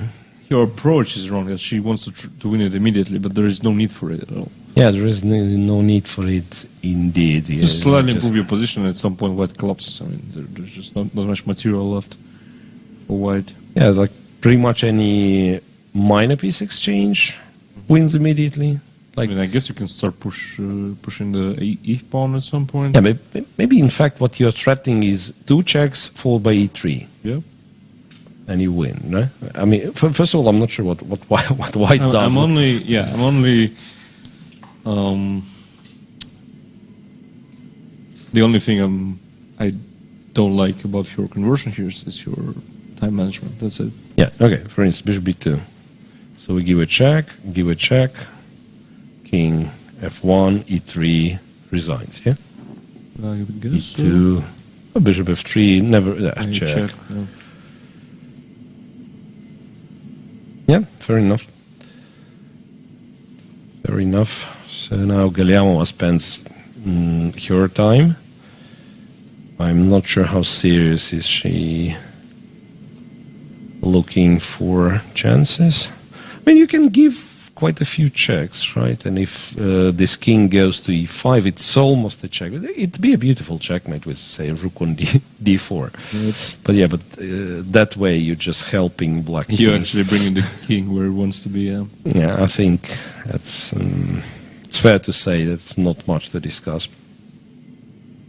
Black should be winning. So what does it mean in terms of tournament situation for the ladies? Once again, Guseва lost to Garifuna is on +1 now. I think so. Yeah. Right? Gira must be on +1. Gunina +4, plus a lot, as we say. Both Ovod and Shuvalova remain on +3. Yeah, half a point behind. Yeah, Kashlinska on +1. Anyone on +2? No. No, it's clear division. It's Gunina, then 2 players Ovod and Shuvalova on +3, and +1 for like half of the tournament. Not a half, I think. Kashlinska, Garifulina. Oh, okay. And Gira and Pogonina, I'm guessing. No, I mean, she wasn't. So it's confusing. It's confusing. Yeah. Right. Well, I know for sure that Bodnaruk, if she wins, I think she overtakes Guseва. Possibly Bodnaruk is not in last place then. Right, like both Voigt lost, Bivol lost, so those are... Yeah, so there will be a fight for first as well as the fight for last. Yeah. Right, so I guess for now, let's go to Vitigov and Motilev, because that's still... They're making moves, and Vitigov did not win yet. Interestingly, look what happens. So bishop to g5, rook f5, f4, rook back to d5. This, check here. Maybe now he takes this. It's still lost, right? Yeah, I mean, it's still lost, lost. sure. It's always lost. I mean, No, I think he will just go back rook d5. this is out of question, right? So Yeah. exchange, and I go what? King c2. d3, yeah. Yeah. I can't do much because the result was this thingy. Yeah, the pawn on b7, I mean, I think it's still lost, but with the pawn on b6, there is no... Yeah, like b7, c6, and this blocked on f5. Then I'm hopeful. Yeah. Right, yeah. So, in reality, white can't actually exchange anything. Wait a second. c4 here. So that when you take rook d4, now your king is on the first rank, and all those guys are vulnerable, and also the bishop on h4. So this at least looks like a chance, because black will eliminate a lot of those soldiers. So c4, can you do something else here? Have to.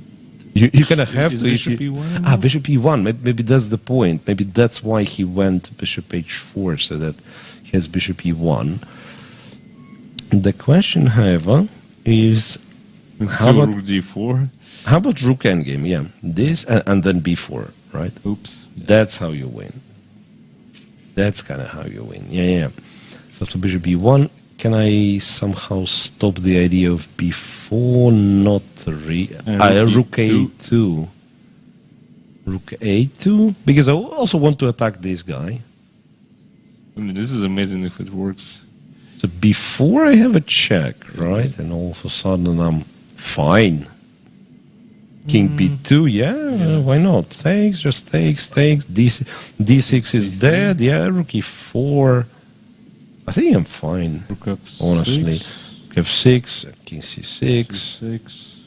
Alright, maybe. I mean, F5, Rook F4, and I'm never in a Zugzwang. I have squares.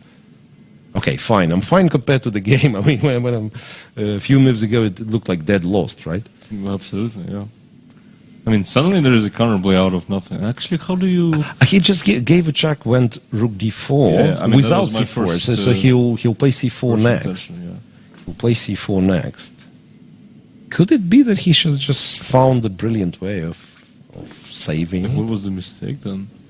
What was the I mistake? mean, I can't believe that Rook E7, Rook E6 plan was actually wrong.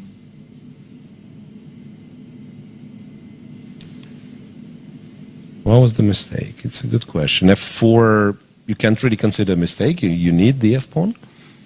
Rook D5 back. Some magical move here.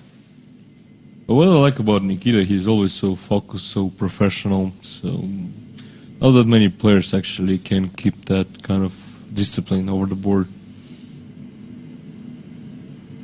Yeah. On the other hand, apparently this didn't really help him in converting his In that advantage. game. Yeah. It's really weird.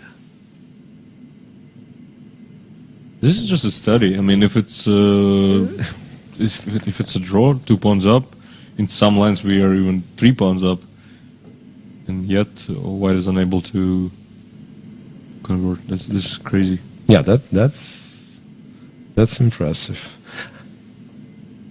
And also, beg your pardon, but there is this line. Yeah. Actually, could it be that it's just a draw easier without C4, without anything?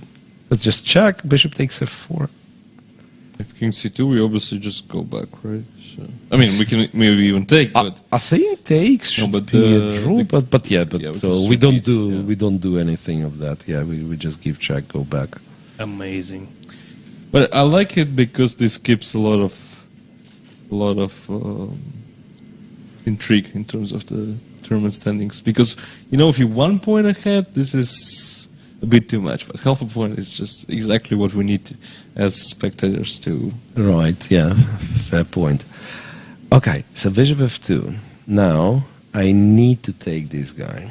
So that's why perhaps my, again, I mean, I would prefer my C4 because the Bishop F2 wouldn't be a move, right? But, okay. But your takes here. C4 didn't really work, right? Because of bishop. I mean, you No, I think we saw, we've somehow, Okay, again, Rook A2. I mean, Bishop B1, Rook A2. Don't have any moves but this, right? Or we said B4 check, King B2 takes, yeah? Takes here, go here, F5 is... Maybe that was a draw as well. Anyway, after Bishop F2, what do? We take that guy. Take it, and then bishop goes to G3. And Rook F7, I mean, it's not easy to win. Rook F7... Well, I agree, but probably at this point we're looking for something worse. Forced as in... Rook. Oh wait, Rook back to D4. I mean, Rook back to D4. Oh, but you're actually not Now letting the king you- out, right? Yeah, I'm not letting the king out, but King there C6. is a stupid check, and then there is another stupid check. King D5. King D5, and you're still saying that this guy is not Yeah, promoting. just King E6. It's impressive how this stupid D pawn. Yeah. you know, I mean, it's a case in many openings, like in the Grunfeld sometimes, this D pawn. There was, especially, I think it comes from the Benoni or something, D pawn and then the bishop which is stuck on E7, and your opponent is just better if materials equal, and sometimes even a pawn down because the bishop is so useless. Right. And here, it looks like it's supported with all you can, and still you cannot It's win. like you want to get rid of this pawn, but at the same time, that's your only hope in the position, right? Yeah. So bishop f2, Motylev is thinking, I don't know why. Well, you know why he's thinking? Because technically this is also an alternative. Right? It's not like I'm never playing this rook d3. Grab the pawn. Yeah. Okay. So we wait for these guys. The other two games are not that entertaining. Is Bodnaruk still playing? Bodnaruk is still playing. I don't know how is that possible, because Galyamova had time, so now she spent all the time and she played. But Bodnaruk still has the time, so now she will be spending her time. Bishop g4. Take it. Put the rook behind. Yeah. What can go wrong? Good enough. Or if you want to be more precise, maybe give 2 checks first, right? Give 2 checks That's first. what she does. Then take. But then you put the rook behind and white takes the pawn on e4, and who knows. And we play 2 versus 2. And then we play 2 versus 2. Maybe 2 checks and e3 is what she wants. Then bishop e2. Yeah, kind of the only way to win a game for Anastasia Bodnaruk is to checkmate her opponent, right?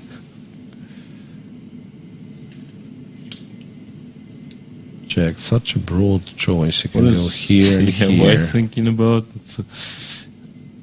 Yeah, well, technically King f2 is the move, right? King g2 is you the wanna move. run to check and then run to h3 for whatever reason, yeah. I guess.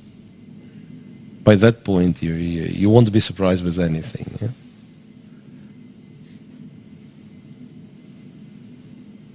Still some time left. Yeah, she's In actually g2, she's actually going this way. Actually going this way. Rook a2.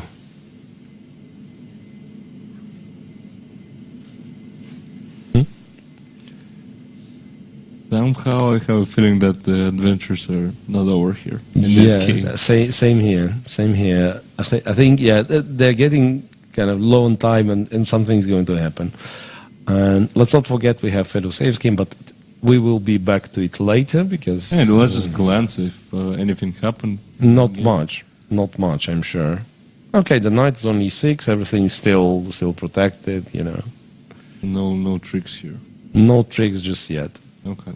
No tricks just yet. No, I think, yeah, let's wait for this to finish. Okay, 2, king f1 back. I mean, to be honest, I don't see a clean win here.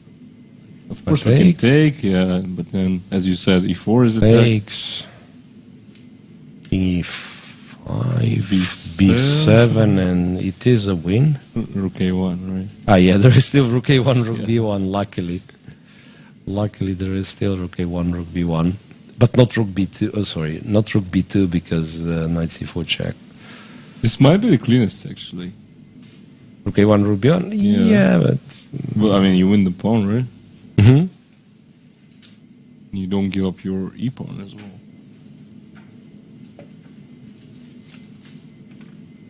She will not play it. But what else can she... I mean, I guess instinctively you want to get rid of this bishop, right? Of course. Why don't you But take it's it? strange, like, I mean, sometimes it turns out that other chess players, other people have different instincts. And I'm not kind of, don't get me wrong, I'm not comparing like man chess, woman chess, not at all. It's just that sometimes I'm discussing with my colleague grandmaster and I'm saying like, yeah, well, I don't know, I want to exchange this bishop. Thinking, no, I want to keep the bishop and so on. Yeah, so sometimes. For instance, when I talk to Filosev about chess, I rarely understand his his understanding, so to say. and it's not like he's wrong. Yeah, I mean, absolutely. very often he's right. I mean, of course, he's a much better player than I am, so apparently I don't understand something. But it's just amazing how different we see it. We look at the things. Yeah. Yeah, E3 must be winning somehow as well. But I completely agree that it's kind of white is only alive because of two bishops in this. So I'm taking the first moment. Okay, you can save the E4 pawn, but I'm sure, like, even if E4 pawn is captured, I would still take on B6. Right, because 2 versus 2, who cares? No, but this our line actually looks pretty good. I think takes King E5. E3, no. The game, I'm not sure if she's winning. I'm sorry. I'm not sure if, I mean, she's winning, but if she will win. She'll win the game, yeah. Because E2 doesn't win anything. It's not a threat. So it's like, imagine, I play a check, and now you are scared to go to G5. Maybe rightfully so, I don't know, H3, the king is almost in the cage. Almost there, So you go to E7, and I play some knight C4, rook A4 though. Actually, if we go back for a second, King G5, sorry, H3, and how do you escape the mate? Maybe check and H5. Okay, rook F2, Yeah, there was a beautiful knight F7 knight checkmate F7 from that side, but probably rook F2, king G1, H5, and then you say, okay, I've got the A pawn. I mean, you don't go to G5 with if black. the pawn gets to A7... Exactly. Okay. So Galema plays knight C4 immediately, which is the right thing to do, So I'm no longer sure if we will get more than 2 versus 2 extra exchange. But now black can grab the bishop again, right? Bishop D4. I don't know. Bishop D4 was interesting, but played, I think. But the thing is, she's probably not happy with this position because she'll lose the E pawn then. Yeah, I mean, she clearly doesn't want to do that. Yeah, that's what we need to take into account as well. And you know what? I mean, something like that. It's not that far from a draw. I mean, it's not that far from a draw. And then it might turn... what turned out? You have to win the B pawn, right? Yeah, and then some H4 is played. And who knows? I mean, even if it's winning, it's probably winning. But it's like you need a lot of tricks to demonstrate. Yeah. So she has captured. Now B7, B8 is an actual threat. E pawn. I don't see how it survives. Rook F2 and then E2? Rook F2, king goes E2. Maybe you just win straight up and all what I was saying was nonsense, right? Takes this, and then E1, the easiest way is rook E1, rook B1. Okay, bravo. And she's going for it. Okay. Perfect technique. I mean, just play E2. Just play E2, please. I guess it's not so perfect since bishop D4 was an option. Now you can't really do anything else. You have to play E2.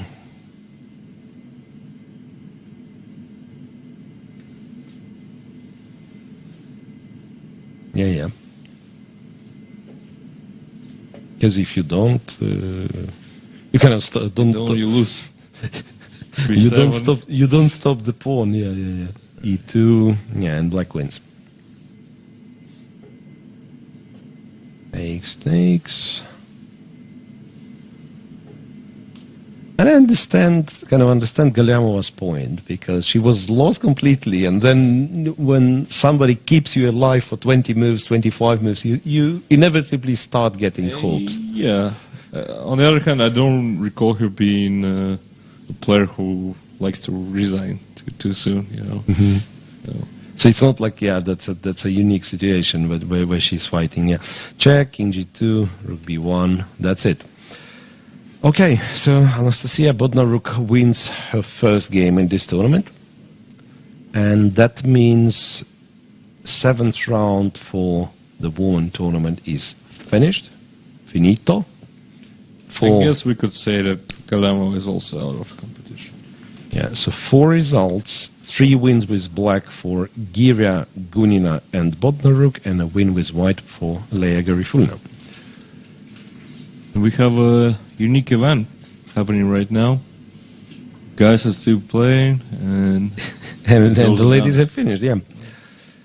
And Vidyugov's game, we declared to be absolutely clear, it's just a matter of time when it's going to finish.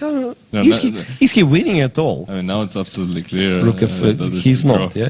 That, Yeah. check, king c6, bishop e5, rook d3. So b3, well, you're not taking b3, with all the fairness. You're not taking b3.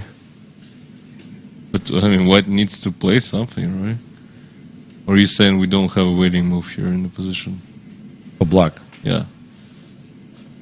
Let's pretend, okay. What? B5? By the way?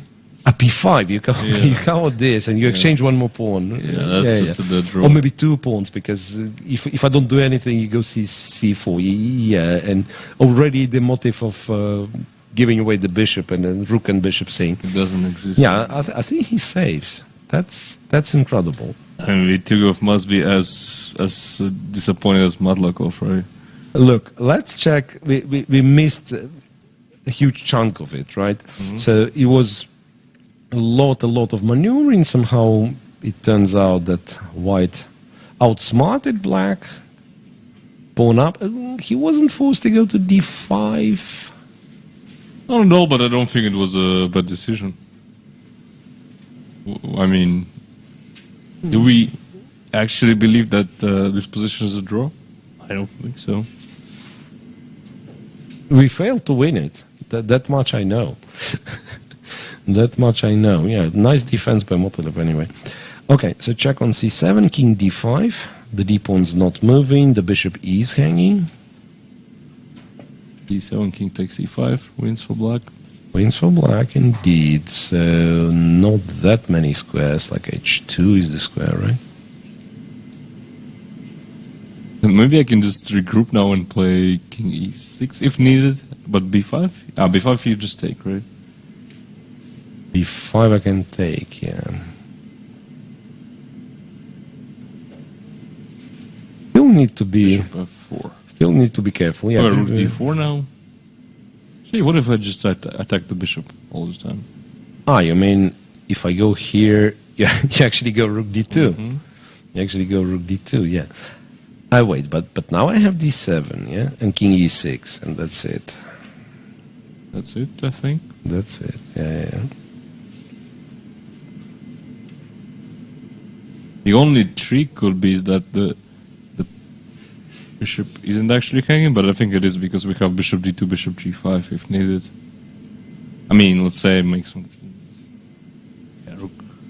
Okay, rook something. Rook c8, yeah. Rook c8. We can- But then there is still this thing, yeah. That, d7, and a check, and bishop g5. So we've mistakenly declared 2 games to be won by one of the sides. I mean, they were winning. They were winning. Only, yeah. And it's a bit surprising. I mean, okay, 1 game, alright, fine, but 2 winning games are not being won by The strongest side, yeah, and that's a bit of a very strong GMs as well, like that rarely make that kind of mistakes. Okay, yeah, and Motolev seemingly follows your plan I mean, of just annoying white to death. It's good and simple. Yeah. Annoying white to death. Uh-huh.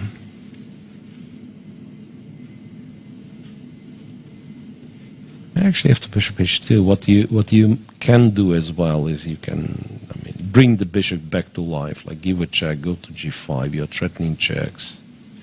Or you can just give a check and go back, actually. Yeah, like go to second rank, go back. I'm threatening Yes. rook d2. Yeah, Yeah. d7 I still have king e6. Rook to f7, what is that? Protects the bishop. d7 still not a threat because king c6. Maybe it's just king c6? What's Yeah, wrong king with that? c6 is kind of... easiest because b5, as we figured out, b5 is a kind of a threat. Yeah, I mean, we had this position with the bishop on e5 and rook on h7, something like that, right? A couple of moves ago. White couldn't find anything better than playing rook c7. So. Here. Yeah. So bishop wasn't even hanging. Yeah.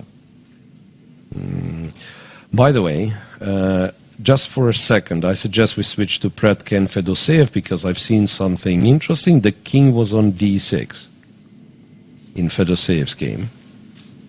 And I think he better repeat right now. Although, Okay, I mean, king e5, check, king d6, check, king goes back. the king doesn't go to c5 because of knight e6, mate, right? Ah, yeah. There's a checkmate. Yeah, if we're perfectly honest, or rather, if Fedoseev's perfectly honest with himself, He's not. why is he better? Because he has 9 more minutes on the clock.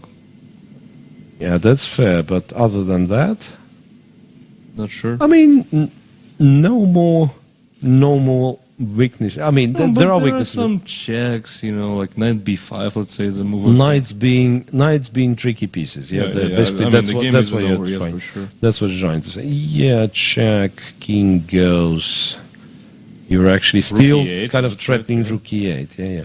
After knight b5, the threat is rook e8. Yeah. Plain and simple. Yeah, well, actually, maybe Maybe we should take on b5 now. I think this should be knight still b5. fine. Yeah, I thought give a check, go here, Yeah, maybe check take on first. b5. Say a takes. I mean, Black's Black's king is just Could be a rare case where you take with this dude. Yeah, but 97 rook. Rook d5, king e4. The rook is hanging. Yeah, I thought regrouping should look like that. 97, rook d5, knight c6. knight b5 And is that's on the board. good and all, but the rook on d5 would be hanging. Okay, knight b5 is on the board, but at least we are making some progress here as well. Mm-hmm. King e4. King e4. Interesting. Please tell me there is some tactic. Or not. Or not. Please tell me there is no tactic. So we give a check and the king runs away. Yep. But defensive strategy, Predke is taking is quite curious, right? He runs with the king towards d6 and then F5 runs ever? back. F5 ever? So at least I'm kind of claiming that I won a pawn, or yeah, I might have won a game as well. I know king f3 is still probably a draw. But I mean, then the But bishops it's get awkward, kind of right? annoying. It's awkward. King e4. There's also like knight on d5. You can't move freely because f7 is under attack.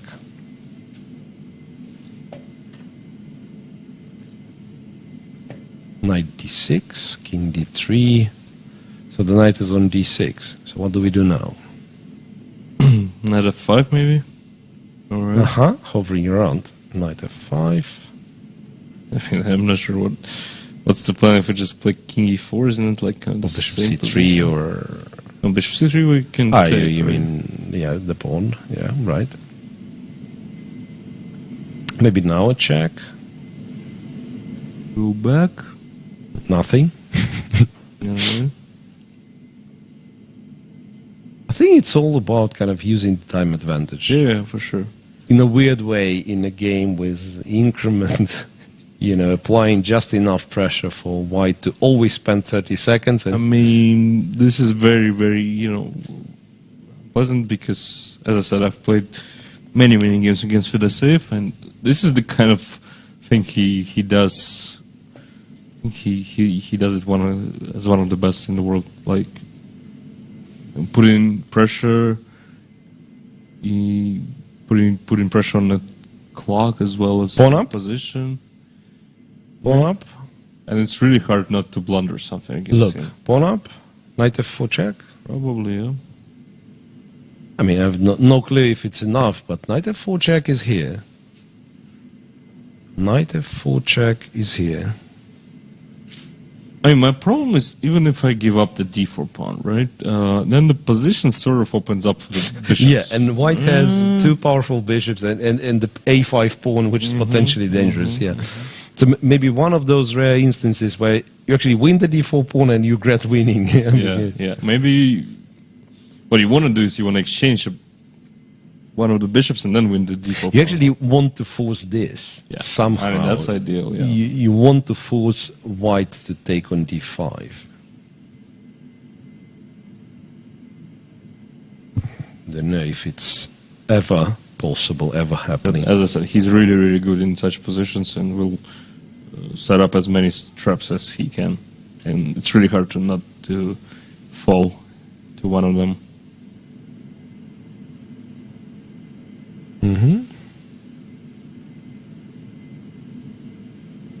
Here's the time, so let him think. Let's check the other game. Vityugov and Motolev.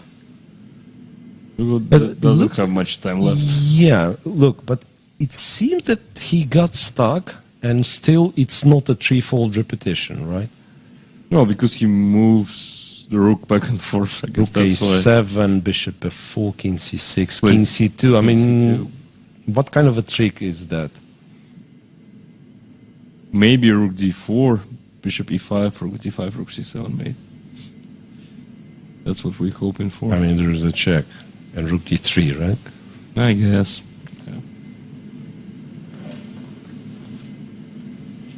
Yeah. Here, both players are on like last minute, last 2 minutes in Motilev's case.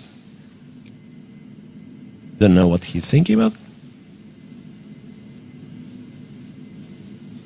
You have to keep the rook on the d file, and you don't have that many squares.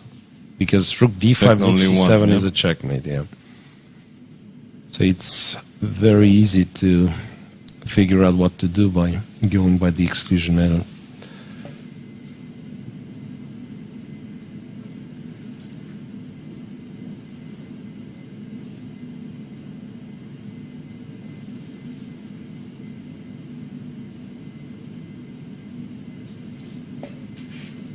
It's important not to not to lose in time, I must say. Check on c7, king d5, and that's a new position. It's confusing. It seems that it's got repeated like 10 times already. 10 times already. He will accept the inevitable very, very soon. Like he's just running out of ideas here, right? And once again, well played, well defended by Aleksandr. Very well. I mean, I think that it was a bit of a lucky thing that his defense was actually successful in this case, because I don't think he believed himself that being too he can save. Yeah. But well, that being said, he was finding all the best defensive moves. So yeah. I think it's right what Motilev is doing. King c6, plays king c6, even though c4 possibly would be kind of exchanging one more pawn. But this setup works, and better not to touch it. Yeah, this setup just works. As the Russian saying goes, the best is the enemy of the good. Yeah, the better is. I mean, whatever. I'm just trying to translate it literally. Yeah.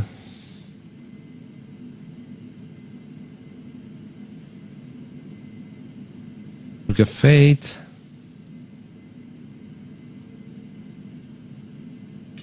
King d7 was wrong. Yeah, king d7, exactly. It's not about actually.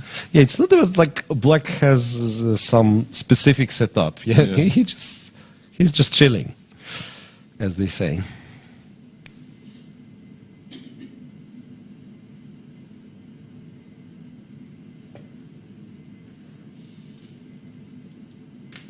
Yeah, but now that I'm recalling how unhappy Vityugov was to make a draw against Pankratov and how he almost overpushed the position. Here it's not possible to overpush, but I imagine he will try it from every possible angle. Rook f6. Okay. Okay. What's okay? I mean... wait. Is he... I mean, is it some sort of a Zugzwang here? No. You can always play king c6, right? d7 is not a threat. Yeah? d7 is not a threat. Meanwhile, Fedoseev already won 2 pawns, not just one. King c6 played. Is he winning then? I think so. Go back to Fedoseev? Or, I mean, I was expecting this to finish anytime soon. But you just said that you will try everything. Yeah, in the perhaps. position. Perhaps. Rook f7. It is a Zugzwang then? Yes, it is. But b5 we said was a good b5. idea, right? b5 is good, yeah. Or at least we think b5 is good. Mhm. At least we think b5 is good. Yeah, exactly. But at least he's trying something. Okay, let's see what Predke and Fedoseev Fedoseev looks completely winning now. So indeed, after rook h2, knight f4 check, what was blundered, I believe. King c3, rook takes d4. h6, king takes g5, king g6, and you can't take, Fedoseev's, tactical mastery is impressive. Why not? Rook f7? Mm-hmm. I thought you take, but then king takes, right? And knight e2, maybe. Knight e2. I mean, I believe there was a trick. Rook h8, but now it's gone. Yeah. Check this, 2 pawns up, and it's still not over because the b7 pawn. No, you can just take on c4. You take on c4 and the f pawn is gone. Yeah. So Fedoseev Really nice. does win. Fedoseev does win, and Motilev just played b5. And Fedoseev wins, and looks like he's joining Vitugov in the lead, right? He's on plus 2 as well. It changed just like during the round, because at some point it looked like Vitugov is on plus 3, the sole leader with a whole point. Yeah. The distance, yes. Yeah, Predke just resigned after f5, and that sends him on -2. So, yeah, he's not gonna be our champion this year. So Predke shares with Rachmanov, right? And Pankratov, is he -1? He saved. Yeah, exactly. He saved absolutely lost position after 10 moves or so. Right. Right, so Aleksandr Predke loses, and actually also 2 wins with black. So has something changed in chess recently? I'm not aware of those, like changing the rules or something, because it seems that there is no such thing as white plays first place advantage anymore, judging on the results. Yeah. 2 wins with black in men's tournament and 0 wins with white, unless I'd be curious to see the stats of this event. Feels like black at least won as many games as white. I think black just outperforms. Maybe. Black just outperforms. Okay, so what has happened here? b5, exchanged, rook f5. Still don't understand how exactly Vitugov is planning to make progress. You can put the bishop on b4 just to be, super extra solid.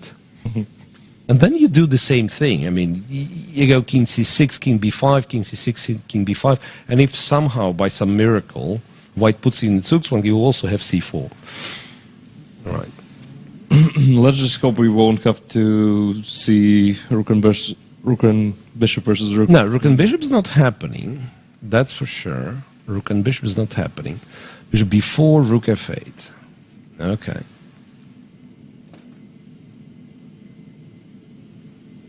So now, if I go here, you give me a check.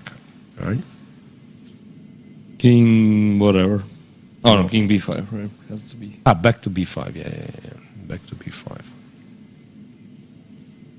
I mean, the problem for white is that he can never bring the Yeah, so the king is yeah. out. King is The out. bishop is constantly hanging. So technically, black has more pieces into play. Yeah, absolutely. So king can't join. Bishop's constantly hanging. The rook is perfect. Cuts the king, stops the pawn from behind. Yeah, yeah. It's just some fortress, you may say. Yeah, I think we have our camera frozen, right? You don't know. Rook f8. No. How about c4?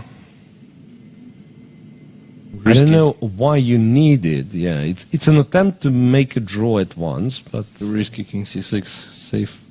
yeah, be safe. Exactly. Okay, so Motolam is actually on seconds. Bishop a5. Fair enough. Why Also, not? kind of keeps it safe. There's also the bishop's attacked. So if you give a check. So after king d7 takes. Well, actually, you just lost a second pawn, right? That's still yeah. still a draw? Question mark. Yeah, because the king cannot be cut. Yeah. Rook b8 check. Bishop b6, good as well. I mean, if you need it. No, bishop b6, then maybe you no longer control that squares. Yeah, I think you go here, right? King c6 played. Yeah. I mean, honestly, after this game, we are not allowed to talk about Ovid's games anymore. Like, why is she, keep playing those positions? 'Cause this is. But again, you're a pawn up. Do you really say for a draw here? Not sure. Bishop e3 is your idea, or what's the plan? No, after king b7, I don't think you have an idea. King d7 is a move? No, sorry, king d7. King d7 was that, yeah? Takes. Just takes. Takes. King d6. I mean, the problem for black is it's, I think, nearly impossible to make a mistake, right? You can, except king d5. Can I do... Yeah. Or that's exactly how you make some mistake. No, but then rook d4 in the end, I think it's still a draw. Is maybe even bishop before rook c. Maybe rook even c7. that's a draw. Yeah. No, but that's too much. Yeah, King let's d6 make it still. simple. Yeah, you take, you go here, and the king is in the right place. Nothing. And funny, after this check, you go to a7. You don't even. You can do anything, but just go to a7. Yeah, but remember we A7, discussed D7. the center of the board in such endgames. Yeah, exactly. So now d pawn will be gone, Yeah. right? So you are playing on 3 files. Right. On 3 files, and you want Still to... not exactly in the center, but... Yeah, and you want to keep it here, kind of in Right. front of the pawn, yeah. Funny. Rook f8. He went king b7, rook f8. No okay. draws. No draw for you.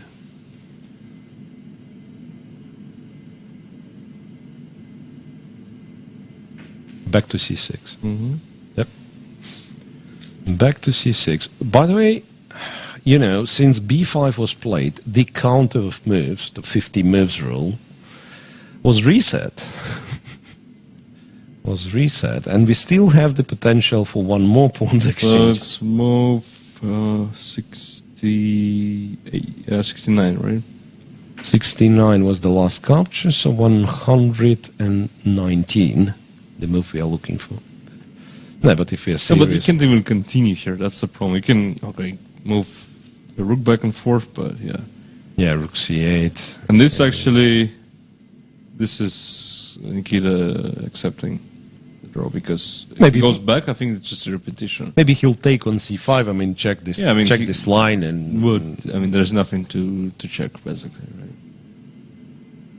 And I don't think he's playing that rook endgame. Mm-hmm. You check, make sure that you don't play against me, the guy who would play bishop. But F- even then, I think it's a draw. But yeah, could be a this draw is still, yeah.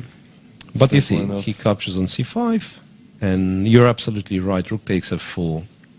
Seems to be the easiest. your king is in front of the pawn. It just, I mean, you don't need to calculate. You just check the basic things. I'm winning the d pawn. King b6 is a draw thing as well. Here. Yeah. Rook f5. Bishop d6, bishop b4 still the same. Like, okay, you won my b pawn, but what does it change? Right. Takes. Rook d4. a5. Rook d4. Yeah.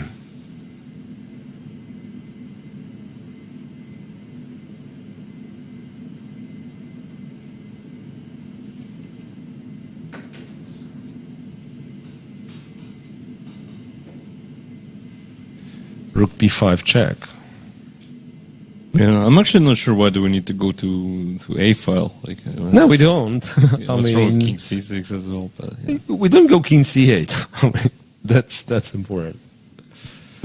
But do you actually care that your king is cut like this now? Yeah, rook b6, right? Yeah, king c8, rook b6, and there are questions.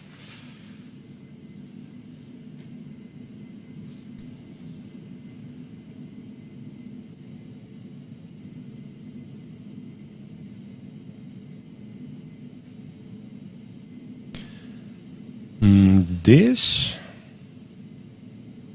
and this, and you claim that the king is cut, and you're looking for some Lucina nonsense. Nonsense indeed. Rook d8, right? Rook d8 just makes it an immediate draw, yeah.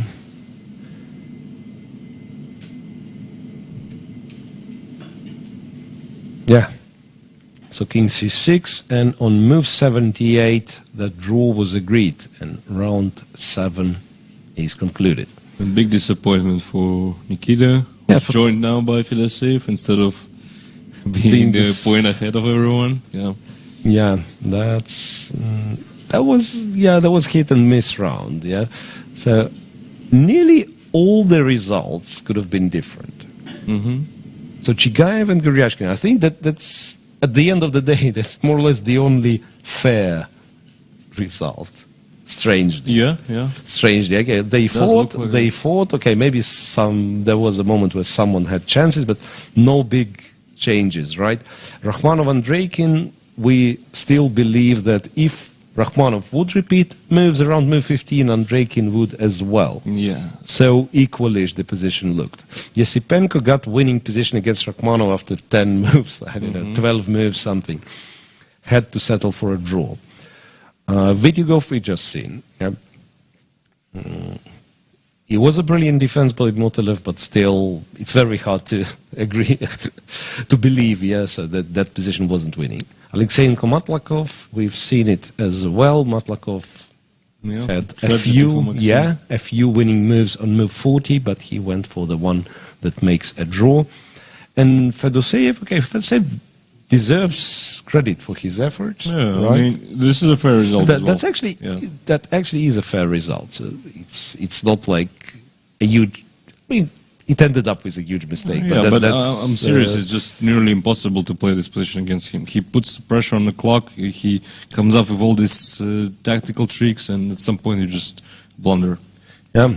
Okay. So he joins Vityugov in the lead, and it's still very, very close. I mean, the distance between, like, those two, the leaders, then Andreikin's on +1, Alekseyenko, Matlakov. I mean, that's a very, very messy tournament table,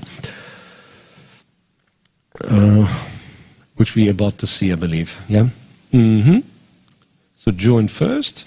And we have a clear last place, I think, for the first time in the tournament. Nah, it's still shared, Rakhmanov and Predke. Oh, Predke lost his game as well. Yeah, Rakhmanov and Predke sharing the last.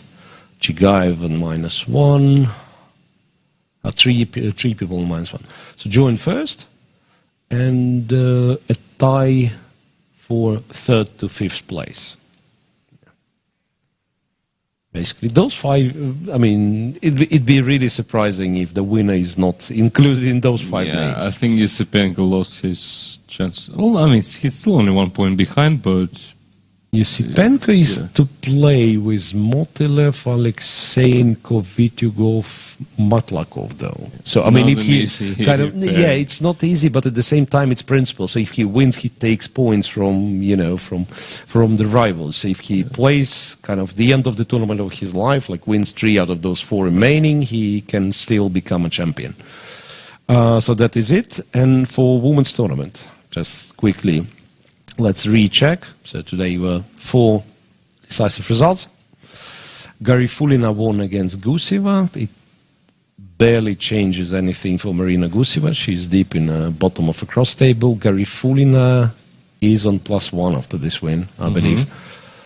Valentina Gunina was the only one from the leaders who has won her game, so she's now clear first. Bodnaruk wins, slightly improves her standings, but still some around last places. Can you guess who's on the last place? Bevel? No. Yeah, Bevel. Alina Bevel, after losing to Olga Gira. She has lost quite a few games in a row. Yeah, she is on -4. -4, yeah. -4, -3 for Guseva, Voigt, and Bodnaruk, right? No, Bodnaruk is somehow on... she made 3 draws in 1 again. So she made she's on -2 only. Yeah, now we'll be shown the cross table, by the way. Yeah, so clear first for Gunina, who is yet to play Ovot, Bodnaruk, Galyamova, and someone else, Shuvalova. Okay, so Shuvalova-Gunina will be a big game. Yeah. Ovot-Gunina will be a big game. There's still anything can happen. So Shuvalova, did she play Ovot already? Shuvalova, she did. She made the draw in round 1. Yeah, remember in the game position, the game that Ovot could win. But still nothing is clear, right? Nothing is clear. Gunina leading, half a point behind Shuvalova and Ovot, and then on wait a second. Kashlinska and Garifulina on 4 points only. So that's quite a distance already. From Gunina, it's 1.5 points. Yeah, but that's it, I think. These are our 5 candidates. Yeah, once again, that's our 5 candidates for the first. All right. So it was, at the end of the day, it wasn't such a long round, yeah? I mean, at some point it felt, when they've crossed the time control, like 6-7 games still in progress. Right. I mean, it doesn't feel like a very long round. At the same time, it took us as usual, like 5.5 hours or something. Yeah. Okay. So anyway, thanks everyone for watching us. It was round 7 of Russian Superfinals, and make sure to come back tomorrow, same time, for 8th round. So we still have more games. It'll be interesting.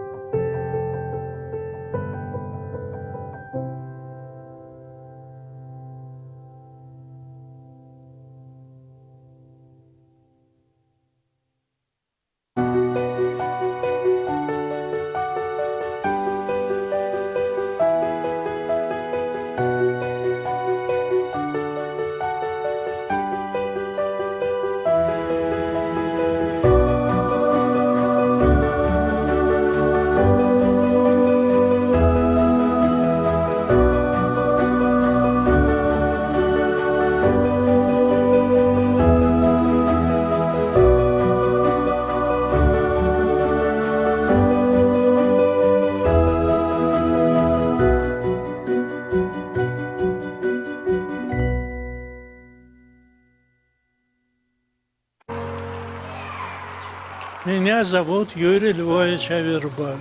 Мне 97,5 лет. По профессии я гроссмейстер, старейший гроссмейстер мира. Когда мне было 12 лет, я прочел всего Шекспира. И это мне доставило большое удовольствие. Я считал, что английский язык – это язык будущего. И не ошибся. огромную роль шахматы приносят детям, которые начинают изучать иностранный язык. В результате они овладевают языком и одновременно овладевают шахматами.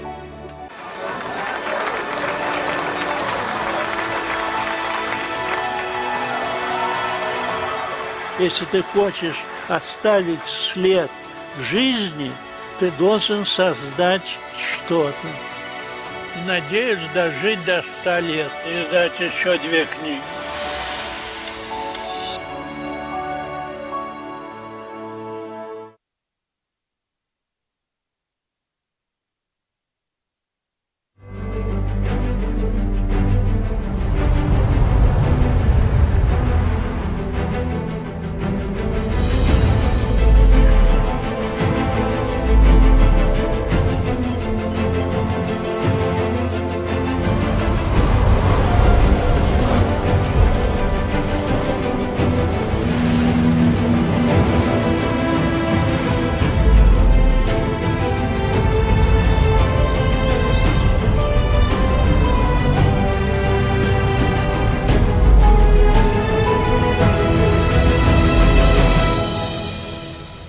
Там, где Европа встречается с Азией.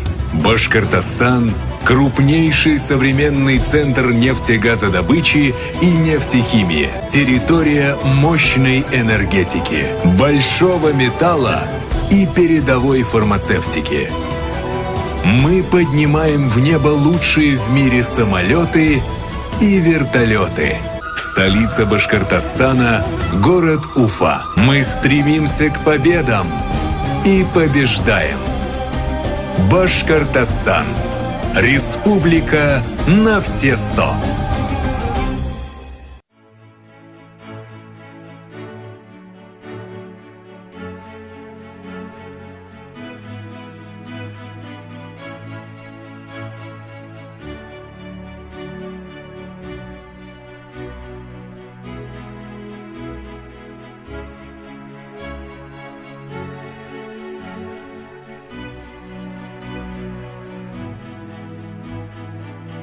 Aeroflot, Russian Airlines.